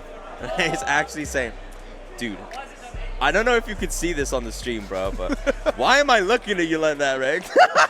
Like I don't know what I look like as well. Bro, this is so much fun. Oh my goodness. Oh, nice. Let's go, Teeps. Desync in the pads. He's the GOAT. That's... No, it's Teeps. It's... Oh! Hey! Thank you so much, production. Oh my goodness. I wish he looked at me like Max Verstappen looks at Rektu. Bro, but yeah. When you're on comms with this guy as much as I do, bro, I can't say that actually. His wife is here. She's not in the building, but she's in Birmingham. She's in Birmingham. Birmingham? I'm in Birmingham. I love Birmingham. I love coming here, bro. Oh. Yeah, okay, so this is for a spot in winner's side top 8 and to face off against Rana Lee. Ooh. So for whoever watched Outplayed earlier in the year, it was Rana Lee against Ram in winner's semifinals. You got clipped, bro. I'm not even watching that, bro. Klopp didn't even pull up. It doesn't count. But he's pulling up to UFA, though. He is. Klopp Rim Rush, Rexu money match, first to 17,544. I don't know. It's an exhaustion battle. It's what we call a marathon, but we got a sprint. First to 2, Teeps Money up against Nafar Ram. Bro, I'm a Glazes tag, bro. T.E $, bro. Like, I saw it, was like, oh, you could tell he's a professional player, bro. Aura off the charts, bro. That's man like Teep Money. coming up against Ram. Ram, I was practicing him with Ogre. I was just fucking around on Ogre on the stream setup video. I saw you got My some Ogre wins took as well. games. My Ogre took games, bro. But this is not looking good for Ram then. It's not looking good, Rev. It's not looking good. Yeah. But you know what? It's looking good. Some undeniable VSF13, bro. Here we go. Winners side for the pool. Winners finals. Ram up against Teeps. And the action is starting. Nice blocks on the side of Teeps. But the pressure keeps going to a 4C. Trying to throw a green shield from Ram. Nice shield on the JC. Ram was kind of doing that a lot. And yeah, coming in dividends. Gonna get a side swap maybe? No. Keeps the pressure going. Tighten them. Nice. Very good DP there from Teeps. Risky shield from Ram against the fail off out.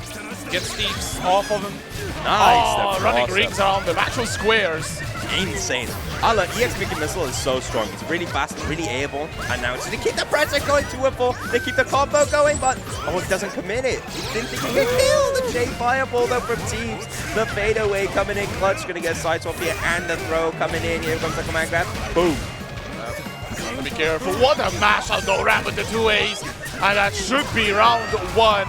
But yeah, that definitely will send a message to both Teeps and Ram that Ram is willing to mash and Teeps is willing to wait it out. So Ram will be more careful, maybe for the Beast Teeps will be more careful in these local situations, going for that C command, grab into the setup, red zone. 3D through the bomb, let's go! And then Ram gets the pressure going, the 5B confirm coming in. And then Teeps is on the back foot, doesn't have much meter to work with. Gets 100 bar though, FFCS, nice. Oh, nice to be as well. Situation. ABN there into the infinite words. Infinite money glitch. Bro, yes, look at the grid blocks, bro. Bro, look at the grid blocks, bro. Come on, patch this, please. It filled up almost versus fighting on the background. Veil of Dawn from Teeps going to be taking that Celestial away. Oh, the punish on the 5BB with 2-4C coming in from Teeps. Gonna get another side round for Ram again in the corner. No, I'm yapping. He doesn't. Oh, good DP again. That CS coming in. Oh, Fight on the trade, saving Teeps for function block. Jumping fireball, meter available for Teeps to see. Tip range to BC for the plus frames. Good staggers from Teeps against the throw, and that is 1 round apiece. Bro, I'm loving these stands from Ram. Just stands in range and you think, oh, Mika's crouching, bro. I'm gonna hit a 2C. You get blocked. And now Ram is got the pressure going for Teeps. Very smart EX missile. Should have been a bit more bar. Oh, DP! Again, that's like 3 DPs from Teeps. But Ram finds a beautiful interrupt against the charging on Here Teeps. we go. Look at the grid blocks. Oh my god. Oh, you want Psycho, bro? Nah. that must feel so bad for Teeps. That's 2 cycles already. Oh, the plus frames. Oh my god, bro. Now, if this was a different character, do you think this had been patched already? If this was a different character, do you think this had been patched already, bro? Riot Games, you need to disable Mika from rank queue, bro. What the hell? Come on, please watch. Oh, the jump, trying to bait out the 6XP. They see from Teeps, and now Ram gets the pressure going here. Back against the wall for Teeps. Staggers, good to be, but good block as well from Ram. 2-on-4 to get out of there, and the Staggers again, good block on the overhead, but Ram wins the cycle regardless. Yo, Tornado coming in, nice.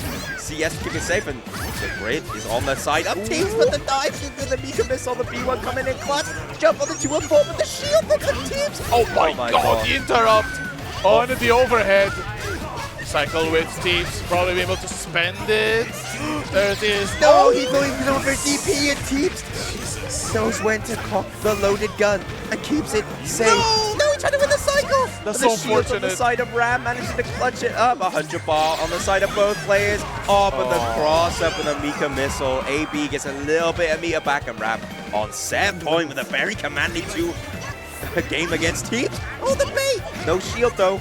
Very big dash one. That 2C is crazy. And yes, has to be spent there to be safe. It's -8 if not. There's a bomb now, trade on 2C, doesn't confirm it. I don't know if you can even. Let's go. Ram starts to get it. He has Warful Cycle here as well. Not going to choose to spam. Goes for FFJ. FFCS has been coming in clutch for Ram a lot this set. Oh my god. Oh, the charge C throw. Teeps wins the cycle though. Nice. Oh, right to Tornado. CVP out, gets a 2-8 meet, but there's a Veil of from Ram. 3D out, 2-4C and the green shield. And this is looking like it's going to be over. The drop though, there's Teeps with the Veil off, with the cycle. Catching the throw from Teeps and he's still, he gets the drop. 5B doesn't hit, but let's see as, oh my god, Teeps down into the losers bracket, unfortunately, bro. Oh my god, bro. What a nail-biting set, though. Ram, you're carried, bro. What do you mean? What do you mean, bro? That hitbox is... I can't believe she actually still gets that, bro. That was so unfortunate. I'm not sure what Teeps actually tried to go for there at the end. That was not a DP. At least I'm sure it was not a DP, because he got hit out of it. Like, probably missing for on like a 5B or maybe like a 2C or whatever, which, I mean, that's in a nail-biting last round situation like that, bro, I mean, it's understandable. But yeah, Teeps, like nerves can mess you up. And even though Teeps says he's playing without pressure, I think once you're into it, it becomes really harsh to keep level-headed and, and calm. That's what I mean, bro. Once the humidity, the pressure, you know, the adrenaline starts flowing, bro, anything can happen. And that's, as happened in that last game, Ram up against Teeps, bro, like, there's a boiling point, you know. It's Ram. Moves on in the winners top 8 up against Ranali. Let's see, the last player in winner's side of top 8 will be decided by the next set. If I'm not mistaken, this set was played out last year at VSF as well. No, you're thinking of Mystic Smash. I know Mystic eliminated Ryan, but I don't know if Kane actually played. Kane didn't show, I don't think. Oh, Kane wasn't your last VSF. True. So it was Mystic Smash on the Hilda. Ryan and Kane have been like grinding though together. Yeah. They were literally playing on the setups like earlier. So Hilda, will Ryan beat the 9th place curse? If he wins here, it's a guaranteed spot in top 8. Guaranteed spot for that first to 3 action, bro. Later tomorrow, 10 a.m., bro. Be there. Electronic Dojo. Is it at 11? I think it's 10. Might be 11. I hope it's at 11. I want to sleep. Bro, I couldn't sleep last night, bro. Really? That's why I'm locked in right now, bro. No. Fair enough. I drank too many Red Bulls tomorrow, you know. I got the Red Bull I mean, here. the sponsors. I mean, of course. Sponsor me, please. I need money. Please. Yeah, but of course. It's Ryan up against Kane. You know him. These guys play all the time. So actually, after last year's VSF, Ryan locked in against this Hilda character. Had like 3-4 months of never losing to this character. People hold, Kane, Kaliuga, no one could actually beat. No Hilda could actually beat Ryan. But then, Hilda got buffed. And the rest is history. And I don't think he's done that well. But now is his time to shine. The Lobco cap! Ryan, you gotta hit it, bruh. You know what to do. And now he has the power up. Let's go. It's not just Ryan, that's Ryan Lobco now. That's Ryan underscore. But is it going to be Ryan Jobco or Ryan Slopko? It's Slopko, he's on high key though. Yep. You know the prove me wrong meme? All hide is slop, bro, prove me wrong. No, I'm joking. I shouldn't say that, bro. I think hide at a high level, bro, is actually a joy to watch. Like, oh, they're choosing this stage. Okay. Kane up against Ryan. But winners side top 8. Well, not the winners. To qualify for winners. Don't get me mistaken.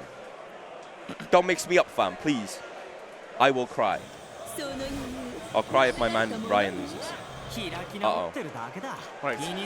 One of the most important first to twos in Under night history, let's go. I mean, it is. It's a platinum event, of course. A qualifier. Just the Arcor Tour in South Korea. Good touch from Kane, but not able. They're going to confirm. Concentrate, and Kane wins the first cycle, but very slow approach from both players.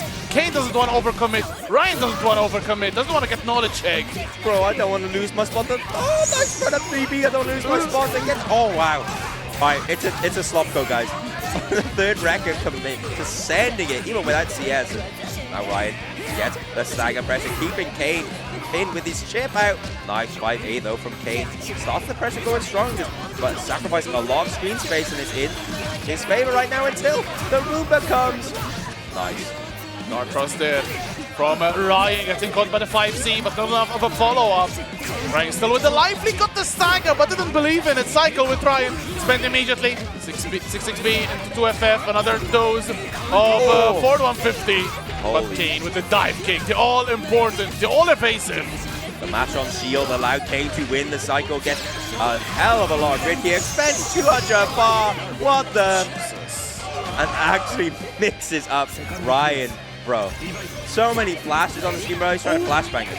Oh my goodness. That's Hilda for you. Hilda in the Vorpal. Oh, to see he's getting cleared by Kane, and Ryan back against the wall.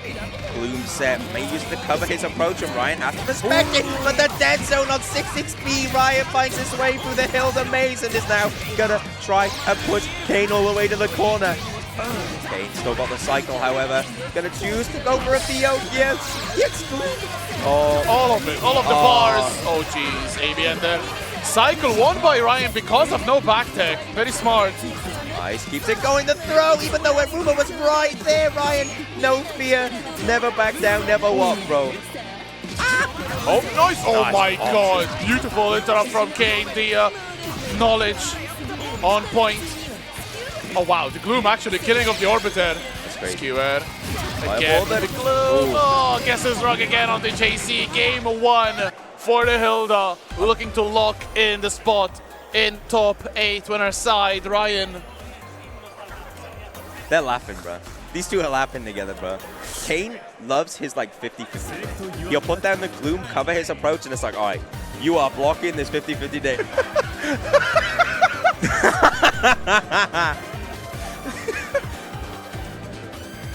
Oh, come on. Shout outs to a certain supermarket. Let's go.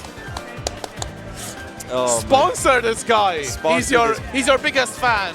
Like yesterday on the bus from London, I was like, we just walked by a Tesco and I was like, where? No! Oh, Ryan hit the Eureka moment, bro. These guys are memers, bro. Oh, I got it now. Oh, I got it. Yeah, the Tekken one. He understands it is all now. Clear. I see through the lies of the Jedi. Sorry, Rexy, I just elbowed you, bro. It's fine, it's fine. I'll drop kick you next time. Shawn Michaels. That's Shawn Michaels. Oh, nice 2-2 block from Ryan, though. Ooh, big hit. Oh, no conversion again. Oh, no dive kick from Kane, jumping away from the throw. You usually see a 2C just being sent. But the patience from Kane doesn't want to approach a little bit, using those skewers to snipe a little bit. The Orbiter fights the 6-6B here for Ryan is going to be in a world of hurt right now. Cycle as well with Kane. A lot of damage. Big spike. Cycle with the Hilda player. Oh my god, again. That assault setup is so devious. You can see empty low pin dropped again. AB ender. One last touch for Ryan to survive. Shimmy. Bro, your Street Fighter players wish you had shimmies like this, bro. I got a bomb that does my stuff for me. And then Kane. He is now on set point up against Ryan. Very strong showing. Has just been covering his 50-50s with the Gloom, and Ryan has been forced to block these overheads, the absolute assault of overheads coming in from Kane. It's got him on deck, and now Gloom set. Electronic, no, doesn't go for it. Would have probably caught the dive kick right now. Nice stagger. Huge grid lead for Kane regardless. I'm telling you, the mash on shield has really been working out for Kane, because Ryan's been he has been having trouble showing throw as an option. Not hasn't been showing it. Kane's been placing himself just out of range of Ryan's throws, and the strike throw from Ryan hasn't been that successful really, but he finds the hit, the two-way, again block coming in from Kane. He's keeping himself space, the J2C, 6-6B keeps coming in from Ryan, but the perfect match from Kane. Gonna get a side swap here as well, and it's not looking good for our hero from Turkey. Gets also the cycle, good shield on the JC, but it's still Kane's turn. Good block on the FF overhead. 6B block, again another round. The stand tag. One last touch, Ryan's hopes and dreams on the winner's side. The VO gets baited, you're playing a Hilda player, bro. Why are you VOing, fam? And Ryan moves to the losers bracket. Kane over to top 8 winner's side. And I have to fight a high keto in top 12. Our top 8 block is safe. Yeah. Let's go, commentary. Good stuff though, Kane.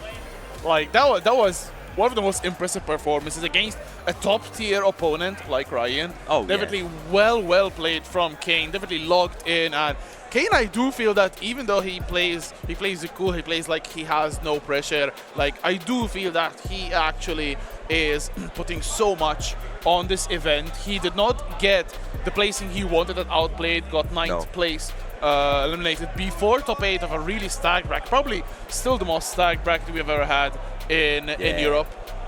So shout out to Outplayed in Vienna, January of next year. Outplayed 2026, bro. The bottle, yep. Only place you can buy the bottle from. I mean, yeah, can't buy Outplay bottle in it unless there's someone out here scalping some Outplay bottles here, bro. But we got Sneak up against Lopko. Ooh, all right. I'm So looking forward to this. more hide action. More Haikido. We love Haikido. We love Haikido.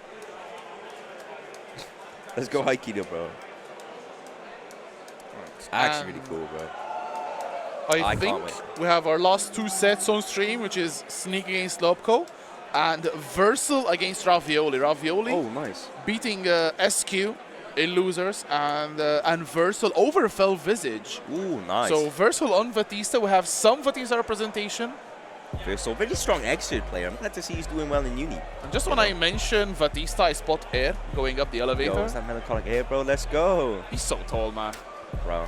Like, actually, the first thing he said to me is like, "You're not as short as I thought." And I'm like, bruh. I mean, to be fair, that's payback, because the first time I saw Kane, I was like, "You're really short."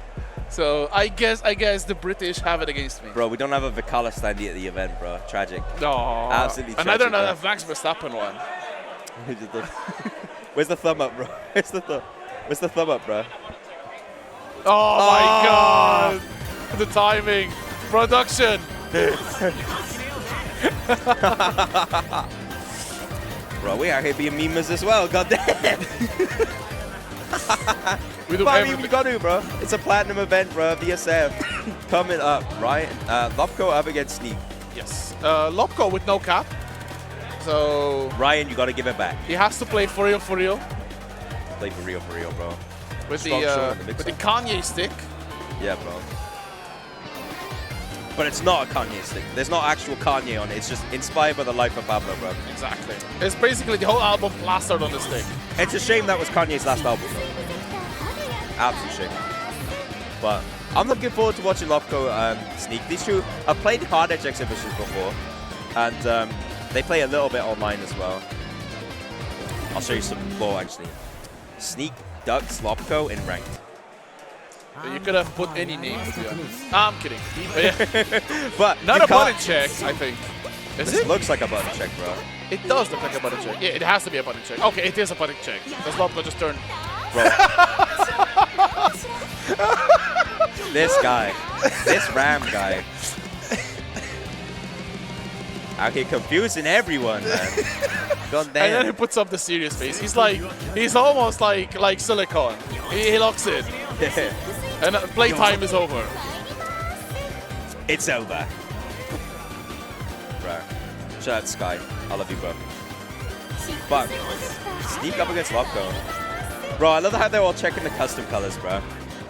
This isn't OpenWolf's PS4. I don't have your custom colors on it. There's my custom colors on one of the casual setups, though. I mean, I did say the tech is to remember the colors, the color numbers, so that they can set it up on the stream setup and not take ages. Yeah, but to get out of pools, here we go. Sneak up against Lopko. Lopko's 3C doesn't go full height, I think. Oh no, the 6B mash. Oh, get caught out. Ooh, all right, the trade. Lopko getting the advantage from it, 4B whiffs. And it's Lopko with the advantage. Big grid lead, J6C catches Sneak, pressing something. The chase down doesn't work out. Let's go. Lopko with the dash blocks on Sneak's 56. He's gonna keep his pressure going. CS 5C doesn't catch Sneak, and Sneak is playing around. The big jumps coming in, just keeping Lopko at bay. Hella plus frames, and the chip is slowly working out, giving Hyde a taste of his own medicine, you know. Ooh, okay, that was very scary for Lopko, but still manages to close the gap. The force function baited out. Well done from Lopko. Other bot available, might be spending 100. No, just to keep Let's it. save the 2A, no reversal there for Sneak because he doesn't have enough bar. And the 6B finds it, and Lopko takes the first round here. at this Fighting Pool B2 losers fight. So winner will move on to top 12. Nice snipe. With the EX lasers coming in for Sneak. And we get sides up here as well. Oh, double sides up. Trying to go maybe for a reset 6C loops. Oh, big whiff on that 2C. Wow, backthrow from Sneak. Probably was a tick. Yeah. But it ended up working out perfectly. Thunderbar for Lopko still. Where's the guard thrust? No, goes for a tick. Nice, really delay on that throw for Sneak and Lopko. Nice, gets parried though with the orbiter and the throw, not command grab, excuse me. Oh, another one. Hey, the bonus damage for bombs isn't going to be enough, but the scaling is a bit too high. He's going to have to cash out yet. No, CDP, it's just enough damage. 1 HP, bro. 1 HP in the dream. And that's the power of like Kage with like a chip as well. Of like using these lasers just slowly bringing down Lopko's life bar. There's not much you can do. The trade, oh my though. god. How did that reach? The J6C, massive range. Nice to way. Very big match coming in from Lopko. Finds. Look at the damage, bro. And the corner carry as well. You wake up in the corner. ADP catching the backdash on the side of Lopko. And he's gonna get. Oh my god. He got grabbed though. Might have even been ADP there. No, ADP is throwing for now. Oh, what a run up 3C. Fantastic stuff from Lopko. Thunderbar and the cycle. It's not going to be easy wake up for a Sneak. So many options for Lopko. Here we go. Oh, the bait on the DP. Unlucky, and Lopko takes the first game. Very big gamble from Sneak going for the DP. When Lopko was kind of spaced out a bit. Maybe a 236C would have worked a bit more. Like, get your pressure going, but unfortunate stuff. And then Sneak back to the skies. That's why they call him Sneak Top Gun, bro. Even piloting the F-35 suit, bro. I think in that situation of the ending of the round, you have already committed mentally to the B. So, like, regardless of the spacing, wow, what a setup! Comes up from behind. Let's go. Come running over. EX bombs coming in. Nice shield, but no punish on the side of Lopko. Getting the green shield on the jump in. Nice. Nice chase down, but good defense from Sneak as well. CS after the 2B. Nice. Assault tries to go for a punish with the 2D6C, but it doesn't reach. Lopko finds the backdash, the 5A, gets one counter hit, but drops, unfortunately. And Sneak has the life lead. It's on Lopko to try and get in. Oh wow, what a chase down. First hit of the Rekka, but no follow-up. Has bot available due to a CS. Coming in clutch for Sneak, and the meaty fireball taken around from Lopko, and it's all. Stop trying to backdash. Oh, 6C catches something there. Makes sides it down, but no follow-up. So much grid built up though for Sneak. 6B block. Yeah, Lopko went for a backdash on the 6C, trying to make it whiff, but Sneak delayed it a little bit. And the 4B anti-air from Sneak. Gonna be putting Lopko in a world of hurt here. Has 100 bar and grid. Doesn't go for EX bombs, it's very weird. But the pressure's still going, but Lopko finds the 6B. Assault. Nice, Sneak. Big CDP. Who's advantage? DP, yes. Failbringer even. Get the horizontal distance. Big whip though, the throw a little bit too early. Maybe even just a frame. Meter available for Lopko. Nice. Run up 3C. Gets a hit. Gets the cycle. 200 bar to work with. Definitely not over for the Spaniard. Yes, here we go. Now it's on one here, goes for CS, but Sneak delaying his wake up, allowing to get another chance of life. EX and the parry on the chart. FF. Sneak with the reactions to take it to 1-1 against Lopko. Solid reply, very solid reply from Sneak, taking us to game number 3 as the Lopko chants start in the background. Team Nepal looking to recruit another member. Hell yeah, bro, give me everyone. All high players. Bro, we already got one. We got more. I need more. Give me 2 more. Nice. Dash 5A from Lopko. But Sneak with the immediate mash. Big shields on the side of Lopko. Keeps it going. Tries to go for 6C throw, but Lopko gets a manage to get a green shield and space himself out a little bit. And now Sneak is on the defensive. Oh, nice snipe on the fireball. The orbit again hit with a 2D6C, and Sneak getting his big side shot combo. Double bombs. Here we go. And Lopko has his back against the wall, but the reset. Sneak does online, offline. Bro, I can't believe he let it rip.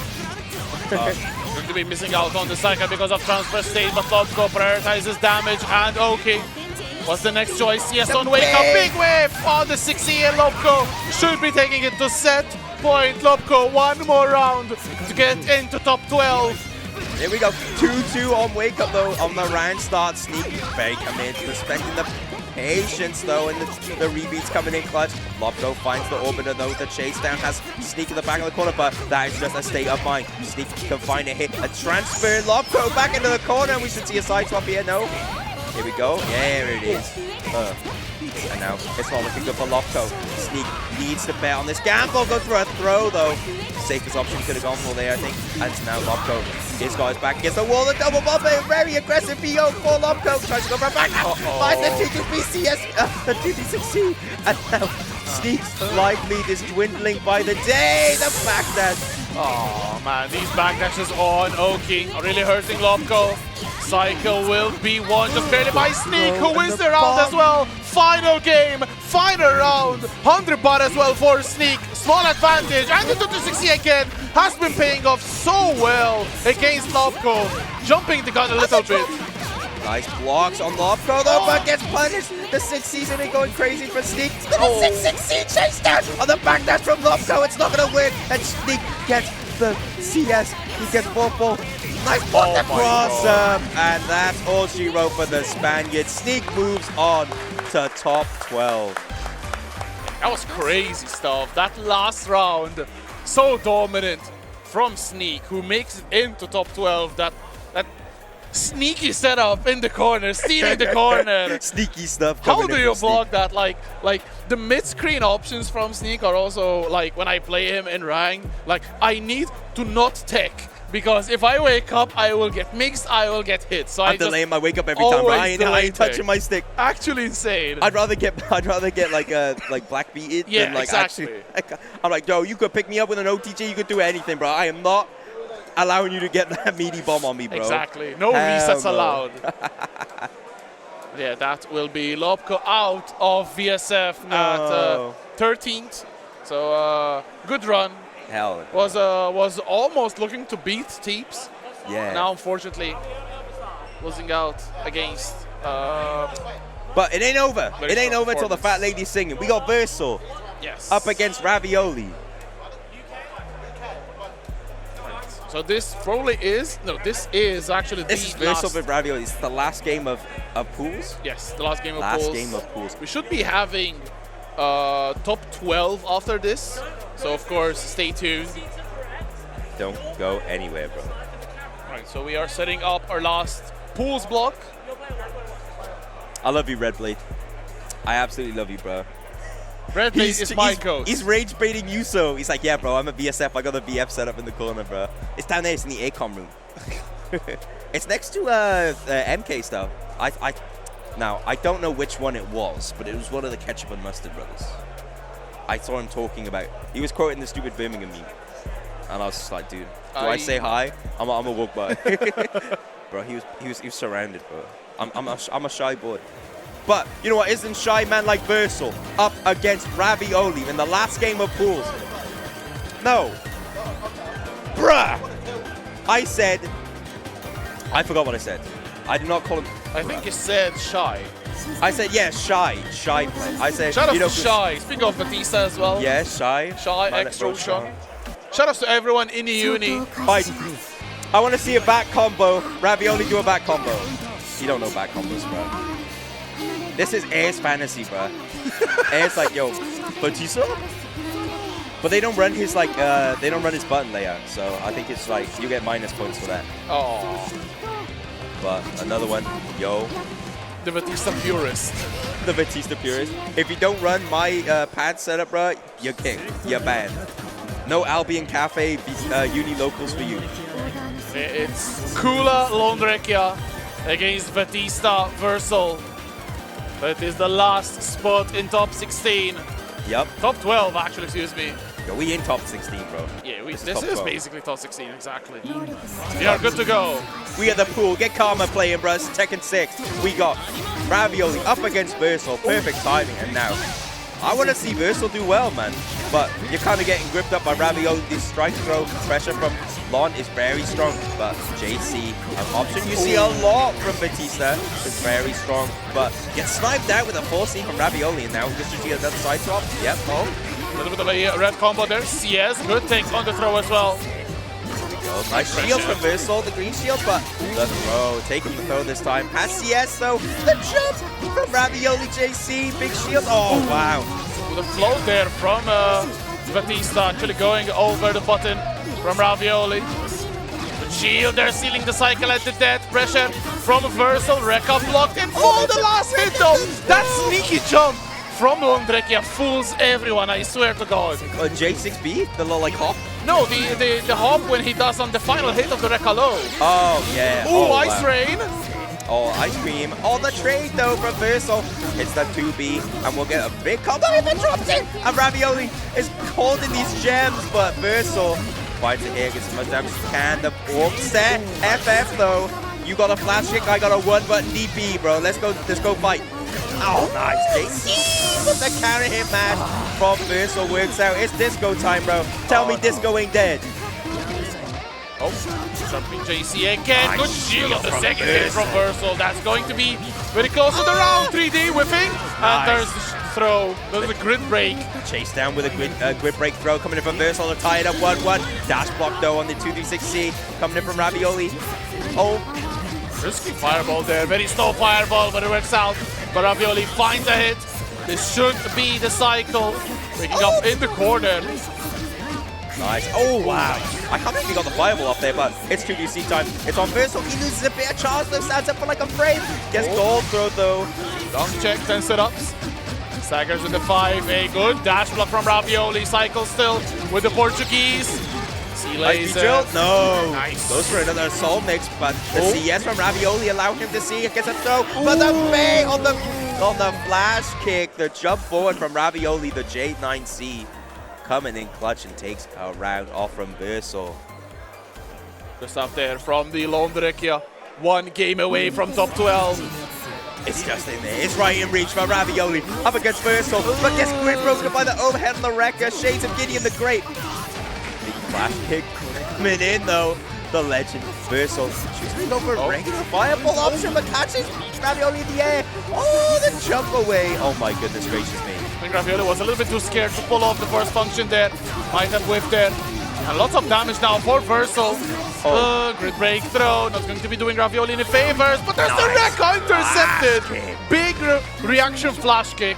And Versal still in this. Let's go. Versal jumping fireball. Connects this time. Ice Cream catches the gem set though. There's a little freeze debuff on Versal. The shield though on the second hit of that overhead that Ravioli really like doing. Nice green shield though. Tags on the side of Ravioli. Oh my god, Tech City. For function? Yes, sir. Yes, sir. Just 1 hit only for Oki. Gets a throw again. Meter available for Ravioli as well. Nice, the 2DC, but the green shield spacing Versal out, but he still gets hit by it. He has to block for his life. Oh no. See, flash kick! Oh, it's definitely a miss input there. Very unfortunate for Versal. You hate to see it. Bro, you meant to gimmick him when he's in front of you, bro. You're not meant to do flash kick in the gem set, bro.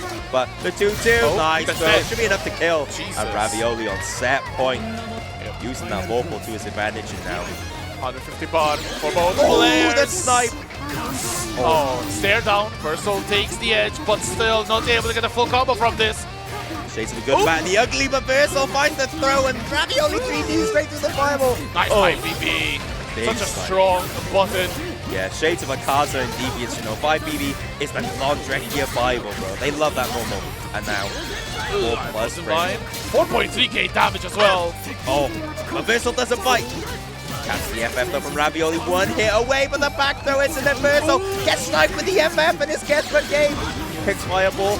Wow, big shield on the side, but gets caught moving with the 4C, and Ravioli moves on to top 12 losers. That's my GOAT. Let's go, Ravioli. In top 12, we'll be playing for a spot in top 8 in just a little while. Just like Max Bro over here. Look at him. He's shook. I gotta fight Hyde.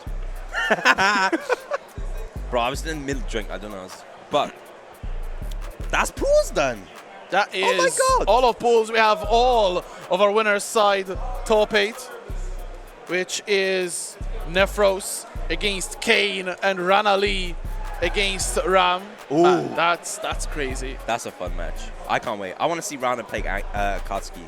You're not really picking. You're not picking Line against the guy who does the anti-Line stuff, bro. Well, maybe. I mean, it happened at Outplayed, I think. They played a Cuts. I don't know. I was commentating that event, though, but Same. I don't know. But let's run through these losers matches. What we got for losers top 12? Top 12. We're going to a 5-minute break, but don't just go anywhere. to tell you what you would be missing if you don't tune in again. Teeps Kaliuga. Let's go, Cali! Kim Precision Ravioli. Oh, Kim! Ryan against Max Verstappen. Let's fucking go, bro. I can't wait. And Dr. K against Sneak. Dr. K versus Sneak? Oh, my God. So don't go anywhere, guys. There will be more under night action here at VSF 13 after the break. Just 5 minutes. 5 minutes, please. Don't go leave. anywhere. Don't change that dial. Absolutely. Please. Even if it's on Twitch.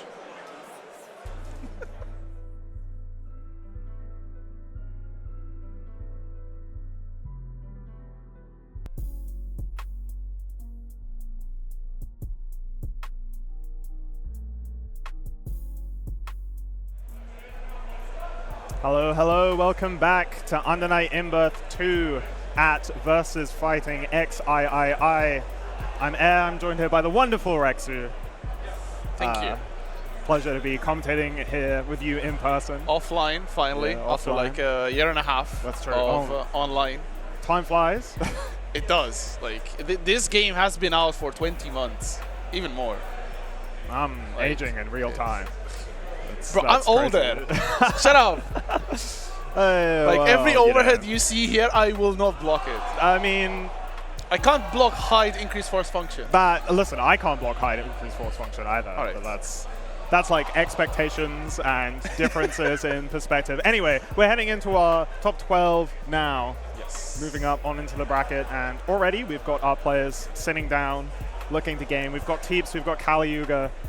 So quite the exciting match. I mean, they're all exciting matches at this point. It's and what makes them even more exciting is that this is basically like sudden death, kind of, because you lose, you're out. It's, of course, this is losers bracket, so these players have already lost a set in their pools. So this is their last chance, and not just at making top 8, but at surviving the bracket as well. So plenty of pressure on these players. They know that one win could take them to top 8, but one loss will remove them from the bracket. Of course, it's going to be top 8 in the auditorium for Uni. First thing in the morning tomorrow, I think it's at 11. Yeah, bright and early. It'll be very exciting. That will be, of course, the fight for our Arc World Tour qualifier. It's so exciting, to be honest, isn't it? Let's be completely honest. It'd be great to see any of these players make it to Arc World Tour. Of course, these guys in the top 12 are fighting for their chance to still get there. And if you lose, you are, of course, out. And that chance will be away in the wind, which makes it sound rather depressing, actually. But absolutely. let's focus on the bright side. There's been plenty of runs where the players entering top 8 from losers bracket actually get to win everything. Was the case with Outplayed, the most sacked event, Nefros, starting in losers and taking it all. This time Nefros is in winners, so maybe we'll see another player with the Nefros buff taking it all thing tomorrow, but it's going to be rough. I think winner's side is incredibly stacked with Rana, Lee, Kane, Nefros, of course. Yes. And checks the bracket. And Ram, of course. Yes, Ram. yes. Since he's not in Uni, I'd forget him. Just jokes. But yeah, of course, Manages from memory.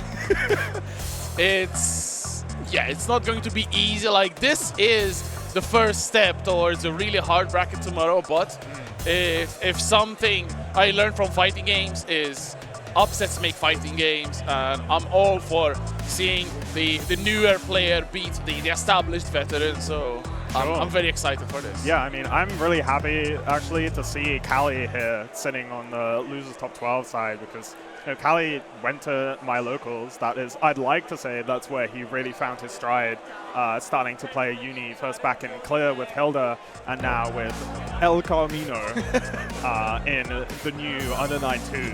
And now he's here in top 12, really making a great showing here at VSF. So super nice to see. Of course, Teeps really needs no introduction. Has been playing Uni for a long, long time. very good at many different characters, and especially showing that in Uni 2 with the numerous amount of characters he plays. Sometimes you just don't know who he's going to show up playing on stream, but it has been the Ogre continuously for pretty much since he's come out. Yeah. He not just has a thing for the design of a character, but also for bottom tiers. If we can call Ogre still a bottom tier, because I don't believe, like with the amount of tech that is currently out for Ogre, I feel that he's not up there, but I feel he's definitely that solid mid-tier that can win you sets, can get you some cheese to move on in a set. And that is exactly what Teeps will need to beat Kali-Yuga. I'm sure both players have a lot of experience playing against their opponent's character. Of course, Teeps had players like Kumoko from France to play against. And Kali-Yuga has the entire British contingent to play against. Although there are not many ogres in UK. Kali plays dabbles in a bit of ogre himself, so does know a few things about the character here and there as well.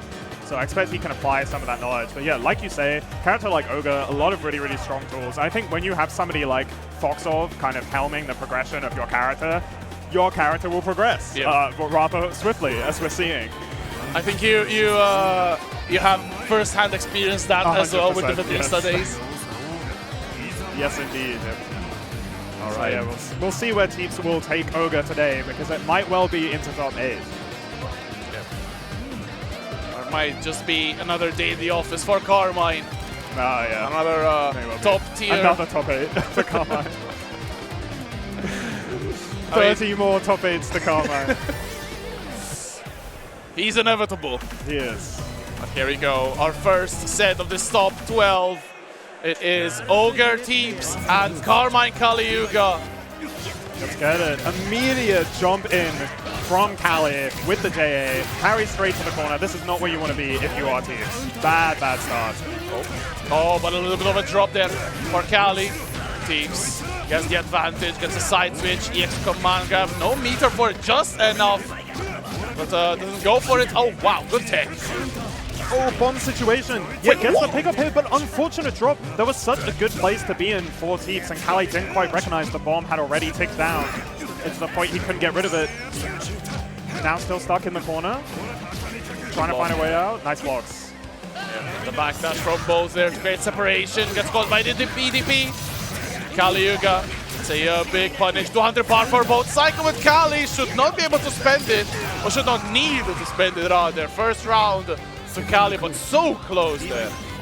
Yeah, drops into diamonds for Kali-Yuga there. Managing to find the slight whiff punish on Teeps waking up, thinking he could get a hit in. Oh, wow. What a fade back on the JC as well. Beautiful counter hit. Really good stuff from Kali. We should see full screen or half screen corner carry is going to get the mid screen blood house set up. And the bomb behind him as well for pressure. Okay, nice offensive guard for us. Oh, good catch. Oh, this is going to be a drop combo. JC connects again to 100 bar for Kali-Yuga as well as Vorpal. Will not be able to kill, but 2-2-C, one last setup, one last chance. The cycle makes it so hard here for Teeps. Oh my god. I really like the recognition from Teeps that it was high wheel and he tried to poke out, but the bomb is still there. You can't contest it. And we're hearing some Let's Go Kali-Yuga chants in the background. The crowd is loving it. How do you cheer after that robbery? Why does Bomb act like this? Listen, man. Carmine said it would be so. He said it would be so. He also said Carmine is too strong. Okay. So it's the last 4 days of Bomb like being the strong. If I'm not mistaken, it was nerfed. I forgot how exactly. But I think it loses a hitbox after a tech throw. So that's potentially huge. Ooh. And hopefully it's true. Well, we'll have to see. Maybe our fish girl will bring with us glorious nerfs. But for now, nice blocks on the side of Kali. That overhead coming out in time with the bomb. Teeps, though, still keeping his turn. Back into the corner. Same situation. This is what makes Ogre so strong. Doesn't go for the setup there, but still the bomb. Oh, 6-6-C. That is the drop. Oh no, what a 5-8. Kali-Yuga looking to turn this around. This is EX Carmine. He can spend all the blood he wants. There's no consequences now. It could happen to you. It really could happen to you. 3D out. Teep's not holding that situation at all. He's like, keep this corner away from me. Okay. Yes. Okay. Big CS, of course, Vorpal was going to be huge in that situation. It was imperative for teams to win the cycle there. Yeah, Was able. It's good to see. Yeah, very nice to see. Kali is going to wake up with 100 meter after this combo, but Teeps is in such a strong position because he has this Ogre bomb down and the timer is ticked up. You can't get rid of it anymore. Help! I need backup! Got the 2-8 there. Cycle still with Teeps. Yes, after the 2-1-4 AB. Trying to space something. Gets the Gatling as well. Alright. Life in the favor of the Teeps. Sitting on 200 bar. Spends 100. Gets the bomb. Probably going for the setup. Yes. Yeah, is going to spend the AB ender here, which guarantees him losing the cycle, but comes in with the overhead. Kali can't see it. It's looking like a perfect here on the side of Teeps. Good stuff there, Teeps. A fantastic, perfect round. Yeah, as you said, like, usually there is some hints of the 6-6, at least 6-6B, 6-6C, but this time it was perfectly executed. I don't know if this is because of offline or not, but that was incredibly devious to block. I really like the patience here from Kali. They're willing to be pushed into the corner just to get that early grid lead and all of the meter from it, which is so important for Carmine to start running away with the game, as we're hopefully about to see. Ooh. Nice challenge here from Teeps. Kali, though, blocking and keeping pressure with the bomb. Cycle coming up on Teeps' side. He doesn't jump. No reaction. Tried hard to counterplay that setup, but Teeps still able to get a touch. 200 bar on deck, drops a combo. To be backdashed. Force function connects. Nothing behind it though. 2BC plus frames. Staggers as well, but Kali wins the cycle. No meter for the DP. Still chooses to 3D out. Oh, empty assault 2A comes in on the side of Teeps though, and low damage on this combo, but it does create a very good situation. Cycles coming up. Ooh. Nice reactions on the side of Kali, but he POs! I cannot, that was such a risky VO. He had all the resources in the world. Vorpal was on his side, and he chose that situation to veil off. He can play Carmine all he wants, but he's still a Hilda main at heart. 2-2 here for Teeps with his own set points to move on into top 8. Back throw from Kaliuga. Again, another throw. Lots of grid available. Wake up TP from Teeps. Still will not negate the cycle for the Carmine, but 2C catches the backdash. That was kind of an insane 2C on the side of Teeps. I can't believe it caught backdash from there. Kali now, super awkward spot. Bomb on him is going to guard for us. Doesn't want to hold that situation and gets the cycle as well. Oh my goodness. Run up, gets a guard break throw. Grid breaker out there. Oh, EX Fireball though. Finds a hit. Not going to be dead. 0 meter for Teeps building up. Looking to get something. A throw will kill now. Has to be careful. What? The Gatling catches 2-1-4C. And that is all she wrote. Kaliuga out of the bracket. And both players staring at each other. Like, bro, what happened? That has got to be a heartbreaker if you are Kali. Especially, I want to say, the first round of that game. That felt so, I want to say, wrong almost. Like, Kali he was in a really good defensive position right at that moment, and I think it must have just been panic that took him for him to slam the veil off there. I mean, as you say, once a Hilda player, always a Hilda player, right? We love the veil off, we love the veil off. Yeah, super unfortunate, but well played by Kali. You know, he got all the way up here into top 12 in the first place, so definitely not a run to be ashamed of by any stretch of the word. The cable almost. Oh, that was. She almost had a PS4 on the PS4. Now we're moving on into our next set. Yes. And we're going to be seeing Ravioli and Kim Precision. Yes. So again, another UK defending. It's actually like it's all 4 sets are a UK representative against a foreigner. So we have Kim Precision, Ravioli, of course, UK, Portugal. Max Verstappen against Ryan, UK against Turkey. And Sneak against Dr. K, UK against Ireland. So far, UK are down 1-0. We should, that's true. I mean, we do also have Ranali over on the women's side, so... There's 2 UK representatives. We have Kane as well. Yeah, so but Kane kind of like still Peru, so... I mean, yeah, all right. It's UK and he was Peru. Team UK like in the cycle clash, right? That's True. So you can't have to hold that one, because that was your event. Exactly. Yes, indeed. Yeah, this is a match I haven't seen ever, I don't think. Maybe in 1 or 2 net play brackets, but not to my memory. So now we're seeing this offline. Definitely a treat. Kim, of course, needs no introduction, as Firestar was talking about much earlier on in the stream. Been showing up to play Uni at VSF since the beginning times. Very, very strong player, legacy player in the game. Now used to rock the Makava, used to rock the Kuon, now rocking the Uzuki. And making a strong showing constantly. No bad things to say, honestly. Not to glaze my fellow UK representative or anything. Yeah. In terms of Ravioli, of course, we talked about it as well in the pools block. Went from Eltnum to Londrekia. Not that Eltnum was lacking in some points, but he felt bad doing 6-6-6-6 and just winning. So wait, that's crazy. That's such a crazy thing to say. But it's not false. It's not false. Yeah, Elden definitely a strong character, but Lon strong in his own right as well. 100%. Now he's moved on to doing JC instead of 6-6-6-6. So how much better is it really rapidly? We'll have to find out. It's one less button. So I think that's easier. Now, one button TP as well. Londrekia really has it easier. Yeah, just at the moment, though, Ravioli does not have it easier. Kim Precision with a good start.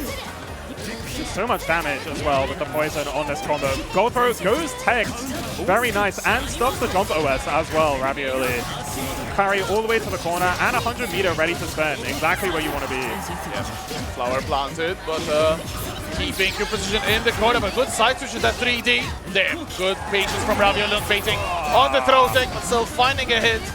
That's going to be the life lead for Kim Precision. 100 bar to spend. Yeah, gonna put it on the Dolphin, of course. Such a brilliant sort of burst option, extremely fast. Ravioli just stops it whilst I'm busy glazing it.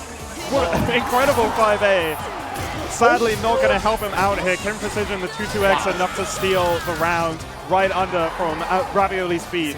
But still, that was an amazing 5A. Really, really good stuff. It was a bit unfortunate as well, but the fantastic conversion from Kim Precision from that single button entire. The remarkable stuff. As one round up.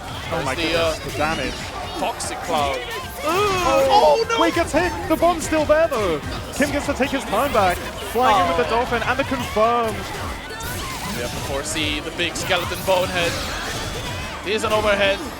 Rabbit is coming. Oh no! Oh man, that's unfortunate. Ravioli not blocking down back and getting tagged. And a strong game one from Kim Precision.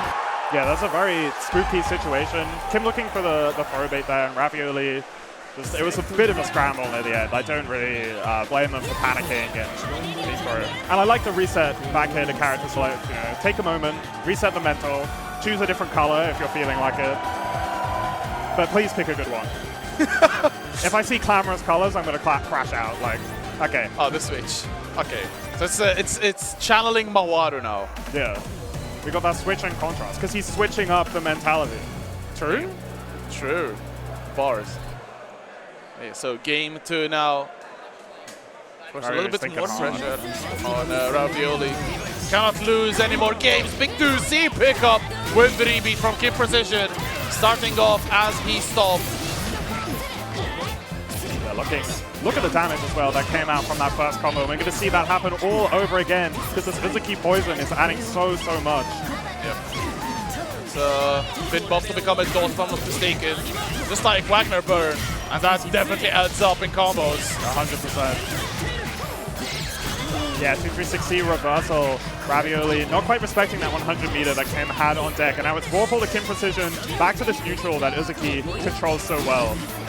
Nice 5A punish there from Ravioli. Should also be on course to win the cycle. Has meter available. Spends it for the 2-2C just to be sure of that. Giving him strike throw pressure. Big whip for the throw though from Kim Precision. And that's the same situation we saw in the previous game, that Protect situation. Kim Precision slamming Dolphin from Uzuki, such a good option. It's so fast, it can anti-air, it low crushes, it beats throws, really kind of does everything. And Kim really aware of that. Unfortunate drop though, so Ravioli is still in this game, absolutely. Yep. Cycle unfortunately still goes Kim Precision's way, finds the Dolphin. That's going to be Coffin into the corner. Dashes in. Oh, baits out the throw. Take the EX. It's not looking good. It will not wait. That's going to be almost 100 bar. Doesn't quite have enough. Trying to see if he can get the combo at the last moment. Ravioli now with one single chance at life, but the C Wrecker gets whiff punished by 2C, and that's going to be Ken Precision moving up in the bracket. So UK have another representative. Yes, we do. In top 8. So it's not a complete wash in the top 12. So that's a strong 2-0 from Kim Precision, who will be facing off against Teeps in losers top 8 tomorrow. So that is that is a classic matchup. Really good set. For a long time. Definitely. But both this time on completely different characters, the both of them, which is pretty funny. Yeah. That is all to be saved for tomorrow, though. We have the one and only Max Verstappen coming up next, rocking the phone on, and I believe his opponent is going to be Ryan. Yes. Yes, indeed. I think these are BNB roommates. Well, Kyle is he's going crazy. He's yelling. He's been yelling since 3 p.m. Since 3 p.m. That is definitely true. His resonant tones on the mic earlier, as I'm sure you all experienced, especially you sitting right next to him.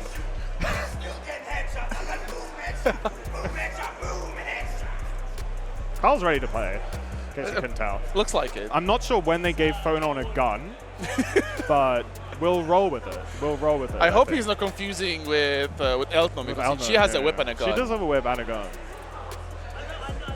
Honestly, Elton's whip alone is like better than Phone on's like entire moveset. Like 214C is a crazy move. Yep. Thank you. I was also debating the Elton top 1 allegations, so having more people on my side. I mean, I don't know about top 1. That character's crazy. That character's cracked. Ravioli giving her up though, so. Button check? Okay. What are you, Nepros? Like, what is happening? So, the Max against Ryan. So as we said, both players in the same BNB. So it's going to be, I don't want to call it an uncomfortable ride home because they're homies. They just chill together. And there's the chance already though for Max Verstappen. Of course, they're ready. The one and only. You know, the one and only button check. You know, borrowing techniques, of course. Max rocking the Enkidu here. We're likely to see Phonon into high. These two do have a fair amount of experience playing each other, as you said, homies as well, and you know, even sharing the same room here whilst they stay for VSF. And yeah, there it is, the Phonon locked in. We actually saw Kyle give up his color against Asom earlier, which was pretty funny. Now here we go, going into game 1. Dash block round start from both players, really interesting stuff. Alright. Ryan picking up the third immediate. Good dash block though on the 3C. Good block on the DP as well, no punish. Oh my goodness, put that one on Who's Got Grid. That was an amazing first cycle. Very back and forth. But it is Max Verstappen who seals it out and ends up getting all this damage taken off his health bar for his trouble. 6-6B meaty as well. Very solid option. Ryan has shown how strong it can be. Cycle as well still for the high player. Green shield, no guard thrust, and that's going to be round 1. Meter building up. Oh, not enough. One more chance of life. What a Friday anti-air from Max Verstappen. Oh, yeah, not quite expecting the throw. Heights back down to so little recovery. Ryan had more than enough time to run up and throw in an option at that point, and I don't blame Kyle for just sitting down and delaying. Alright, oh, but there's the install. Fortunately, a little bit too far for the 6-6C, and Ryan finds this perfect spot to strike. Yeah, bacon shift, get the good knockdown here, 3.8, and baits the throw. This shouldn't be dead, but this is a whole lot of damage. One more touch will seal the first game. Yeah, almost 5k, 4.9 to be exact. Stagger cycle with Ryan is going to be really hard for Max to get out of this. Damn. Yeah, same situation as you called out early in the round. Kyle didn't guard for us. This time he did, and this time Ryan was there to bait it. He couldn't win. He couldn't do it. He was defeated in both situations. I hope he did not have a bad bind though. Yeah, that would be unfortunate. I mean, they did go into the match and do a bunch. They had a button check. No excuses this time. Oh, he's switching the color back up. Okay. Another fist bomb. Obviously, it was the color. It's clearly the color. So this is game 2. Ryan, of course, one game up. Looking to get into top 8. Break that 9th place curse. Throw. Doesn't find the shield, but Kyle just managed to win the cycle. Very passive play from Ryan here, getting overheaded. Has lost half his health. Unfortunate drop on the side of Kyle, but finds a good break through. Fade back. Fireball. Oh, delayed wake up there. Good block on the overhead to 2C. No rebeat pickup there, but still Max with a huge life lead. Oh no. Oh, 2FF. Coming through. Flying away. Might go like forward F-150. Oh, 6B. Oh no, damage definitely building up. Cycle and meter for Ryan. So many resources. Oh no! Oh no, not again! Oh, nice. Sniper block though. Maybe trying to bait that guard thrust, which this time did not come out. Good block on the J6E as well. Cycle with Max. Oh, trying to reply with his own EX. He must have gotten EX Fireball there. I can't think of any other reason why he would have been hit. 3C comes through. Trading of blows here in mid-screen. Nice. Shield to get that frame advantage, and then the throw. Fastest option. FF. Good block on the overhead. Oh no, confirm. He didn't believe. Oh no. Very unfortunate scramble there. Ryan comes out on top, has a cycle as well. Lots of grid blocks. Oh, bit of an odd throw, dash blocking in. Ah, 6B beating out 2B there from Kyle on the defense. This is a lot of damage. Really good starter for Hyde. Gonna spend it on the EX Lotus, and now one more touch. Cycle is with Max, who can CS. There it is. Yes. DP install. Now the hits, of course, will go harder. Oh my god. That's unfortunate. No. Drops the combo.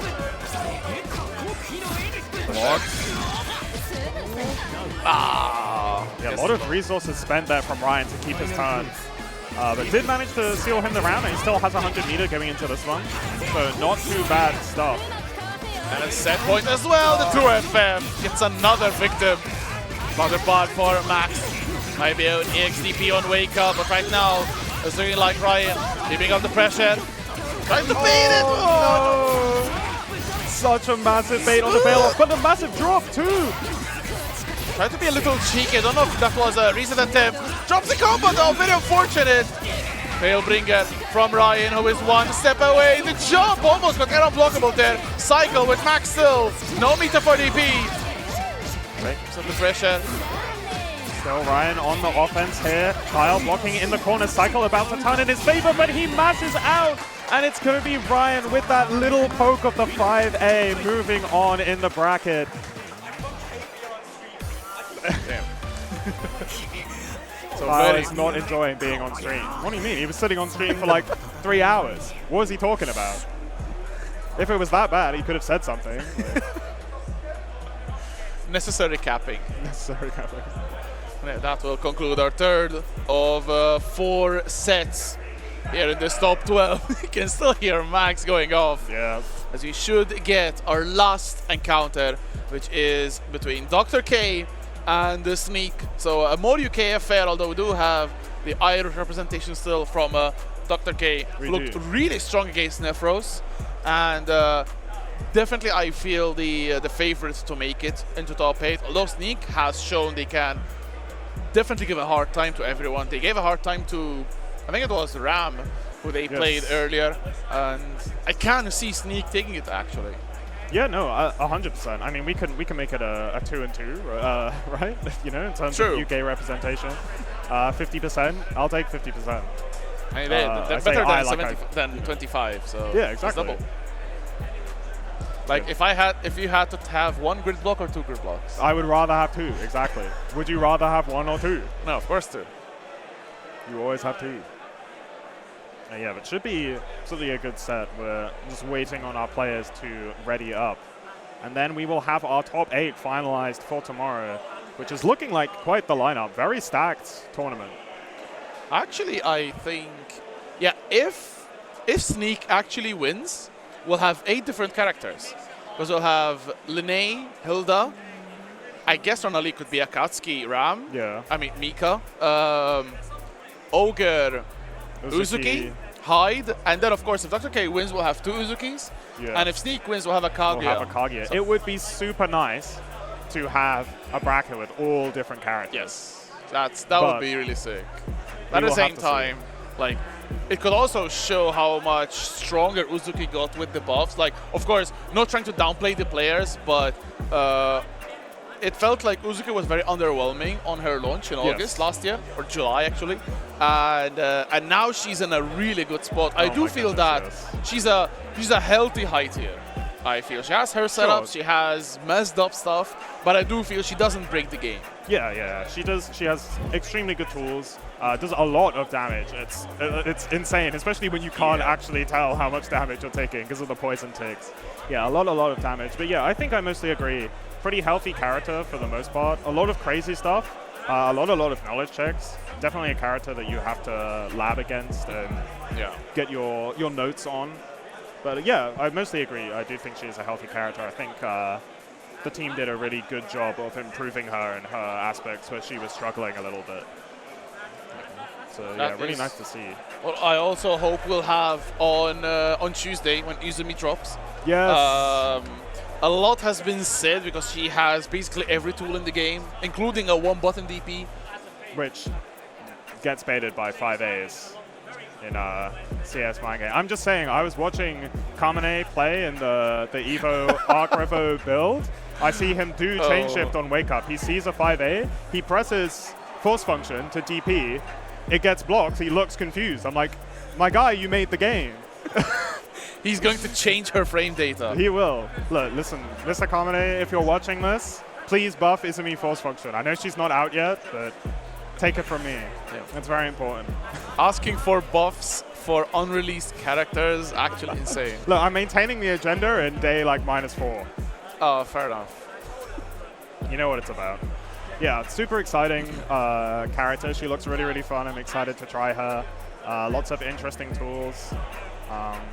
Stuff that I think, I think she might struggle maybe a little against certain neutral controlling characters like Carmine and Hilda, maybe a little bit. But we will have to see because the character is not out yet. Exactly. And all we can do is speculate. Yes.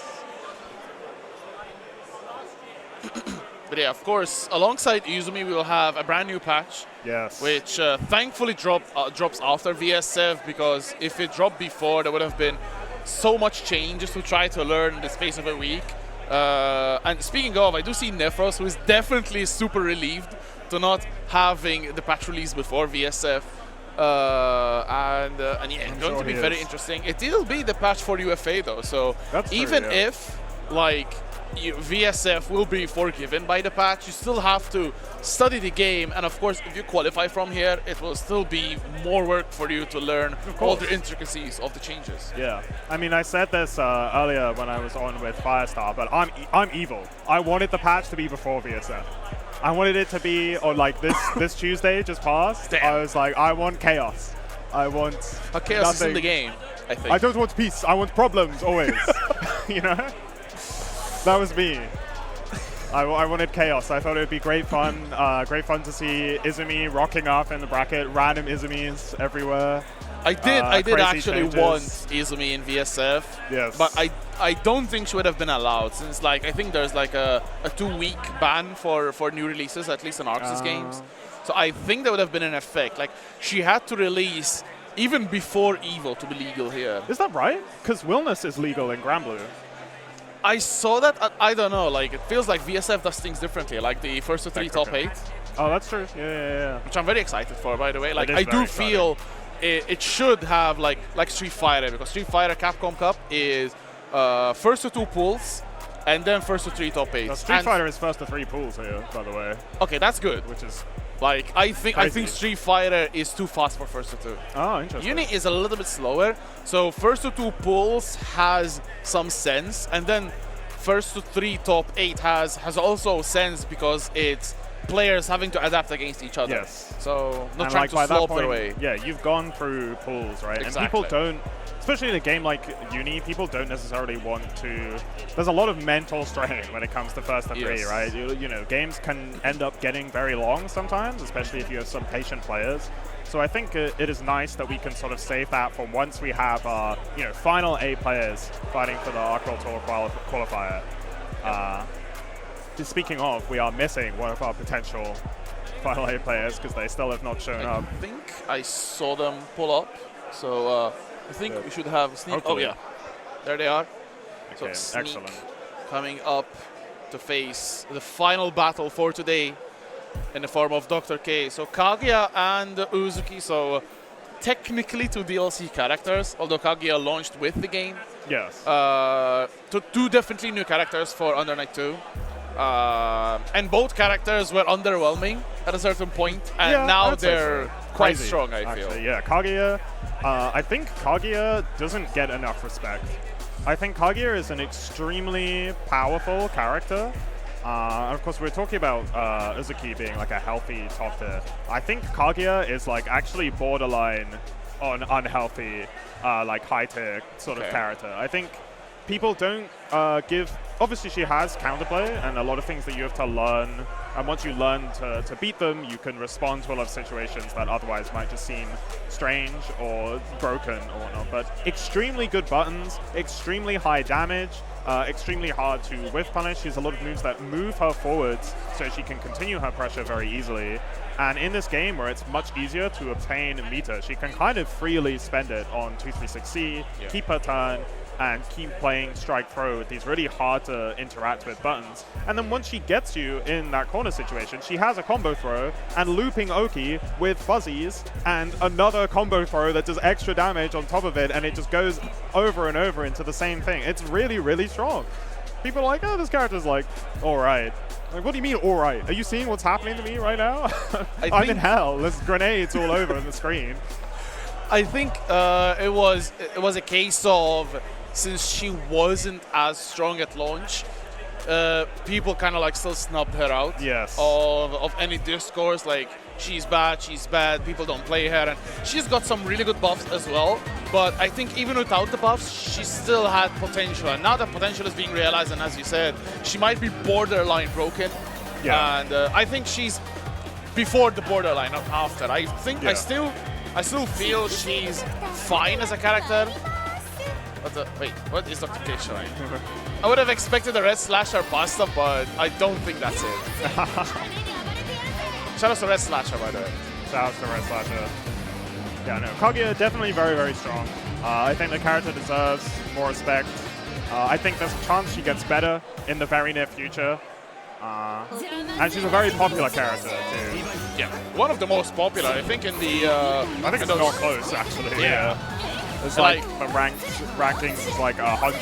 So, like, I'm pretty sure it's like 10 times the. Maybe not 10 times, but like twice as many Kaguya players in the like upper echelons of ranked as there are for the next character. So yeah, very, very popular character.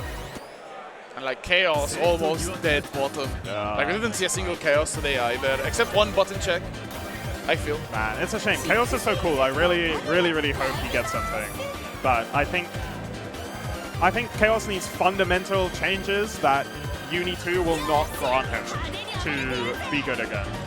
Which is, I think Azzy has to not die to A-normals anymore. Yeah. And I don't think that will happen, which is a shame. However, there's no Chaos on this screen. There might be a different kind of Chaos. We'll have to see. But this is our final match of top 12. And starting off with a 6-6C, Sneak firing point blank into big damage. I'm actually curious about how that hit because her 2FF is projectile info, so I don't know if Dr. K tried to press or tried to come out of the state. A little bit unfortunate, but yeah, look at the life lead already. Sneak with a 50% life lead, increasing as well. 2C repeat. That was a beautiful whip punish on the 2A as well. Oh, and just look at that, it's a perfect. Nice. Insane stuff from Sneak. Very strong start. Oh my god, that falling JB. Catching Dr. K, not blocking. And a really strong start here. Sneak continuing on the streak. Yeah, Dr. K looking to snipe out those high air dashes with the 2-2X. Yeah, decent response. Isn't going to work out against 2-3-6E. It advances too far forwards. Oh, right. Poison Cloud whiffs. 2FF. There it is, going through the 6-6E. Cycle though, still with Sneak. Has no meter though, so cannot really use it for that CDP, and gets caught as well. Dr. K, the big dolphin catch. Yeah, we saw that same interaction when Kim was on stream earlier. Dolphin, such a good anti-air option, especially in those CS situations. But now you're in the corner against Kaguya. Sneak putting themselves in the corner, rolling out. Nice shield on the 2GB. 2-6E trying to OS something, I feel. Dr. K, no combo from Sneak, takes the throw as well. CDP is blocked, and that should be the round. And the CS from Dr. K to get a little bit of meter. At Celestial though, could have gotten so much more. Yeah, that was such a strange situation there from Sneak. I really feel like they could have taken the round even, and the game off that punish. But unfortunately, they're now back in this next round. A lot of drops coming out here. Might be some nerfs. Oh, see, that's all it there. Did not have the 100 bar before that CS. Had to hold it. What a beautiful counterpunch though from Sneak. Trying to carry Dr. K to the corner. Has 100 bar available. That's still in there though, costing the cycle. Running ahead. Oki time. Yeah, you have to hold that. Doesn't block the veil off though, even though the great grenades would have been there to punish for them. Sneak getting a bit aggressive. Dr. K now with the offense does give Sneak the cycle. Bomb is Bombs out. on deck. Nice punish. Oh, enough to kill. Oh, what a block on the JC as well. Dolphin good block. 2-6E. Trying to get in 6-6E as well. Yeah. And the snipe, of course. 2-6E, quite plus. So Dr. K could not jump away. And a character select again. We might see a launch. Okay. Oh no, it's okay. Straight into the Izuki lock in just a moment to sit down, process through this round. I was wondering if we might see a Lodrek here switch it. But does not appear to be happening. Kaguya Izuki again. Maybe it was the stage. Oh no. Didn't like the background. It's the weekend sale stage. It is. Oh wow. Big 2C from Sneak. As we are already in the corner. Kaguya's domain. Oh jeez. Oh, that's so big here. The grid break throw. Just we were talking about earlier, that Oki, which situation unfortunately messed up on the side of Sneak, so not making it look so strong right now. Oh, the overhead connects as well. Dr. K is somehow winning the cycle, starting off grid broken. TX does Cloud. So many items on the screen. The bomb will increase the 2.5k off of a throw, and the bunny from behind. Yeah, Sneak looked completely lost there in the corner up there. He lost their Oki situation. Of course, Izuki knows Slack and the Oki herself as a character. Dr. K showing us why. Excellent challenge there from Sneak on the Dolphin. And the confirmed 2-3-6E off the Wrecker. Going to be carried to the corner here. Goes for the easy pickup, want to be consistent, very smart. From Sneak to 1-4-C, but somehow the 3D gets Dr. K clean out. And now it's Sneak's turn to withstand the pressure. Nice 2B and finds the backup as well. Yeah, beautiful match out on the side of Sneak. Awkward confirm here, having to sideswap too many times. So what a reset. Drops into drop opportunities. And it's be enough to tie up, yeah. Yep, 1-4-C for the kill. The bombs connect. Set point. Sneak one round away from making VSF top 8. Can they do it? Can Dr. K stop them? It's like an awkward neutral situation you have to deal with. Get through this Kaguya zoning. Here's the puddle. And now Sneak just respecting it, taking the turn off to the Dolphin. Oh, didn't believe it. They were punished with CS. To recover in time and block. Nice Wrecker. No, dice still. Dr. K a little bit scared as well to anti-air. Sneak has been showing off this air movement. This is actually some masterful neutral here from Sneak. Beautiful stuff. Unfortunate drop here. Dr. K now finding the advantage. But pretty well played up to this point from Sneak for control over neutral. No particularly good Oki, just gets the dash in. Sneak not willing to block, but the combo gets dropped. Oh, doesn't block the low 2A though. I don't think will be enough. Wait, that should be enough damage. CVO on the way. And doesn't waste enough time. 3 buttons, and that is Dr. K evening things up. 1 game apiece. I like what Sneak tried to do there. We had Dr. K in transfer state, and Sneak tried to not tech, to not lose the cycle, but unfortunately the combo was way too before the cycle changed, so they ended up getting extra damage and losing the cycle, so it was a bit unfortunate. Yeah. But we're still all tied up, 1 game apiece. All the delays. Sneak giving up cycle to Dr. K here. A little bit of a different story, but can Dr. K use the cycle to actually find the hit they need? Because we weren't seeing that before. This time, CS into Dolphin immediately. This time has to forgo the cycle for damage, but I do feel Dr. K will take this no meter for Sneak, so can't really pull off that Invul DP. Pop in and reset the pressure in the corner. Now Sneak flying out. Gonna take the corner back. Yeah, EX Dolphin, really nice response. You had that meter on deck. You could see what Sneak was going for. F2C repeat counter hit. Very good pickup, but unfortunately drops it with a shield into mash out from Dr. K. As Vorpal will have 200 bar by the end of this. Infinite Work will not be enough to kill. Are we going to CVO? No. Wants to save the meter for an upcoming round. TK Coffin. Crushing the wake-up wrecker from Sneak. Interesting option. I feel like I'm sensing a few nerves from Sneak here as we're getting later into the game. But mind, what a beautiful pickup of that full-screen grenade hit. 236C. Masterful stuff. Oh my god! And the reset again. Reset. Of course, tech against Sneak is the recipe for disaster. Again, another tech. Oh, what a shield on the cross-up overhead. Takes the throw as well. 200 bar available for Dr. K. Good blocks on the overhead. 226C from Sneak trying to bust out of the corner. And they managed to. And finds the assault as well. Dishing out plus frames on plus frames. Dr. K trying to dash block in. But once again, CS EX Dolphin doing so much for Dr. K here. Sneak a little bit antsy on the defense. Block on the overhead 4C. Dash in for Dr. K there. Getting the cycle again, another EXDP. Dr. K still though with minimal HP. Wake up ATP into the EX cancel. Final game, final round. Whoever wins this goes to top 8. Let's see who it's going to be. Starting off with Dr. K here on the offense. A lot of meter to spend. That is an advantage Sneak does not have in this final round. Cross-up bomb works out. And Sneak has Dr. K in the corner. Drops the combo, unfortunately. There is meter available. CS spent. Empty assault, but there's a Vela from Dr. K in reply. Building up that Celestial. Yeah, if you let Uzuki have that, it will be extremely hard to come back in. So much meter advantage for Dr. K. Sneak, though, the defense, immaculate. Push to the corner, blocks the overhead. Oh, wow. The block on the 2-2B, but there's the overhead 4C. 150 meter available for Dr. K. We'll have to give up the cycle. No, actually, drops the combo early. Where's the cycle?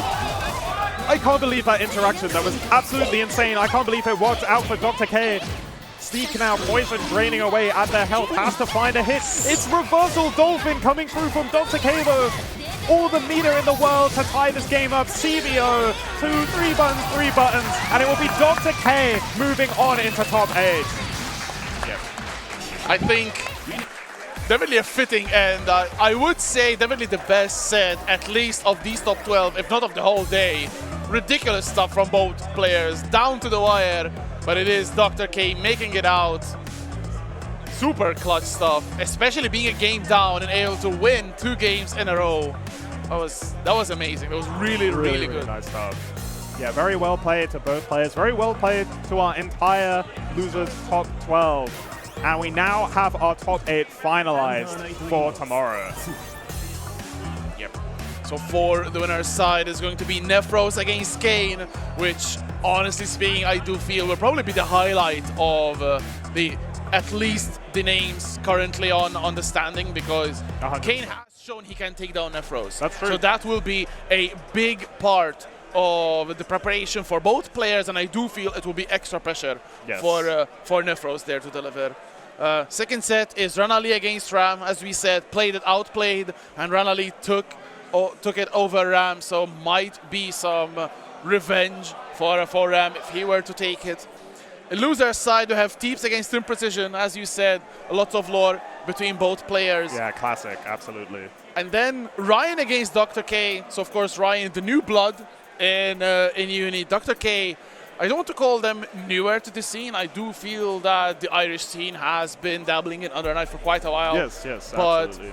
It's really awesome to see them performing at the stage. They did not make top 8 last year, if I'm not mistaken. So definitely very satisfied with their placing. Yeah, gotta be happy about that. For now, though, I believe we will be signing off. Yes. For the evening. So, yes. Yes. We will be signing off for now, I should say. But if you love Under Night in Birth, I wouldn't go anywhere because we are going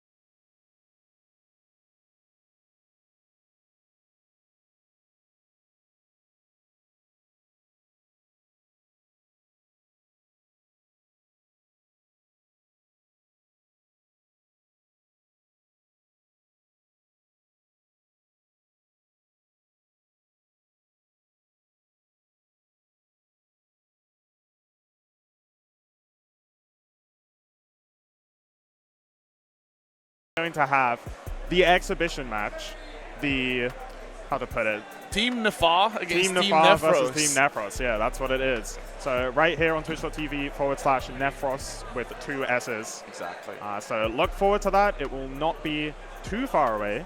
But for now, I have been Air.